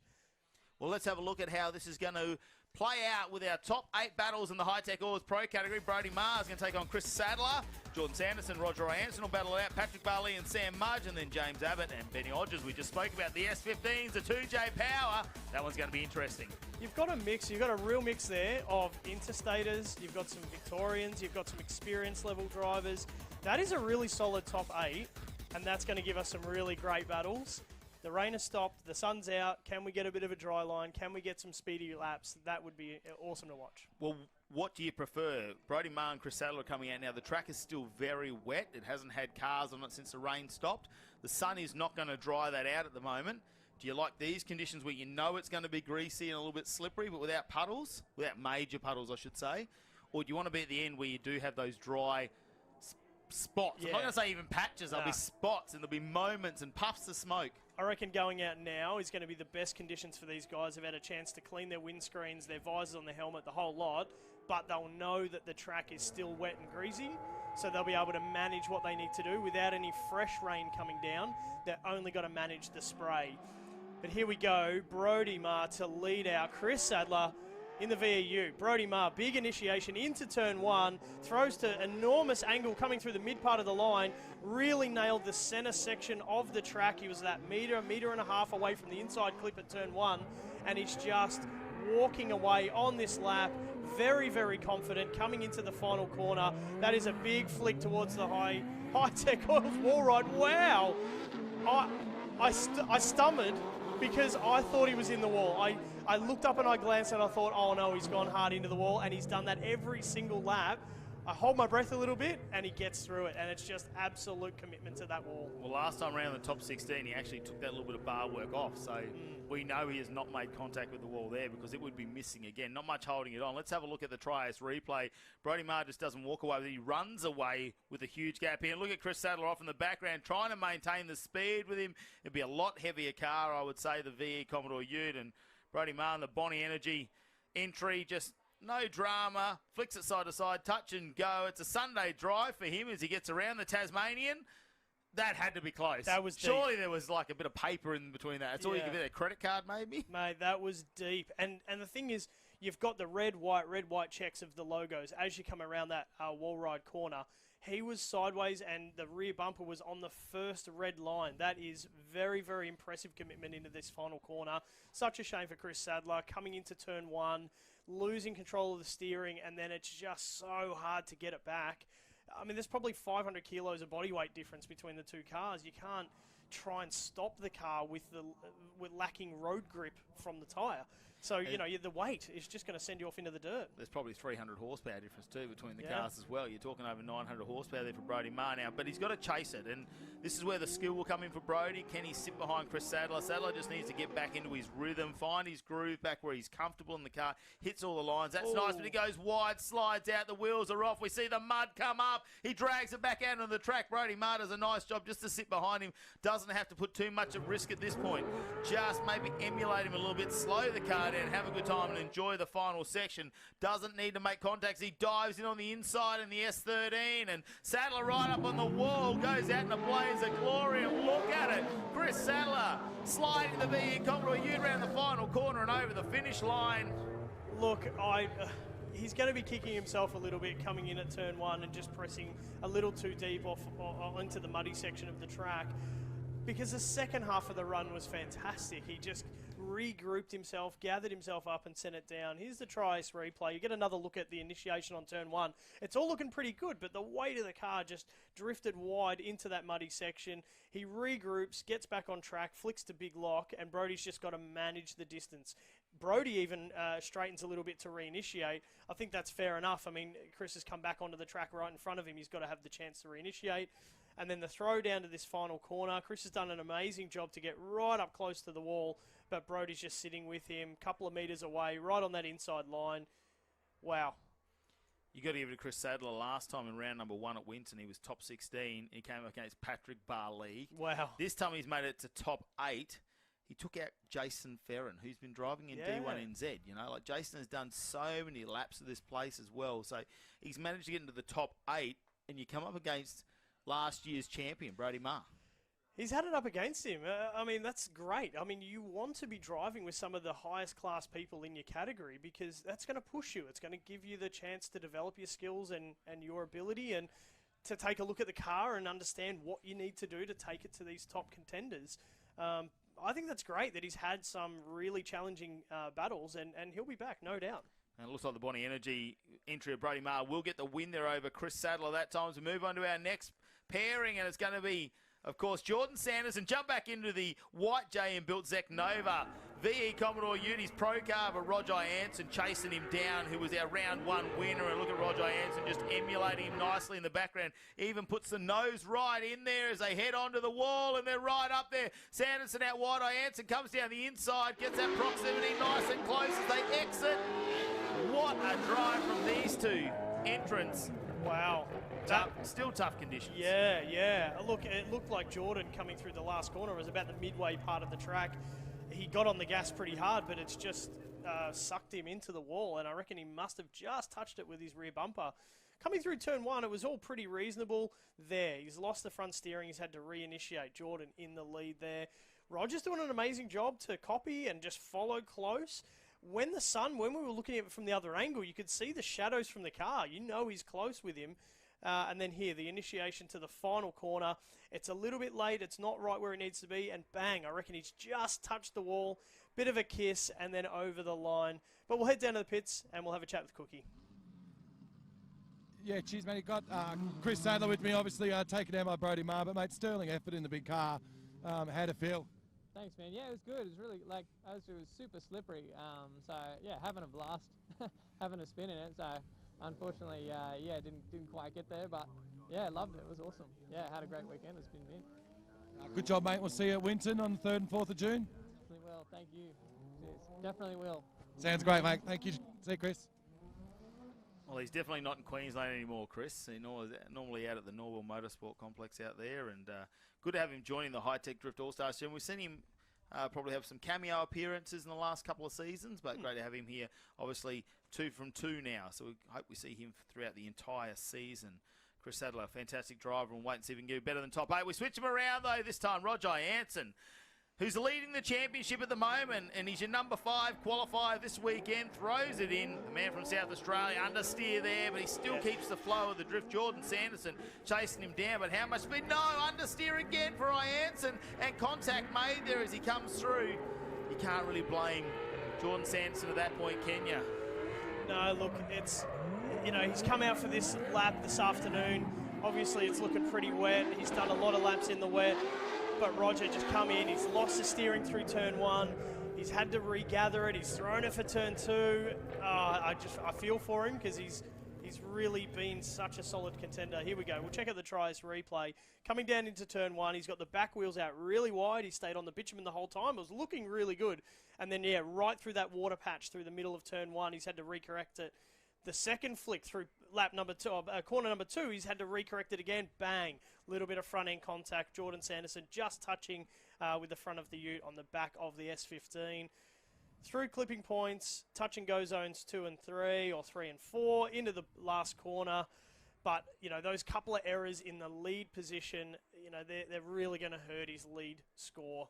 You've got to put down those solid laps to give Jordan something to I think it was the follow. speed he stalled out on that turn number 2 where Jordan Sanderson really came in. And, again, he's the same. The car is understeering because he's trying to brake to not make contact. It gets made. Look, emotionally, you want to see Roger Anson progress because this could be a big change to the championship come the end of the season. Someone who's probably sitting out in the pits right now thinking, yes, maybe there's an opportunity he doesn't go through this round. We'll have to wait and find out. However, you have to look at lead versus lead. Now, Jordan Sanderson didn't do a clean lead run either, so the potential there from the judges could be a one more time, and I'm just waiting to see if we see that come up on our screens. It wouldn't surprise me, and there we go, OMT, one more time going to be for those two. As we fire up a bit of noise out on track next, so we'll see one more time from Jordan Sanderson and Roger Anson. I'm not 100% upset about that because we did see mistakes from both drivers in the lead. I think Roger Anson probably a little bit better in the chase run.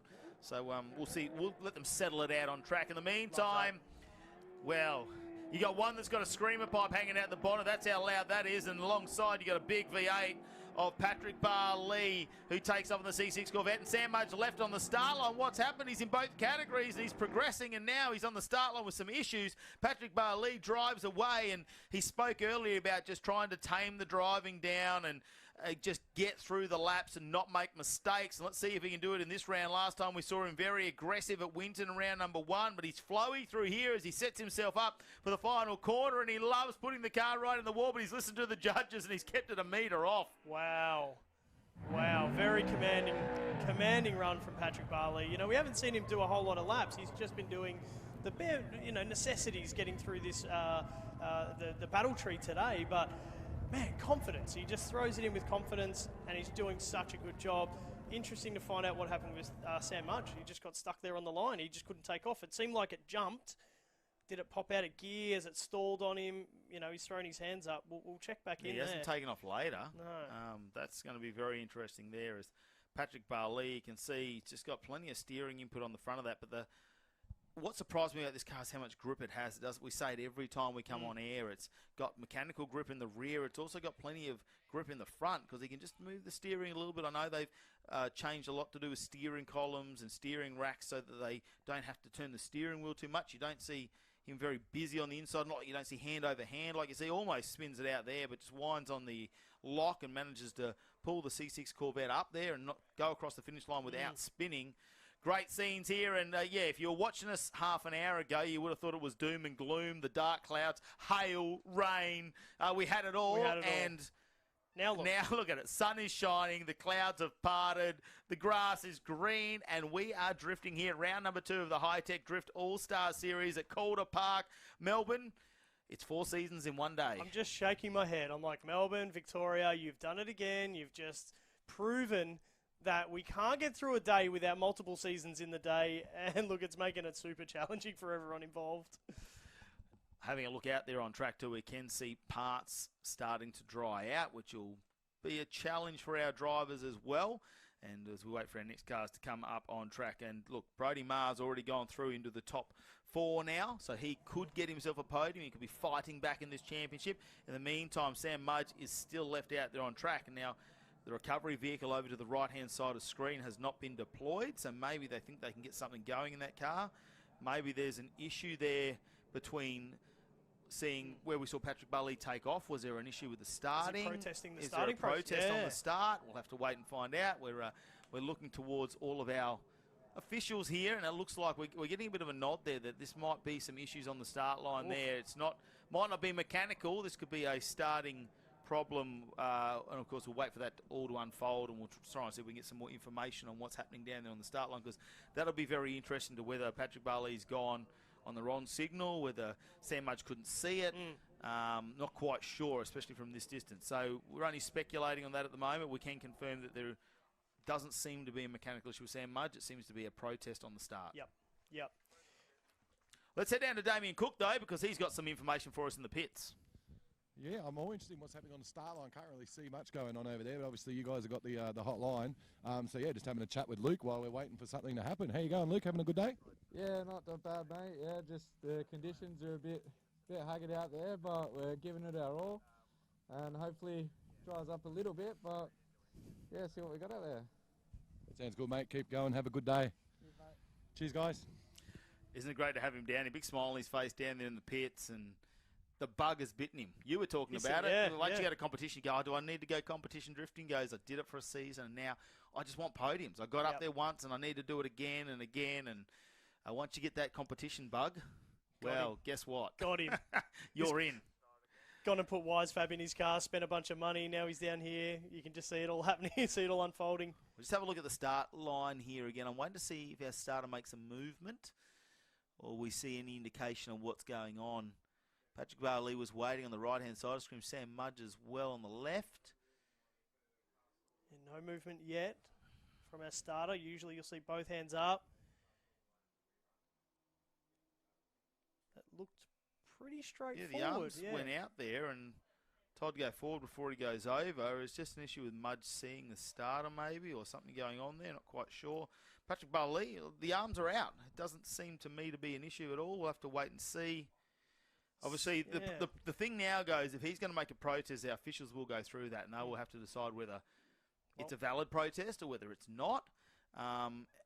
Be interested to see which side that Mudge lines up on, because if he's in the wrong here, that could have just null and void one of his runs. It's a big loss from him, because we know how strong he's been in competition, how committed he's been. Yeah, absolutely worthy competitor. This is really interesting. Look, he just wanted some more live stream time, because he's been doing both categories, and that's what I've heard. It's all for the social media. Or for the gram, is it? Yeah. He just wants more TV time. So was he supposed to be leading? Yeah, there. I think they're swapping over. So we might have an issue. We'll have to wait and see how that unfolds. In the meantime, let's catch up with Cookie. Yeah, obviously waiting on what's happening on the start line. Just Kieran's down here waiting for his pro-am battle. Going good, mate. Car's going well. Yeah, the cars really, really dialed this weekend. It was a bit hairy on the first in Saturday. Our first 20 minutes was nice and dry. I was trying to dial in, getting a bit unconfident, and then ended up pouring rain.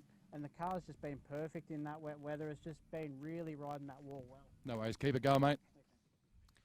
Well, the battle is back. Sam Mudge led out over Patrick Barley. No issue with the start. This time they both take off, and Patrick Barley just giving a little bit of racing room at the moment over Sam Mudge. But we've seen how quick he is through here. Mudgey still got some angle on, gets the RB up on RPM, and look at him. He starts to drive away from the C6 Corvette. How does that happen to Mudge up on the wall? Look at him all the way around. Drives out. Nice line there from Sam Mudge. I think Patrick Barley will be playing it very, very cautious. He'll be just sitting back, letting this lap go. We're going to find out what happened off that starting procedure. But, I mean, Sam Mudge drove very, very well on that lap. So if it was any level of redemption, he drove very, very well through that lead position. Big initiation into turn one. Look at this. He winds on the angle. Mudgey would be sitting in there. You think how fuming he would be under the helmet if he thinks that he's not in the wrong there, and really showing his skills out on track at the moment. Patrick Barley will be having visions of Winton around number one, where he made contact with James Abbott, where he was super aggressive. I think you're right. Maybe he's wound the aggression back. Yeah, coming around to that last corner, it was through that touch and go zone between the T3 and T4, so turn 3 and 4, the touch and goes, that Sam Mudge just kept it buried and did gap Patrick Barley a little bit. But yeah, it's going to be interesting to find out what happened. We'll certainly try and wave down our judges and find out what's happened. But if Sam Mudge didn't complete the first part of that chase, like if he didn't chase Patrick Barley, then it might be all over for him. Oh, it's the battle of the S15s now. Here we go. James Abbott will lead out over Benny Hodges. Abbott understeer. Look at how much both of them go through. There's so much mud on the exit of turn number 1 now. It's been carried out. And James Abbott now regroups. Gets the Hi-Tec Oils Nigella S15 underway. Benny Hodges, as he met his match in this round, they didn't come up against each other in round number 1, but Abbott right out on the wall. The boss won't be happy if he's scraping that paint off. Well, I mean, both drivers made the similar sort of error coming into turn 1. It's just James Abbott just absolutely regrouped himself quicker, got himself underway, and then sent it on the second part of the lap. Here we go on the Tri-S replay. We can see what happened. I mean, Abbott's entering at about a midway part down that back straight. He was going pretty quick, and he's run it really wide, but Benny Hodges has done the same thing. Both of these guys have gone to big steering lock, and it pushed understeer. So then you've got to try and regroup. You've got to try and recover the understeer. You've got to straighten the car up and reinitiate. And it just seems like Jabbett was able to get back underway much quicker. Benny Hodges eventually did as well, but he's just going to be a bit rattled there in that second position and lagging behind. He'll be trying to chase, and it's just a hard position to be in. I wonder if Jabbett's doing with his eyes closed. We'll have to go and ask him. In the meantime, let's head down to Cookie in the pits. Yeah, we're here with Sam. Sam, do you want to just give us a rundown on what happened on the start line? We heard sort of words that there may have been a protest or something, but can you just give us your version of what happened? No protest or anything, mate. I actually went to get going, and there must be all this water in something, a little electrical gremlin, and the car pretty much just shut off, rolled forwards about a metre, but I guess because I went over the start line, that counts. I couldn't quite get it going again in time. Yeah, look, to be honest, there is a big puddle here on where you come back in, and when you were coming before, I was actually talking with the cameraman. There was water actually going over the front of your bar. It's that bad out there. So yeah, obviously it could have been potentially some water in the electrics. You still got Pro-Am. We're going to go get that one. Yeah, we'll go and give it our best shot, mate. No worries. Keep it up, Sammy. Test, mate. We'll just run straight over now to Patrick. Patrick, how you going, mate? Obviously got the win. Bit of miscommunication on the start. Sammy went to go and the car didn't go, but you know, it is what it is. Got your lead in. How'd you feel in your chase? Yeah, the chase was pretty good. Sam drove a sick lead line. Like, it was so good to chase. He was incredibly smooth, like absolutely nailed his lead run. But yeah, with the start, it's not like we have a light system where if it's yellow, that's it. We're going. And if you stall or anything from there, you know, it would be good to see something implicated like that. But in a rainy day like today, it's old school's going to have to do it. All right, mate. Cheers, Paddy. Well, it was great to see that Sam Mudge just had a electrical issue we suspect down there, so not a protest. But yeah, look, unfortunate for Sam Mudge, and he's still got Pro-Am to fight it out. Let's have a look at the Tri-S replay, because this battle was on our screens while we were down there talking to Patrick Barley, but James Abbott was super strong in that first one. We've seen the issues on turn number 1. Benny Hodges let out this time, though. We'll have a look at the Link ECU Zoo Performance S15, and again, understeer. You can see James Abbott having to work in the background, but he resets himself here, goes a little bit wide. They've both made the same error, but on both corners. So wheel off, though, in that checking point. Big, you know, a lot of mud and dirt flicked up there from Benny Hodges, whereas we see James Abbott just maintaining proximity throughout here. Yeah, so you've had Benny Hodges in turn 1. He had the understeer, you could see that, and James Abbott was able to just calm his distance and be able to control it. And then when Jabs did the big flick into turn 2, then he had the understeer and had to recorrect. So they both made similar errors across turn 1 and turn 2. Benny Hodges dropped that back wheel in the outside dirt at the clipping point.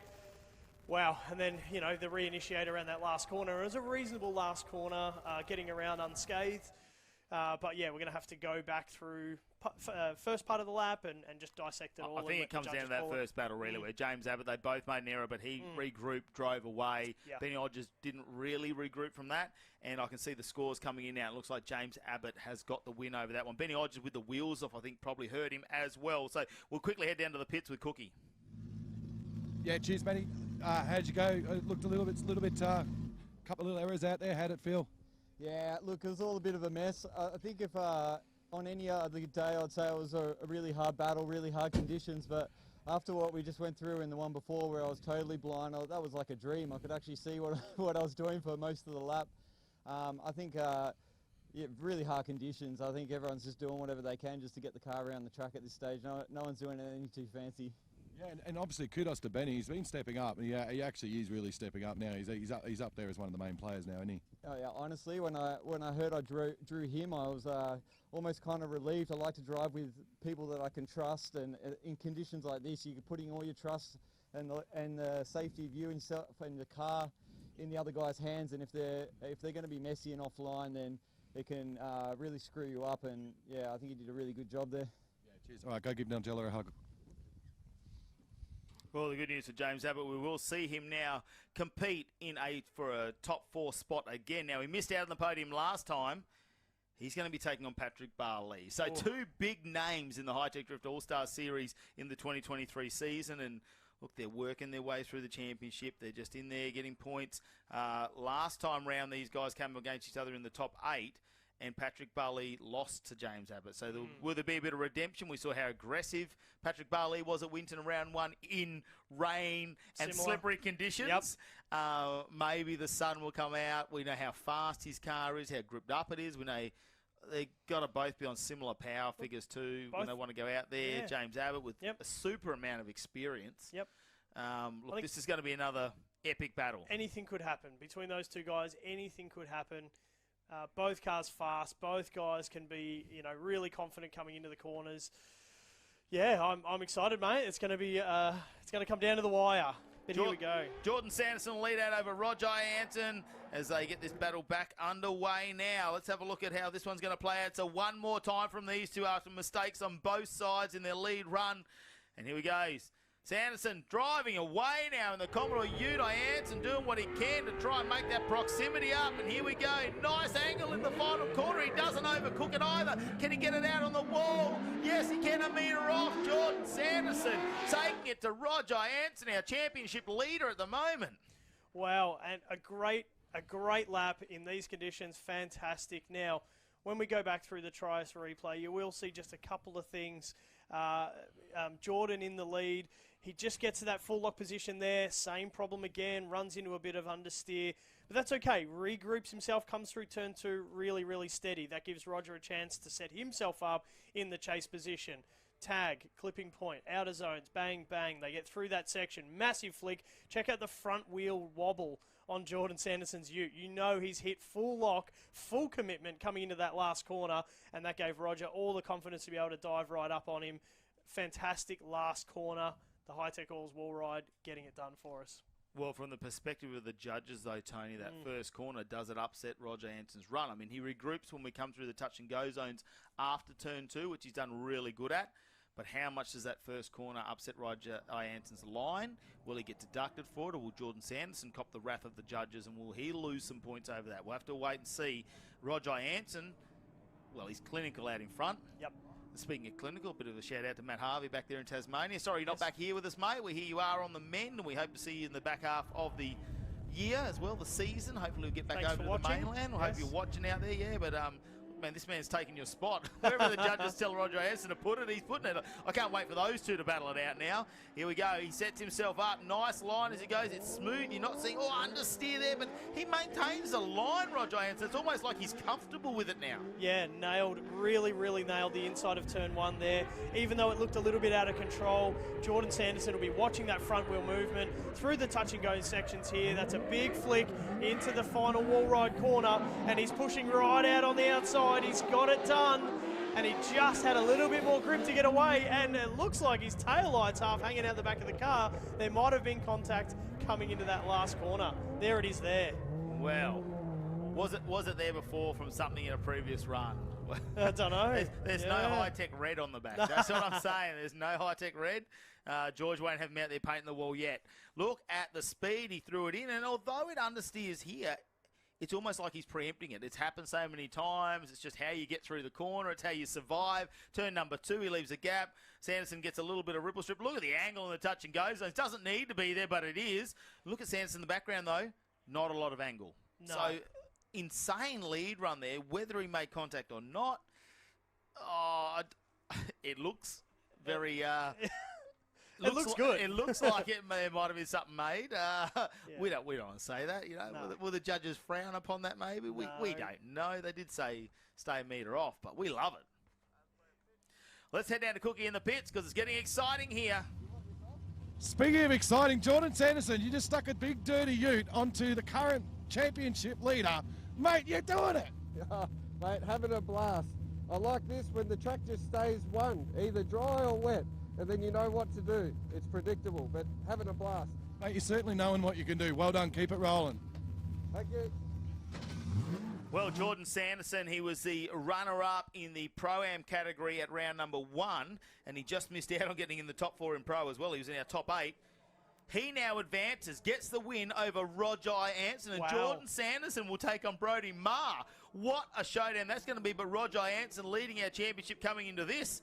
Not quite sure if he'll be leading it when we leave because James Abbott was 4th and he's going into the top 4. Anyway, let's get underway with our Zoo Performance Pro-Am top 4 now. Kieran Ratcliffe will take on Luke Willoughby, both from the New South Wales, and here we go. Sets himself up. Ratcliffe goes a little bit wide on turn number 2. Willoughby knows he can tuck the nose and look much cleaner from him after those last couple of runs they had, but he's out there and the wheels are off in the dirt. The mud, mate, it just shows the judges everything. You can't hide from a mud splash if you're dropping a wheel off on the dirt on this layout. But Kieran Ratcliffe has been so impressive this weekend, and you can hear him absolutely punishing the rev limiter as he comes around the last corner and over the finish line. Driving really, really well, really confidently in these conditions. Big shout out to Kieran Ratcliffe, that was great. We'll check out the tries for replay. Let's see the initiation. So the setup, reasonable rotation to angle. He's got it covered. That's still big steering angle through turn 1. Really manages the swing back coming through turn 2. Shifting the weight back through turn 2 is nice. Luke's still there with him. He's had to more of aggressively sort of flick to catch up because he's just lagging behind a little bit. But Kieran's really given him a really good lead run to chase, and now it's all in Luke's hands to be able to do something similar and give Kieran something really impressive to chase as well. Oh, he's been super impressive, Kieran Ratcliffe. Thinking about it last time, he ended up in 3rd position on the podium. He's made it to the top 4 again. He's super consistent. It'll be interesting to see how he ends up in the championship because he's also got Jordan Sanderson's back in the top 4. Oh, it's getting tight here in the Zoo Performance Pro-Am, and we're only in round number 2. Let's quickly head down to Cookie, though, in the pits. Yeah, just quickly chatting with Sam. He's just told him he's up with Jordan. He's got a little bit excited about that idea. Tell us what you're thinking. Oh, look, me and Geordie cut about 50 laps together in the rain last night and just doored each other all afternoon, so this should be a pretty good battle, hopefully. All right, so we ready, boys? You ready, Jordan? Let's do it. Well, will we see the OMT come out the one more time? And he's back in his Pro-Am ute. How did that happen? Like, he's parked it. He's literally jumped out of one and into the other. They had warmed it up for him, and now he's going out on track. The crew must have it in the form-up zone for sure. Wow. They must take the other car back, swap tyres, and bring up the next one. Awesome. Jordan Sanderson, busy man this weekend, but it's not over yet in this battle. Luke Willoughby, the first time in the Hi-Tec Drift All-Star Series, and he's in the top 4, taking on Kieran Ratcliffe, who's been on the podium in round number 1. This battle's going down to the wires. He opens up a little bit of a gap on Kieran Ratcliffe. There's not much in it between the 2 runs now. Look, nice angle. Doesn't go as wide as he probably should last time. He had a wheel out on the mud. Here we go. Sets himself up. The bowl, the run, the wall. What's he going to do? Willoughby right up there in the 180. And you hear him get on the RPM. The LS fires up. Wow, what a run on the final corner. Put your hands together, ladies and gentlemen. Kieran Ratcliffe is fist pumping the air as well. He was loving that as a chase as well. He's absolutely stoked with that one. I think the judges are stoked with that one. What an awesome run. This is where it needs to be at the top of the Pro-Am category. Entry into turn 1 on the Trias replay. It's all looking pretty steady. They're coming through turn 1, no major corrections. Sitting on the midway part of the track, maybe just a little bit on the inside of the corner for Luke, but it gives Kieran still enough room to play. Touch and go zones. Outside wide there on the inside of the track, and then the flick out for the final corner. Both guys doing the same type of line. Kieran's just following him in. Luke's getting right out. Oh, just misses the end of the last part of that wall ride. What a great shot, and what a great lap from these 2 guys. Fantastic driving. Well, I'm just having a look here. Looks like our results are starting to come in, and Kieran Ratcliffe will get the win over Luke Willoughby, but Luke's not going anywhere because he will have to battle it out for that 3rd position. He's still got an opportunity to make it onto the podium, but Kieran Ratcliffe, he could go one better than he did last time. 3rd on the podium. Now he's got the opportunity to win this round number 2. We'll have to wait and find out how that unfolds because he'll be taking on whoever wins out of this battle, now this one's going to be tough. 50 laps together yesterday. Well, I think a bit of A lot. over-exaggeration. A lot of laps A yesterday lot. between these two. They're good mates, obviously both from Victoria, and, well, there'll be some, I'm sure there'll be a little bit of a wager on the line down there between those two. It won't be money. Friendly rivalry. It'll be some friendly rivalry. Yeah, that's a nice way of putting it. Jordan Sanderson, though, Sam Mudge just got knocked out of the pro category there. Unfortunately, on the start line, the car had electrical issues, but they've got that fit. Well, it's still running. Let's hope he doesn't have that again. Yep. Jordan Sanderson's still in the battle in the pro category as well, so he's doing double duties, but 2 cars. So the mechanical fatigue, I suppose, is probably a little bit better. And, oh, no, has it happened again? No, it looked like our starting man down there waved him on. There might be something going on there. He's doing a mechanical. We're getting told 5 minutes has been called. The 5-minute rule, you get one of these if you've got a mechanical issue, and is it Jordan Sanderson, I believe, calling that one. So he'll be sending the car back in. The moment they lay hands on that car, the 5 minutes will begin. So I'm not quite sure. Maybe just in the quick changeover. Wow, 5-minute rule called before it starts. And this is going to be hard for him because he's been driving the other cars. He's been driving the white ute in pro. It's been a while since he was back in this car for the Pro-Am category. I wonder what it could be. I mean, his crew are doing an amazing job to put fuel and tyres in 2 different cars. But what's the setup like? Maybe is this a bit of gamesmanship? Is he going back in because he hasn't maybe changed the wet weather versus dry? We're starting to get a bit of a dry emerging line down there. It could be a bit gamey, I don't know. A bit gamey, a bit sneaky, you reckon, maybe? I wouldn't put it past him. Maybe it's a change in tyres. Maybe understeered just on the outlap when they're in the scrubbing area as well, and they thought, you know what, I've got 1 5-minute up my sleeve. Do I use it now, come into the finals? Oh, look, you can never say never when you're here in Melbourne because, once again, if we have a look out there at the clouds, there are some grey tinges with those white fluffy clouds going over. Right? I'm not going to say the R word, but there's some grey fluffy clouds still starting to form up. And speaking of grey and fluffy, let's head down to Cookie. Yeah, cheers, buddy. Just quickly chatted to Jordan, and the handbrake lever's pulled out of the car.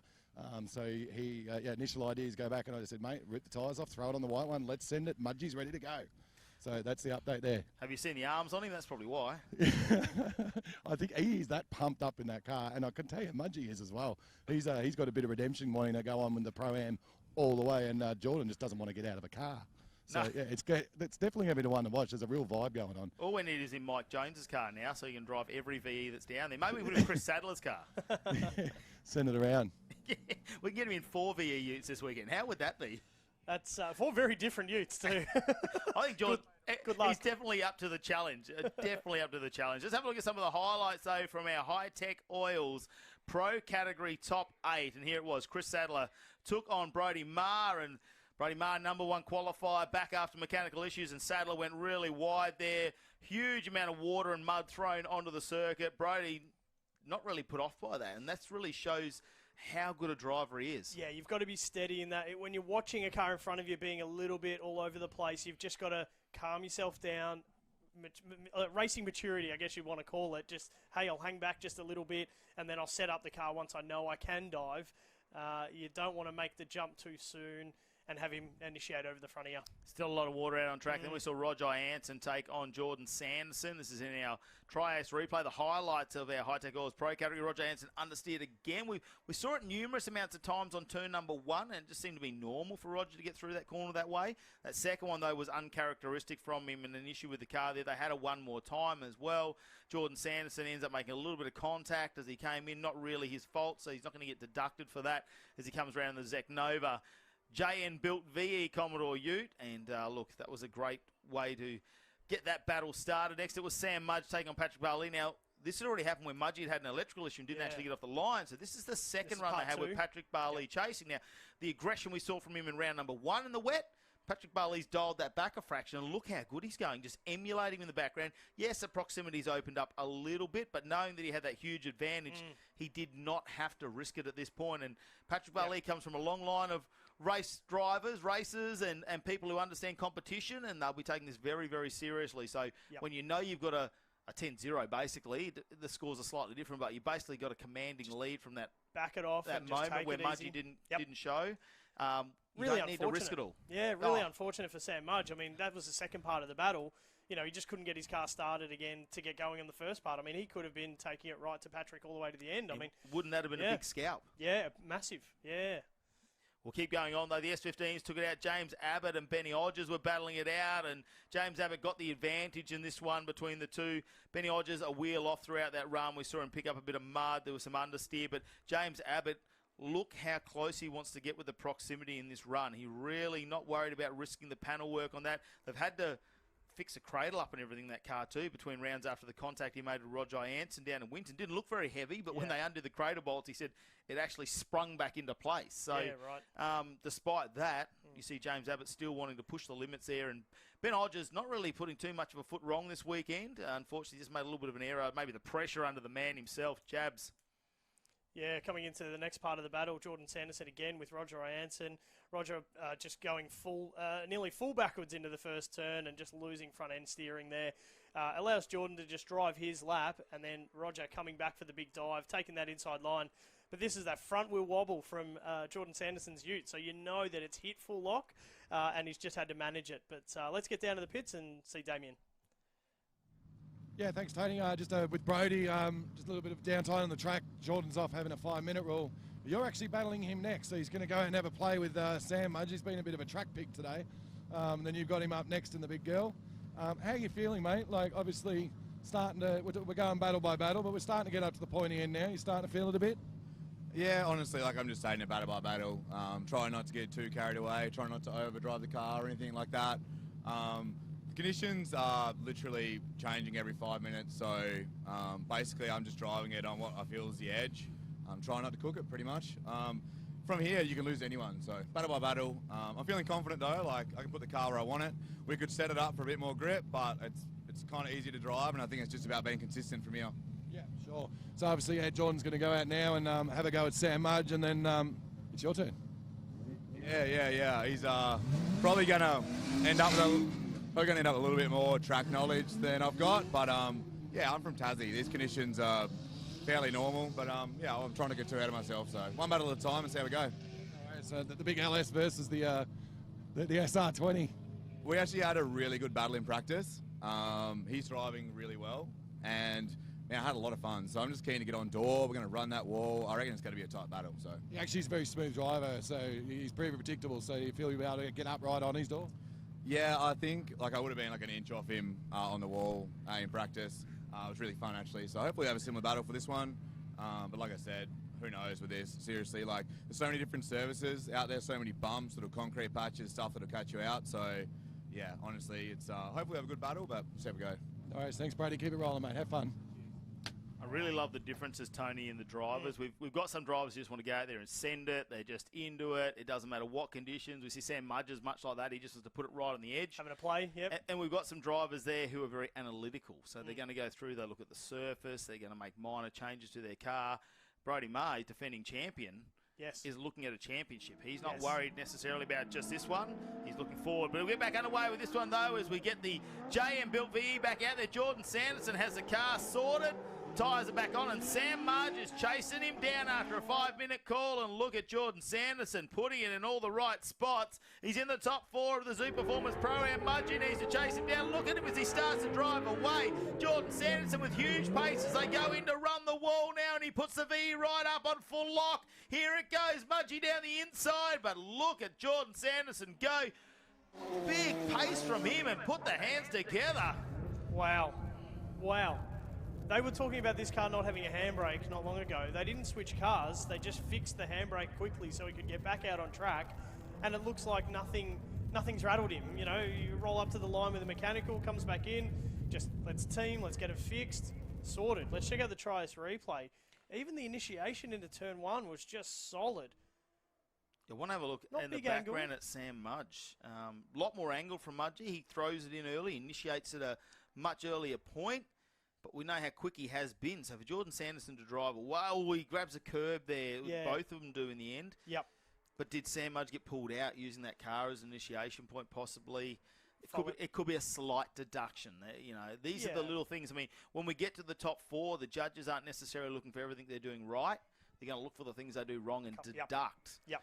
from a perfect score. Very low here, though. Look, Sam Mudge having to do everything he can to get that proximity, whereas right out on the wall, exactly where the judges wanted for Jordan Sanderson. It was coming out of turn 2, so they initiated out of 1, the flick back at turn 2, and obviously sent them just that little bit wide. Both cars run over the ripple strip, and they're a painted ripple strip, and it's wet out there, so you're going to lose wheel speed, and then you've got to regather yourself and get going again. But we're flicking them around, and we're letting Sam Mudge take the lead this time. Initiates into turn 1, big flick to angle, just a quick dab of the handbrake, not a massive lock up on the handbrake, so running his momentum through turn 1 and into turn 2. He's running the midline, conservative on angle to make sure that he can get it done, to give him the road speed through these 2 touch and go zones, and then the big flick into the last corner, looking really solid, really steady, getting very, very close to those outside concrete wall, and Jordan Sanderson sitting there right with him as well. Wow. Yeah, that final corner, I think, very similar. Jordan Sanderson was very shallow to start with, drove the car up, wasn't comfortable on the entry there. Coming out of turn number 1, you saw a big straighten from Jordan Sanderson. We'll have a look at it here on the Trias replay as they come through. Sam Mudge sets the car up nicely, good initiation. You don't see the front wheel changing angle a lot, but there's that straighten there from Jordan Sanderson in the background. Gets back into the drifter, understeer again now as he tries to get the car set up. Sacrifices some angle, closes the proximity up. So there are some errors from Jordan Sanderson in the chase, much like we saw from Sam Mudge.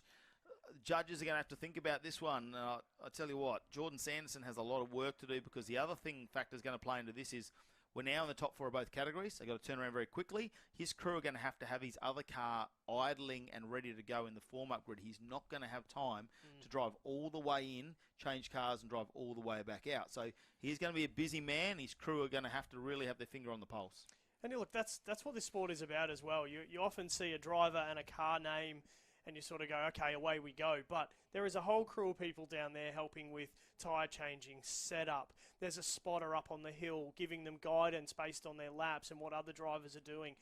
You know, he'll have a couple of people there really helping him out, and it's getting critical. The top 4 in both categories getting absolutely critical to have a whole team effort. Let's have a look at the Hi-Tec Oils Pro category ladder. Our top 4, Brody Maher taking on Jordan Sanderson in his white JM-built Zek Nova VE Commodore Ute, and Patrick Barley and James Abbott.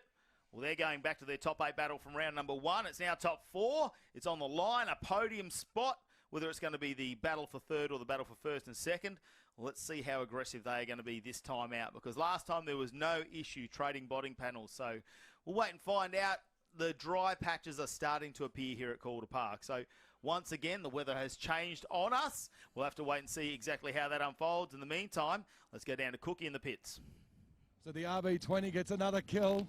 How you feeling, mate? Yeah, feeling good now, mate.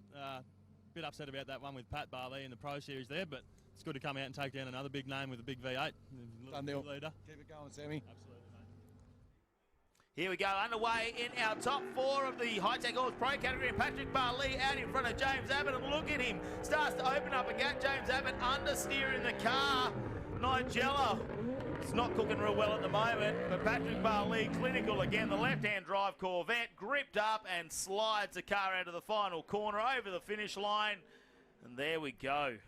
So following these guys, if you get a chance to follow them on social media, check them out. But Patrick Barley spends a lot of time on the sim, so that's where some of the simulator driving is coming into the drifting sport and allowing people to spend some time really crafting your skills. So we know he spent so much time driving this layout. And here we go, coming on the Trias replay, the flick through turn 1. Little bit of a straighten from Pat Barley coming through the mid part between turn 1 and turn 2. And that's caused Jabbett, he's doing the same sort of thing. So whether that little straighten there has caused Jabs a chance to, he just recorrected himself. He wasn't super flowy. And then that's what's caused this big gap between the 2 drivers, because Patrick Barley could get back on the throttle quickly, and James Abbott had to then try and play catch-up. It's always hard to try and play catch-up at this level. But it was certainly, there was a bit of a straighten there between, Patrick did, between turn 1 and 2. That could very well have slowed down Jabbett's reaction time to be able to then make his initiation on the side door. So, yeah, that's going to be a hard one to call. Judge will have to make a call of that, but we're going underway. James Abbott to lead out, Patrick Barley. Let's see how they go when we switch them around. Jabs in the lead, sets it up and initiates. Back wheels right out on the outside of the bitumen through the mid part of the corner. Really solid line, really good line through turn 1 into turn 2. Not heaps of angle from Jabbit, just sitting exactly on line doing what he's doing. He's putting down a really good lead run, which makes it easy for Patrick to chase. That's what we're doing. Coming through this final corner, James right out on the outside, Hi-Tec Oils, wall ride corner, and Patrick Barley right up on the inside. Oh! Oh, look, it couldn't be a battle between these two without a little bit of contact, could it? Right at the end over the finish line. Look, they were side by side. Look, it's very important, the communication between spotter and driver, and I think that's possibly what the difference is here. Patrick Barley's spotter should be saying, you know what? You were an advantage in that lead run, so don't do anything stupid. Wind it back a fraction. Look at this. Take a little bit of aggression out of the run. He's just emulating him as he goes through turn number 2. The line is good from both drivers. Nice emulation here. Allows a little bit of room. We head towards the big run-the-wall section. This bowl at the end. The right-hander for them as they go around. He's shallow down there because he can be. He's got to be on the inside. Puts the car in there, closes it right up at the end. Puts a shove for the crowd. Look at him. They're loving it side by side. And he's straightening, and Barley just hadn't quite straightened up at that point. I don't think there's anything in that. Nah. That's just a little bit of contact past the finish line. No issues from us up here on the Tri-Ace replays. You're looking at slow motion here, our drone shots. Both cars sideways. At this point, finish line there. Yep, Jabs just gets off, car straightens up like it does. You don't want to go all the way out in that water. You never know what that's going to pick up. And look, nothing in that, but you think the lead run from Barley, for me, would be the advantage in that battle. It could be the small amount that gives him the win. And look, I'm sure there's someone very happy down there in the pits with Cookie. Yeah, Paddy obviously got through on Jabbit. How'd it feel? Yeah, it's still pretty dicey out there, but you're starting to see the dry spots show through and picking up a bit of grip. But, man, he kept a pretty clean lead lap there for me to follow, and I just had to try and hit the marks without doing anything too silly. So, yeah, through to the top 2. It was actually a really clean lead lap. I think you got an absolute fistful of understeer behind you, but, yeah, it was definitely a clean lap. You did well sitting on him. Yeah, thank you. But, yeah, just as I said before, it's attrition that'll get you through days like this. Cheers, mate. Well, he's looking very relaxed today, isn't he, Patrick? Yeah. He's just chilled. He's getting used to the Victorian weather now. He's moved down here from Darwin. That's right. I mean, I don't know what's better. Is it from Darwin we're used to the rain? Obviously, it's not cold. So is he used to wet weather driving there? But Victoria, he seems to be settling in here nicely now. He's moved his career down here. He's doing a lot more driving here as well. Yeah, but because of the frequency of driving down in Victoria, and it's not so far to be able to travel across to, say, the Bend at South Australia or even up into New South Wales and to any of the tracks up there. It's a little bit more of a central hub for a lot more driving. We've got 2 main tracks down in Victoria, and yeah, I think Patrick just wanted to spend some time in a car and be able to drive quite a bit more without a flight. And I'm just thinking back, I think last time we were here, I'm going to go 2019, actually over in the bowl. He actually got on the podium there as well. So check out Brody Marr now, leads out over Jordan Sanders, who's back in his pro. Secnova Australia in Brody Marr, wide and out on the dirt. Wow. Picking up a heap of mud with the outside rear wheel. Wow, has he choked a little bit under the pressure maybe? That's an uncharacteristic move from Brody Marr. He hasn't put a foot wrong all weekend, and that's one of his first major failures this weekend. When we spin these guys around after this lap, this is Jordan's chance to maybe take one of the biggest scalps of the day. And what a scalp it would be. Brody Marr, who's our #1 qualifier, just goes a little bit wide, drops a wheel off. I can't wait to dissect the Tri-Ace replay as it comes up onto our screen. Big initiation, throws in, look at the speed, handbrake to trim it up, and it's just too deep. Yeah, look, he's gone well too deep. Jordan's done a great job to spot it, because he's seen him go really deep, so he's got on the brakes and slowed the car down. But he stayed on line, so Jordan Sanderson chasing him down he's done a really good job to be able to watch that, anticipate the action, and be able to let Brody come back onto the track and keep drifting again. But it was all about that turn 1, and yeah, that's a really uncharacteristic move from Brody Marr. You would not expect that from him. He's just had that corner so dialed all day. I'm just reviewing our qualifying order. These 4 names that are in the top 4 were our top 4 qualifiers as well. So they have dominated this weekend. The upset would be is Barley was #2 qualifier. He can end up in 2nd. James Abbott was #3 qualifier. He can end up in 3rd. Wow. Jordan Sanderson was 4th and Brody Marr was 1. Can Jordan Sanderson upset that order that we could possibly see? We'll have to wait as he leads out over here. He's Maybe not going to be quite as quick as what we saw Brody Marr as he took it on. Oh, wide, and there's a wheel ride. Was it? There's a lot of mud on the track now. Well, now Hard to tell. Jordan's dropped a wheel on the outside of the track on his initiation. Was it, or is it a mud pile that's now sitting on the ripple strip? I don't know, but he's pushing really hard. He's got Brody Marr right behind him. You know he's going to be pushing really hard. He's got on the foot brake. He's pushing it right up on the outside of the wall, but Brody's right there, side by side, coming around the Hi-Tec Oils wall ride. Wow. Jordan Sanderson, will he be the giant killer this weekend? We're already seeing him. He's going to battle it out on the podium for third position in the Zoo Performance Pro-Am in his other car. What position will he be battling for when it comes to the Hi-Tec Oils Pro category? What a weekend for Jordan Sanderson. Double duties in Winton as well. He managed to get on the podium there in second position in Pro-Am in round number 1. Didn't quite get there, only made it to the top 8 when it came to the Pro category. He stepped it up again. Tell you what, have a look at the scenes here at Calder Park. It's green. We've had every season that you get in Australia. I'm even going to throw in the tropics. We've had wet season and dry season here as well. So let's throw it around. Jordan Sanderson, nice entry into that one. Gets flowed into turn number 2. And, yeah, he doesn't come out in the ripple strip. I mean, Brody Marr is throwing every bit of pressure at him that you possibly can. And Jordan Sanderson isn't caving. No, absolutely. Look, I think coming into this last corner, you know, Brody's chasing on Jordan is really aggressive. And, I mean, that's a testament to Brody's skill and his time in the pro category and being able to do that and put it right up on door. The last corner was fantastic. Jordan's entry dropped the wheel on the outside of the track on entry, but it didn't really unsettle the driving line. He kept going, sort of, washed off a little bit of angle as he was exiting turn 1. The flick back into turn 2 was pretty solid, didn't hit the ripple strips.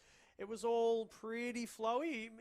He might get a bit of a deduction there from the judges for the entry into turn 1, but the rest of it was pretty good. Let's have another look at the Tri-Ace replay here. Jordan Sanderson doesn't flick it as... It's close. It's not as deep. Obviously, it's before the corner. It's not after, so it wasn't the understeer. What's going to be a worse result at turn 1 there? Is it pushing off a bit of inside information here is we're not trying to just fill here. It means the judges have asked to see this replay again because they want to dissect it as well because they are obviously having a hard time trying to pick between them because from a chase point of view, look how close Brody is. Like, the pressure he put on was the best we've seen all day. Like, you cannot take anything away. So the advantage in the chase goes to Brody, but the advantage in the lead looks like it might go to Jordan Sanderson. In the meantime, let's have a look at our Zoo Performance Pro-Am battle tree. Now, we do have the battles for third and the battles for first coming up. Jordan Sanderson will take on Luke Willoughby. Now, what a name that is. Luke Willoughby gets himself a wild card to come down. He'd never been out of the state, or down to Victoria anyway. Drives down the car. Now he's going to take on Jordan Sanderson. Yes, we keep saying his name. He's in both categories. For third position in the final, Mudgee, can he get it done over Kieran Ratcliffe? Ratcliffe, who was third last time in our round number 1 up at Winton Motor Raceway. So, look, it's a step up for Ratcliffe. Either way. Yeah, he's improved. Yep. And Mudgee, well, he's been on the podium before at the final round in Sydney last year. So can he get on the number 1 spot as well? I'm sure he'd love to hold up that big check at the end of the day. Yeah, absolutely. I mean, this is a really solid top 4 for our Pro-Am category. Thank you very much, Zoo Performance, for sponsoring this category and giving these guys an opportunity to shine. And this is our feeder category for the Pro class group. This is how the stepping stones work. So if you want to get into it, the Pro-Am category is the first way to go.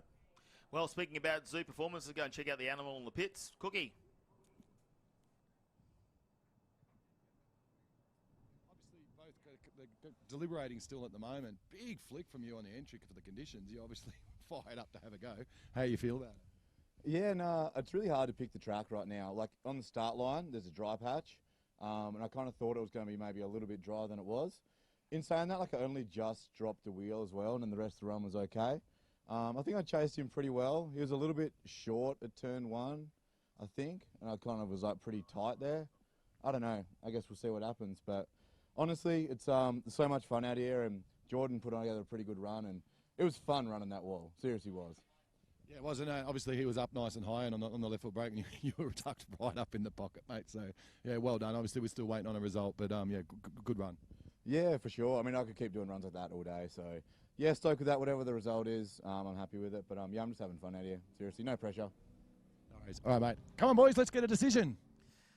Look, he doesn't matter either way, but he was doing a really good sales pitch, I think, to the judges. But he still wants to win. Oh, look, it didn't go off that far. Yeah. And then Jordan would cut the corner short as well. Give us a go. I don't care, but if you're listening, judges, look, listen to what I've got to say. Let's have a look at some of the Trias replay highlights here. As you saw, Kieran Ratcliffe taking on Luke Willoughby this time, and Ratcliffe got the win. Willoughby with those wheels off, and I think that was the difference for that run, where just got the wheels in the dirt. Unfortunately, it's a couple of points deduction. Apart from that, Willoughby's been a strong contender, and he still could get himself a large check. He's going to have to fight Jordan Sanderson, though, who's on fire in both categories. Yeah, it's going to be a tough battle to get through that. But, I mean, like we said, we were watching Luke, and we were like, who's this guy?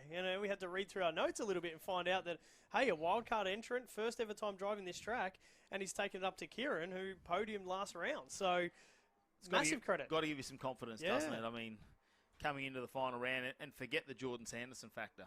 Just forget about it completely, because everybody's beatable when it comes down to competition. Errors are made. The track is still drying out.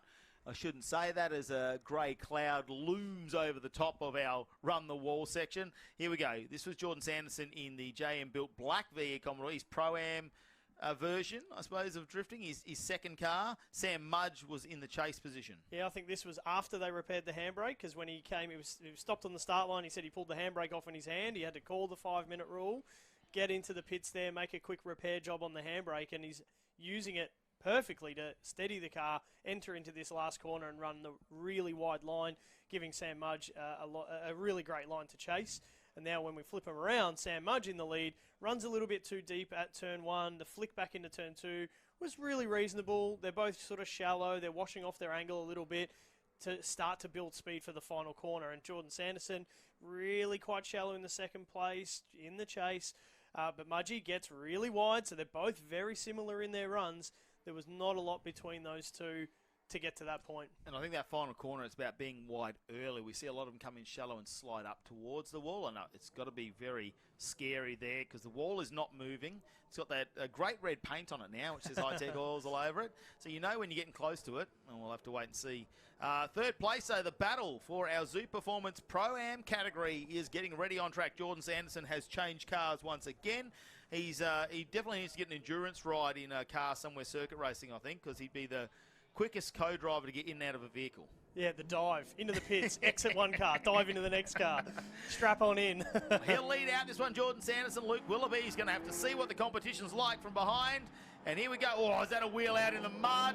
Very so close. Dirty on that corner and that ripple strip. We're not quite sure. We're going to leave that one for the judges. Sanderson comes around the second corner, not too bad there, but I think it's a fraction shallow if I want to really get picky on the judging. Willoughby's now backed off a little bit. Jordan Sanderson winds it up, starts to drive away, and there's almost a puff of tyre smoke starting to appear as we get dry patches on the track, and he's right up along the wall. Opens up a gap on Luke Willoughby, but it's not all over because Willoughby's still going to do his lead run. Wow, we're getting to the pointy end of competition, and these guys have been doing a lot of laps over the weekend. And it's just a credit to them getting these laps done. Here we see the Trias replay coming through turn 1. He was really solid. So Jordan Sanderson in the lead, really solid, putting down a great chase, a great lead run for Luke Willoughby to chase. I'm sure Luke, there we go. So you can just see the back wheels of Luke Willoughby's 180 tagging that painted ripple strip. A lot of wheel speed, and he was overcorrecting with his hands, and that really unsettled him coming into the final corner. Bit of a shame. It's the smallest little error running just that little bit too wide onto the ripple strip after turn 2, but it really does slow your forward momentum down, and he had to do a lot of catching up at this point. Yeah, getting used to that new Wise fab that he's put under the front of this car as well, so that's a big change to him this weekend. New track. Obviously, you've got to be pretty excited. The adrenaline's got to be pumping, getting out of the state for the first time to compete down here in Victoria. We've thrown a very challenging layout at you, a very ominous corner there with a massive concrete wall that you've got to really commit to. And on top of that, you're going to change your vehicle. So Luke Willoughby's doing a fantastic job this week, and he's going to lead over Jordan Sanderson. So it is not over yet. Jordan Sanderson has to really take it to his door and see what he can do to Luke Willoughby. Here we go. He sets himself up in the S13. Nicely, big drag, trims it up through there, leaves the right amount of room though in the, well, I should say the 180.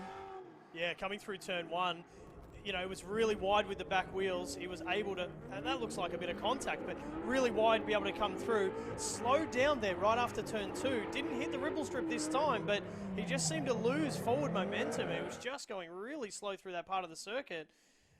Sanderson looks like he's struggling to slow the car down. He's not as confident at a lower speed. Not because it's not a pro-built car, it doesn't have the same suspension as his pro car and things like that. It moves around a lot bit more. harder. Yep. It's much more comfortable at a higher speed when it goes around. He's doing the bit party celebrations already, Sanderson. He's not worried about it. Let's have a look at the tries replay, Tony. Yeah, so we see Luke Willoughby enter first up.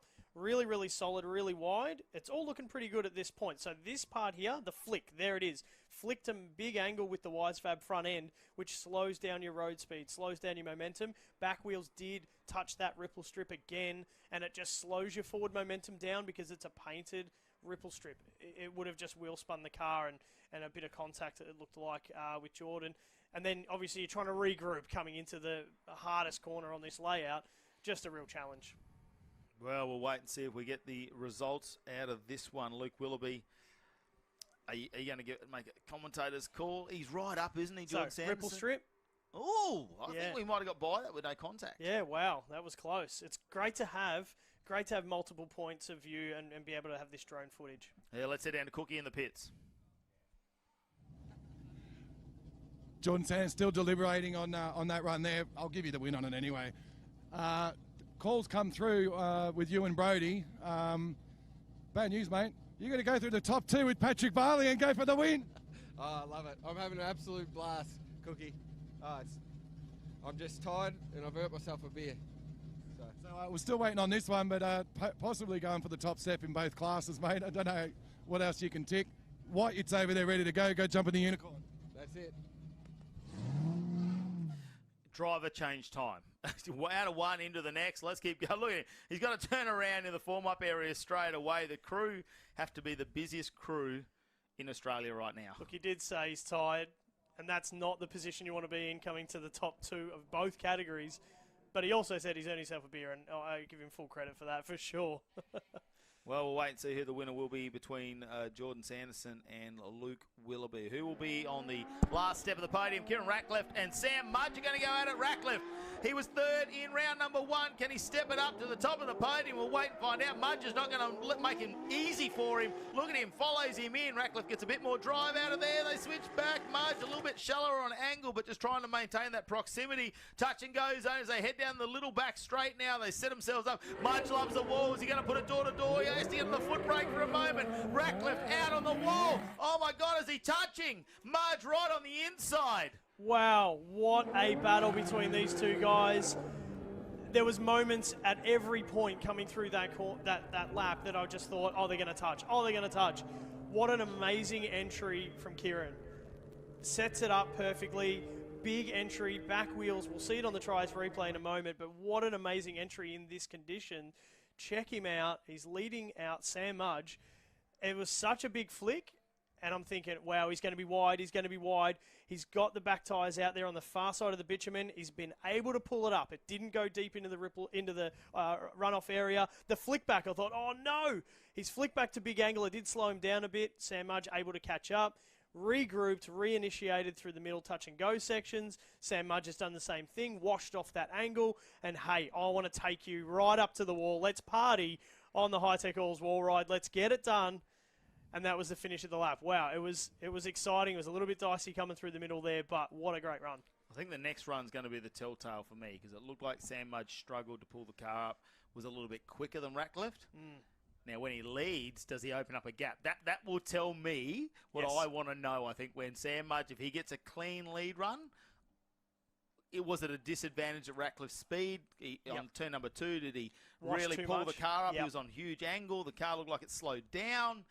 However, if Ratcliffe stays with him and there's no advantage there, maybe it just was a moment there where he's trying to find where he wanted to go up, and we're still seeing patchy conditions out there as well. That is the thing. So it's not all dry. It's a lot drier than what it was, though. Wow. It's all going to come down to the spin around, and here we are. Sam Mudge leading out. Kieran Ratcliffe, let's go. Zoo Performance Pro-Am category. Sam Mudge, big initiation, grabs on the handbrake, coming through turn 1, nice and steady. Kieran Ratcliffe is still sitting there right with him. The switchback, you can hear the rev limiter on these cars switching back through the mid part of the corner. Kieran Ratcliffe over the ripple strip. It may slow him down a little bit, but not yet. Sammy Mudge flat out coming into the last corner. Kieran Ratcliffe flat out into the last corner, pushing up wide onto the outside wall. And it looks like Kieran Ratcliffe has just given it too many beans. Coming into the last part of the corner. What a shame. What a shame coming around the last part of that corner. Oh. Wow. There was a lot of commitment coming through turn 1, turn 2. They were really close to one another. We'll check it out on the Trice replay. Sam Mudge leading him out, and here we go down the back straight. It's all looking pretty even. They're very similar speed. The entry point, very similar. Both cars entered at the same point. Sam Mudge, a little bit more angle in the lead.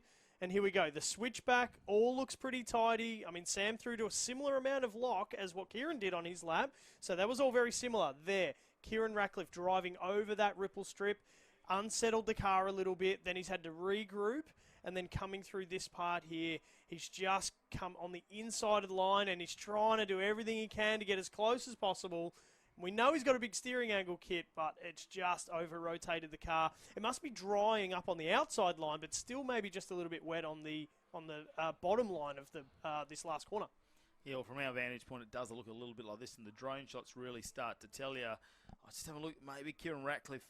Sam Mudge, for me, is a little bit faster, not hugely faster, or, but just enough that Kieran Ratcliffe has to start pushing that more and probably take him a little bit out of his comfort zone to where the car's comfortable, like we saw in his lead run. You see there as he goes through the big wall ride there, down low, a little bit slippery. Look, going to be two very excited drivers down there. Either way, let's head down to Cookie in the pits. Cheers, Matty. Yeah, just want to do a little bit of a flashback here. We're going into top 3 now, and we've got James Abbott and Brodie Maher behind it. And when I was trying to remember last time these guys, but I'm thinking around Queensland last year, there was a little bit of controversy. So I just thought I'd give you all a little bit of a reminder. There might be a bit of redemption going on between these two here. How are you feeling about it? I'm excited. I think it's going to get wild. We have a bit of a history of losing a few parts off the car when we battle each other. But look, to be honest, I'm just going to go out there and do the best lap I can. I know I don't have the speed in the wet in this car this weekend. I haven't brought a good wet weather setup, so I've got this far just by trying to drive aggressively and just try to hang on to them, and I'll be doing the same again. So I'm going to give him a bit of respectful room, but who knows what happens when me and Brady battle. That's Javert being polite. I can tell you now, guys, when the helmet goes down, these guys are going to be sending it, and if it's anything like what happened in Queensland, it's going to be on. Yeah, we look back to that Queensland Raceway round, and yeah, there was... it was pretty relaxed out there. I suppose there was a little bit of controversy between the judging. There was a couple of words were exchanged. Not between each other, really. Yeah. There was a little bit of banter, I think, going on with the commentary there. But yeah, it'll be very interesting. There you go. Battle for third position here in the Hi-Tec Allstars Pro category. Brodie Maher takes on James Abbott. And in the final, Jordan Sanderson got the advantage and will take on Patrick Barley. Now, Patrick Barley has been on the podium in the Hi-Tec Drift All-Star Series. And I believe it was actually Calder Park where we last saw him here. We went over in the Thunderdome, and I'm trying to remember whether that was third or second, but he has seen a podium here on the where we used to go over there, the Thunderdome, a previous layout we've done. So good luck to Patrick Barley. Can he get himself for the first time on the number 1 step? Because we've seen him in third and second in the Hi-Tec Drift Series, but we haven't seen him on the number 1. That'll be the interesting part. Can he do it over Jordan Sanders, who's on fire this weekend? Unfortunately, he's not going to be on the top step in the Zoo Performance Pro-Am, but he's still possibly on a podium. We don't know yet. He could be in third position. We'll wait and find out, but he could be on the number 1 spot here. Brodie Maher, James Abbott. Well, James Abbott was 4th in round number 1 at Winter Motor Raceway, so he's super consistent. Brodie Maher wasn't there due to mechanical issues, which happened prior to qualifying, so he didn't even compete. He got absolutely no points in the championship. He's a defending champion. He's got a lot of work to do, and he's going to want to try and claw that back, especially with Roger Hansen out now in the top 8. Didn't make it to the top 4, so leading our championship, Brodie Maher's going to want to get as many points as possible. But look, no love lost between the two, and I'm sure, look, they battle it out as well. They like to... Yeah, They like to fight it out on the track. Absolutely. And you know, you don't want your major competitor to go out with a mechanical drama. It's never the way you want to complete a battle. And obviously as we race to the end of the championship, as the year progresses, you know, it's going to be a really great story to stay following. So certainly follow these guys. Certainly keep an eye on their progressions. Yeah. We've got 10 minutes left, I reckon, to get through these battles. Do not go anywhere. Stay tuned to the live stream. We thank all the viewers watching us. Brody Maher leading out. James Abbott now. Look at the body energy. One via right out. How fast is this in the turn number 1? It's driving that slippery little river across the middle of turn number 1, and Brody Maher still driving away. James Abbott wasn't wrong when he said, I didn't bring the wet weather tyres this weekend, not the right ones. It's come down to this. Brody Maher driving now for a win. He wants to get on the podium. His first one for 2023. Can he do it up against the wall? He doesn't want to make contact, and the body energy one via the arm is out the window. The pressure. Wow. I tell you what, that is all on James Abbott now. Yeah. I mean, Brody's run was absolutely fantastic into turn 1. Look, he was coming in with such speed again. You know, it was very similar to his previous run where he ended up running wide, and that's what he said. On the Triash replay, we'll get a good look at it, but on his last lap, you know, he did the similar sort of speed, similar sort of entry, and it sent him into the dirt, whereas this time it just pulled up just perfectly. Big angle through the mid part of the track. You see the spray of water. There is a river of water running across the track there. Flick through to the second part of the turn 2. Not too much angle, so it was easy to maintain his speed, and then he's just flat out. Turn 3, like the touch and go at 3 and 4, and then the flick right into this last corner. Must have just felt absolutely awesome to throw it there and sit it up on the wall. He's having a great time, fist bumping out the window. He's got a fat arm at the end. Yeah. He's just hanging it out on the door. Yeah. James Abbott, I can imagine him sitting in the car, pressing the accelerator all the way to the firewall and going, what do I need to do? I just don't have the grip. Yeah. I haven't wound enough grip into the car. Yep. And really hard on tyres, because some tyres we find are really good in dry conditions, not necessarily always the best in wet conditions. Are they new? Have they been scrubbed a little bit? You know, exactly. Do you want to run a second-hand set? Yeah. You know, what have you got on the front? How confident are you? James Abbott there didn't let him get completely away, but definitely a big speed advantage to Brody Maher. But now Brody has to slow it down and not make contact. And will that get heated between these two? We'll have to wait and find out. James Abbott at this point will know there's a big advantage to Brody. He's probably a little bit more accepting of it, but he's not going to give up. It's not over by any means, as James Abbott now sends it down, and Nigella, the Hi-Tec Oils S15, as he goes into turn number 1. It's a nice line. He's in just off there, understeers. They go through that river on the apex. Still manages to stay on line. Brody Maher's not letting him get away, though. Yeah, flick back through the middle part of the track. It's just so unfortunate. We just did have that correction through turn 1 and 2. But in the second part of the track, James Abbott putting it high up on the wall, right up on the Hi-Tec Oils wall ride, and Brody Maher in the Bonnie Energy S13 right there beside him. James Abbott still having a great time. He's giving him a wave and a fist bump. Really great competitors. You know, that's what we want. We want the sportsmanship of this event. Both of these guys having a great time. And I think they sort of have an idea of what's going on, you know. You think they've rekindled their friendship now? I think maybe. They've sorted it out on track. Yes. Nice work here from Brody Maher not to make contact with James Abbott. That could have gone very, very wrong for both those drivers. But James Abbott also being able to control the car, although it wasn't neat and we could see it in the steering, the car still stayed on line. How beautiful does the emulation look when they're both driving at the clipping points, they're both doing the same thing, and then Brody's putting it right. Really, poetry in motion. And Brody's not coming up on the inside and proximity there. They are both in the same line riding the wall. What a shot that is from our drone here at the Hi-Tec Drift All-Stars Series. It's round number 2 from Calder Park. Our battle for third position just on track. Look, we think we know an advantage between these two, but we're not going to find out till presentations who gets the third step on the podium. We'll have to wait and find out. Will it be Brody Maher or will it be James Abbott? Well, we'll have to wait and find out. Either way, it's a champion of the sport's going to be up there. James Abbott, for me, is just accumulating points in this championship, though. Yeah. Like 2 top 4 finishes. Doesn't matter which way it goes in this one. We're not sure yet. But 2 top 4 finishes. He's just starting to creep in there. He was 5th in the championship last year. Just in the background, not getting on a lot of podiums. So maybe this year, just working towards it. We'll have to wait and find out. But our final battle now in the Hi-Tec Oils Pro category. Patrick Barley, the now Victorian, formerly from Northern Territory in the C6 Corvette, V8, 434 cubes of what you see in a late model out on the Speedway. Probably makes about 900 horsepower. Alongside him, Jordan Sanderson, and it's a big LS in that one from BSC Performance. Bog will be watching the live stream somewhere, wherever he is. He'll be cheering him on. Here we go, Jordan Sanderson. Will he be on 2 podiums this weekend? We're not quite sure. He puts it to Patrick Barley. Barley nice through there. The car's got plenty of traction. You can just see little wisps of tyre smoke coming off the back now as he opens up a gap, even maintaining that speed with huge angle. And look at the Corvette starting to drive away. He starts to unleash a little bit more RPM as the track starts to dry out. Sets himself up on the wall. No issue there. Runs it all the way around. And Patrick Barley opening up a nice gap on Jordan Sanderson in the Zeknova Australia JN built V Commodore Ute. Wow, what a commanding run from Patrick Barley. That was absolutely awesome. What an impressive entry. Impressive through the second part of the corner. He was able to flick to big angle. We'll check it out on the Trias replay. Here we go. Coming down the back straight, Patrick Barley in the lead. The big flick initiation. Here he goes. Sets the car up. Moderate levels of angle. Rotates it to big angle. Goes through the river of water on the part of turn 1. Again, big flick to turn 2, coming through that part of the track. Jordan's got to do whatever he can to try and trim a bit of angle and catch up. But Patrick Barley just commanding the run and leading him out.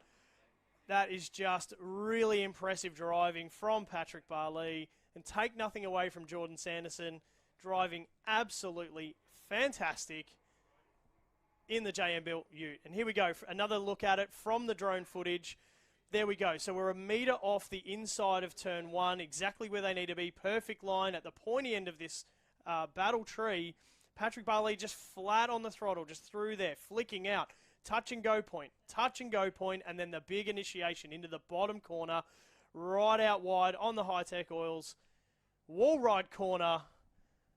And that is the end of that lap for those two guys. And here we go, we spin him around in the lead. The second part of this battle, Jordan Sanderson in the lead. Patrick Barley going to chase him down partway through turn 2. Can they avoid the ripple strip? Yes, they do. Outside to the clipping zone 1, clipping zone 2, and then a big flick into the final corner. Can Jordan Sanderson put it right up on the wall? But Patrick Barley's going to put it right up on his door. He's right up on the inside guard and over the finish line. Both of these guys, there was nothing in it. In that last corner, wowee, very, very impressive driving from both of these guys.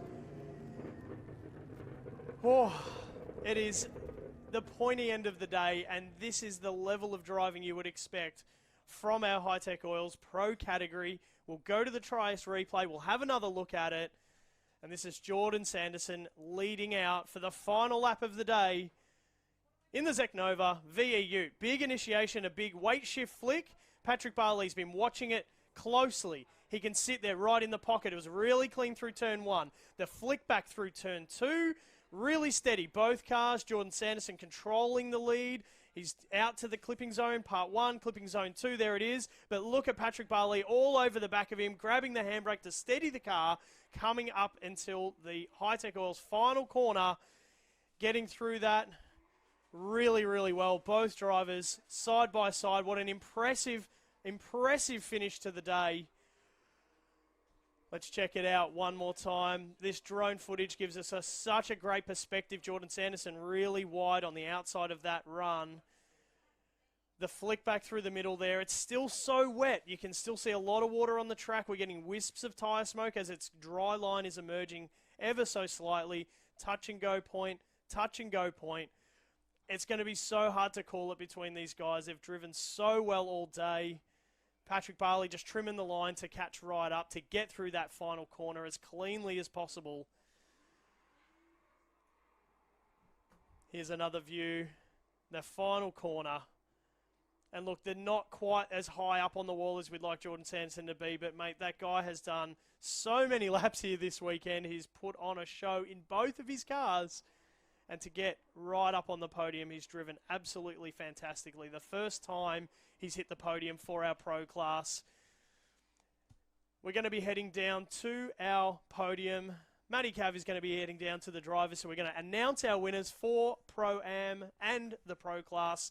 Hi-Tec Oils, Round 2 Drifting All-Stars. Thank you all so much for watching the live stream. We appreciate you tuning in. Massive thank you to Zoo Performance for being one of our trade partners, supporting the Pro-Am category, and really helping those guys, giving them a platform and giving them a space to perform.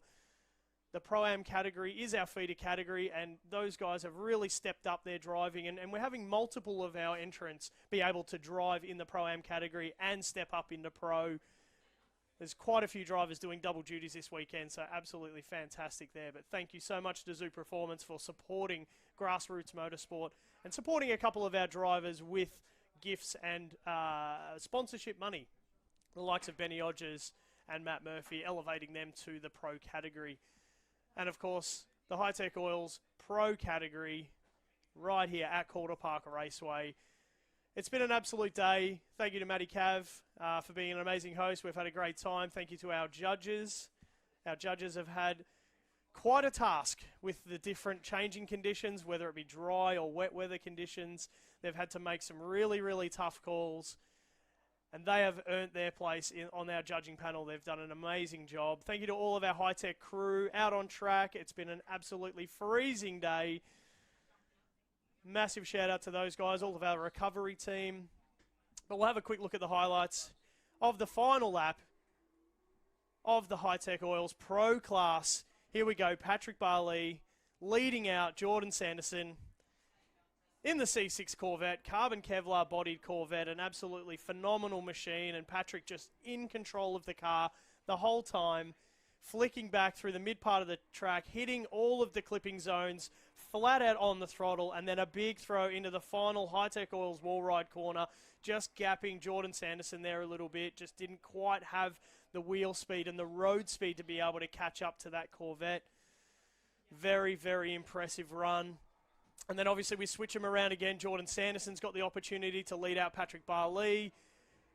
A little bit slower through turn 1, but the flick back through turn 2 is all very tidy. Patrick's got all the time in the world to be able to watch and see what's going on, be able to hit the clipping points, and then bang, as we get up into the final corner, Jordan Sanderson putting it nice and wide. Patrick Barley sitting right there on the pocket, running that inside line.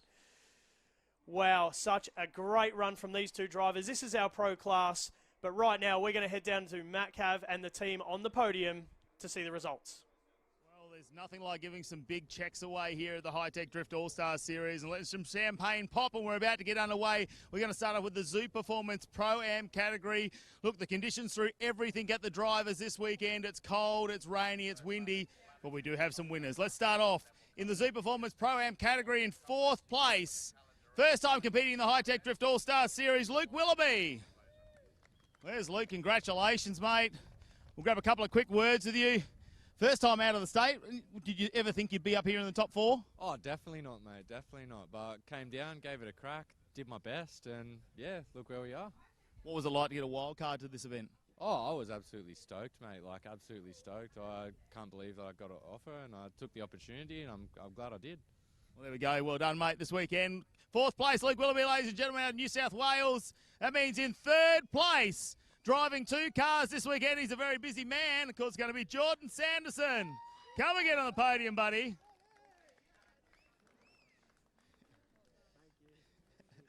Deserve a rest after this weekend. How are the arms? Oh, no, the arm's all right. The head's a little bit rattled. No, it was good fun. Yeah. You're making your way onto these podiums in the Pro-Am. Do you think you're a contender for the championship? I'll probably stick it through, yeah, definitely now. Big smile on your face. We'll let you get up there because you're still in the opportunity in Pro as well. Thanks, mate. There we go, Jordan Sanderson, ladies and gentlemen. All right, let's battle for 1st and 2nd position in the Z Performance Pro-Am. And your runner-up this time round, Kieran Ratcliffe. Wow, put a big smile on your face, mate. Come over here. How'd you go? It's 2 rounds, 2 podiums now, so you got to be happy with that. You stepped it up into 2nd position. Yeah, I know. We're slowly moving up the ranks. That elusive 1st position still holding off on me, but it's got to come next round, surely. How's the confidence building? I mean, we've had 2 tough rounds, tough conditions at both of them, but you're pretty comfortable in your car? Yeah, the car's really settled now. I'm really happy with the way it's dialed in now. It's going really well. We'll go and grab your champagne, get on the step. And our winner of the Z Performance Pro-Am category for round number 2 here at Calder Park, the tall man himself, Sammy Mudge. Come and grab your big check. Mr. Mudge, what a weekend from you. 2 categories this weekend. Unfortunately, didn't go your way in Pro, but in Pro-Am, very impressive. Yeah, definitely went my way today in Pro-Am at least. The weather was pretty trying, but we done all right. It's a good day out. How good is it get on the top step of the podium? Pretty unreal. I don't think I've been up there yet, so I'm tall enough as it is, but that'll do. What is the celebration going to be like tonight? Oh, I've got a 3.5-hour drive home, so I don't know about that yet.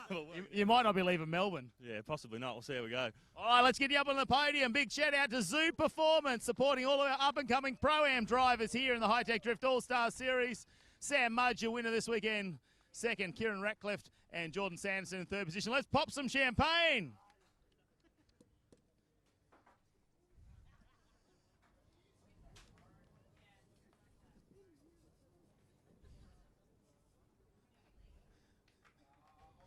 Your winner, Sam Mudge. You know, he's got to have a drink before he heads home this afternoon. A lot to be packed up on that car as our Pro-Am drivers doing a fantastic job, very hard. The radial tyres on. They disperse a bit more water, I think, the semi-slicks. But we'll reset the podium now because we're going to move on to the Hi-Tec Oils Drift All-Stars Pro category.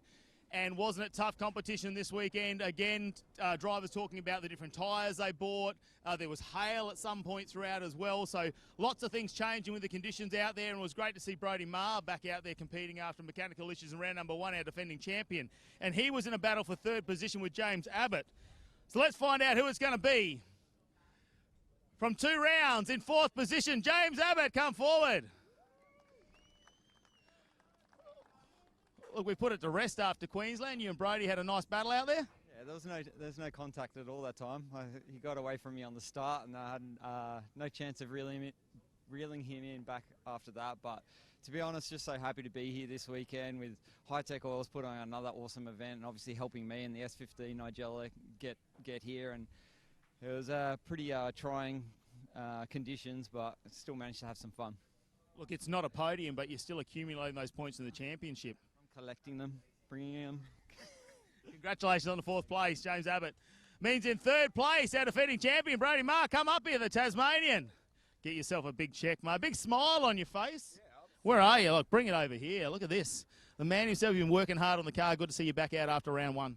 Yeah, I'm absolutely stoked with this, seriously. After round 1, having all the dramas, coming back on track. We actually didn't get to test at all before we come here either. So, yeah, awesome to come back with 3rd. I'm stoked with that. Well, you get in a familiar position. Grab that 3rd place up here on the podium. All right. Fantastic. Oh, we got some sponsors to thank, do we?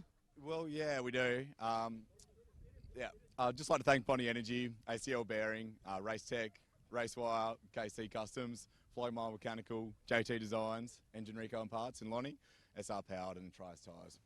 Well, there we go. Plenty to thank. Plenty to thank. All right, the top 2 steps on the podium. What a hard-fought battle it was in the Hi-Tec Oils Pro category. The man who was very, very busy this weekend in 2 cars will be the young gun who's seen the podium before. Our runner-up for round number 2 of the Hi-Tec Drift All-Star Series Pro category is going to be Jordan Sanderson. Come up here, mate. Keep collecting these checks. The boys are going to want you to put a bar tab on. Yeah, that's it. I'll shout a couple tonight, that's for sure. What is it like getting in and out of the 2 cars all weekend? It was a mission, but it was fun. Anyone you need to thank? Yeah, so J&M Built, Zoo Performance, Secnova Tyres, Vintage Customs, Streamline Fit-Outs, and ABP. Well done, mate. We get up on the podium. And your winner for the Hi-Tec Oils Pro category, the first time on the top step of the podium, Patrick Barley. Come over here. Come on this side, mate. We'll get you closer to your number 1. We know you've seen a couple of podiums in the Hi-Tec Drift All-Star Series, but finally you get that number 1. Yeah, it's been a long time coming since 2019 was our first year of pro, and many ups and downs along the way. And yeah, I couldn't have better people along me with the way, with my dad, Tony, my brother, my girlfriend, Shelley, and all the rest of the family at home who have done absolutely everything that they can to keep this happening for so many years. And second iteration of car as well. So yeah, big shout out to shop@ev.net and Lux Performance for supporting us as well. So I'm pretty speechless as to what to go from here, but yeah, I'm pretty stoked about this. It's a big moment. Well, you're accumulating points round 3 in Winton, so hopefully we see you there. Yeah, with a bit of luck, we'll be there. Get on top of the step of the podium. Come on, ladies and gentlemen, your winners for round number 2 of the Hi-Tec Oils Pro category here at the Hi-Tec Drift Series. Let's pop some champagne. Patrick Barley taking the win. Jordan Sanderson, your runner-up, and Brady Marr gets himself on the podium for the first time in 2023. Watch out, boys!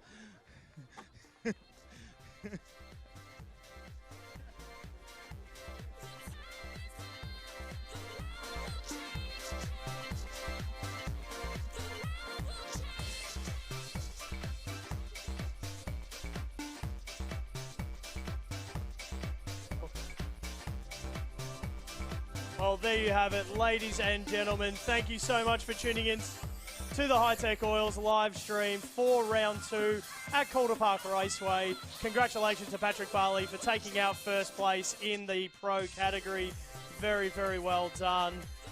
Lots of thumbs up. They're spraying the champagne. Everyone's having a great time down there. Thank you for joining us at Calder Park. But the next round, round 3, Winton Motor Raceway, the 3rd and 4th of June, running the Pro and Pro-Am category. Get your tickets at hitecdriftingaustralia.com.au. We'll see you trackside or on the live stream if you can't make it. Thank you guys so much for joining us on the live stream. Thank you to Hi-Tec Oils. We'll see you next time. Good night.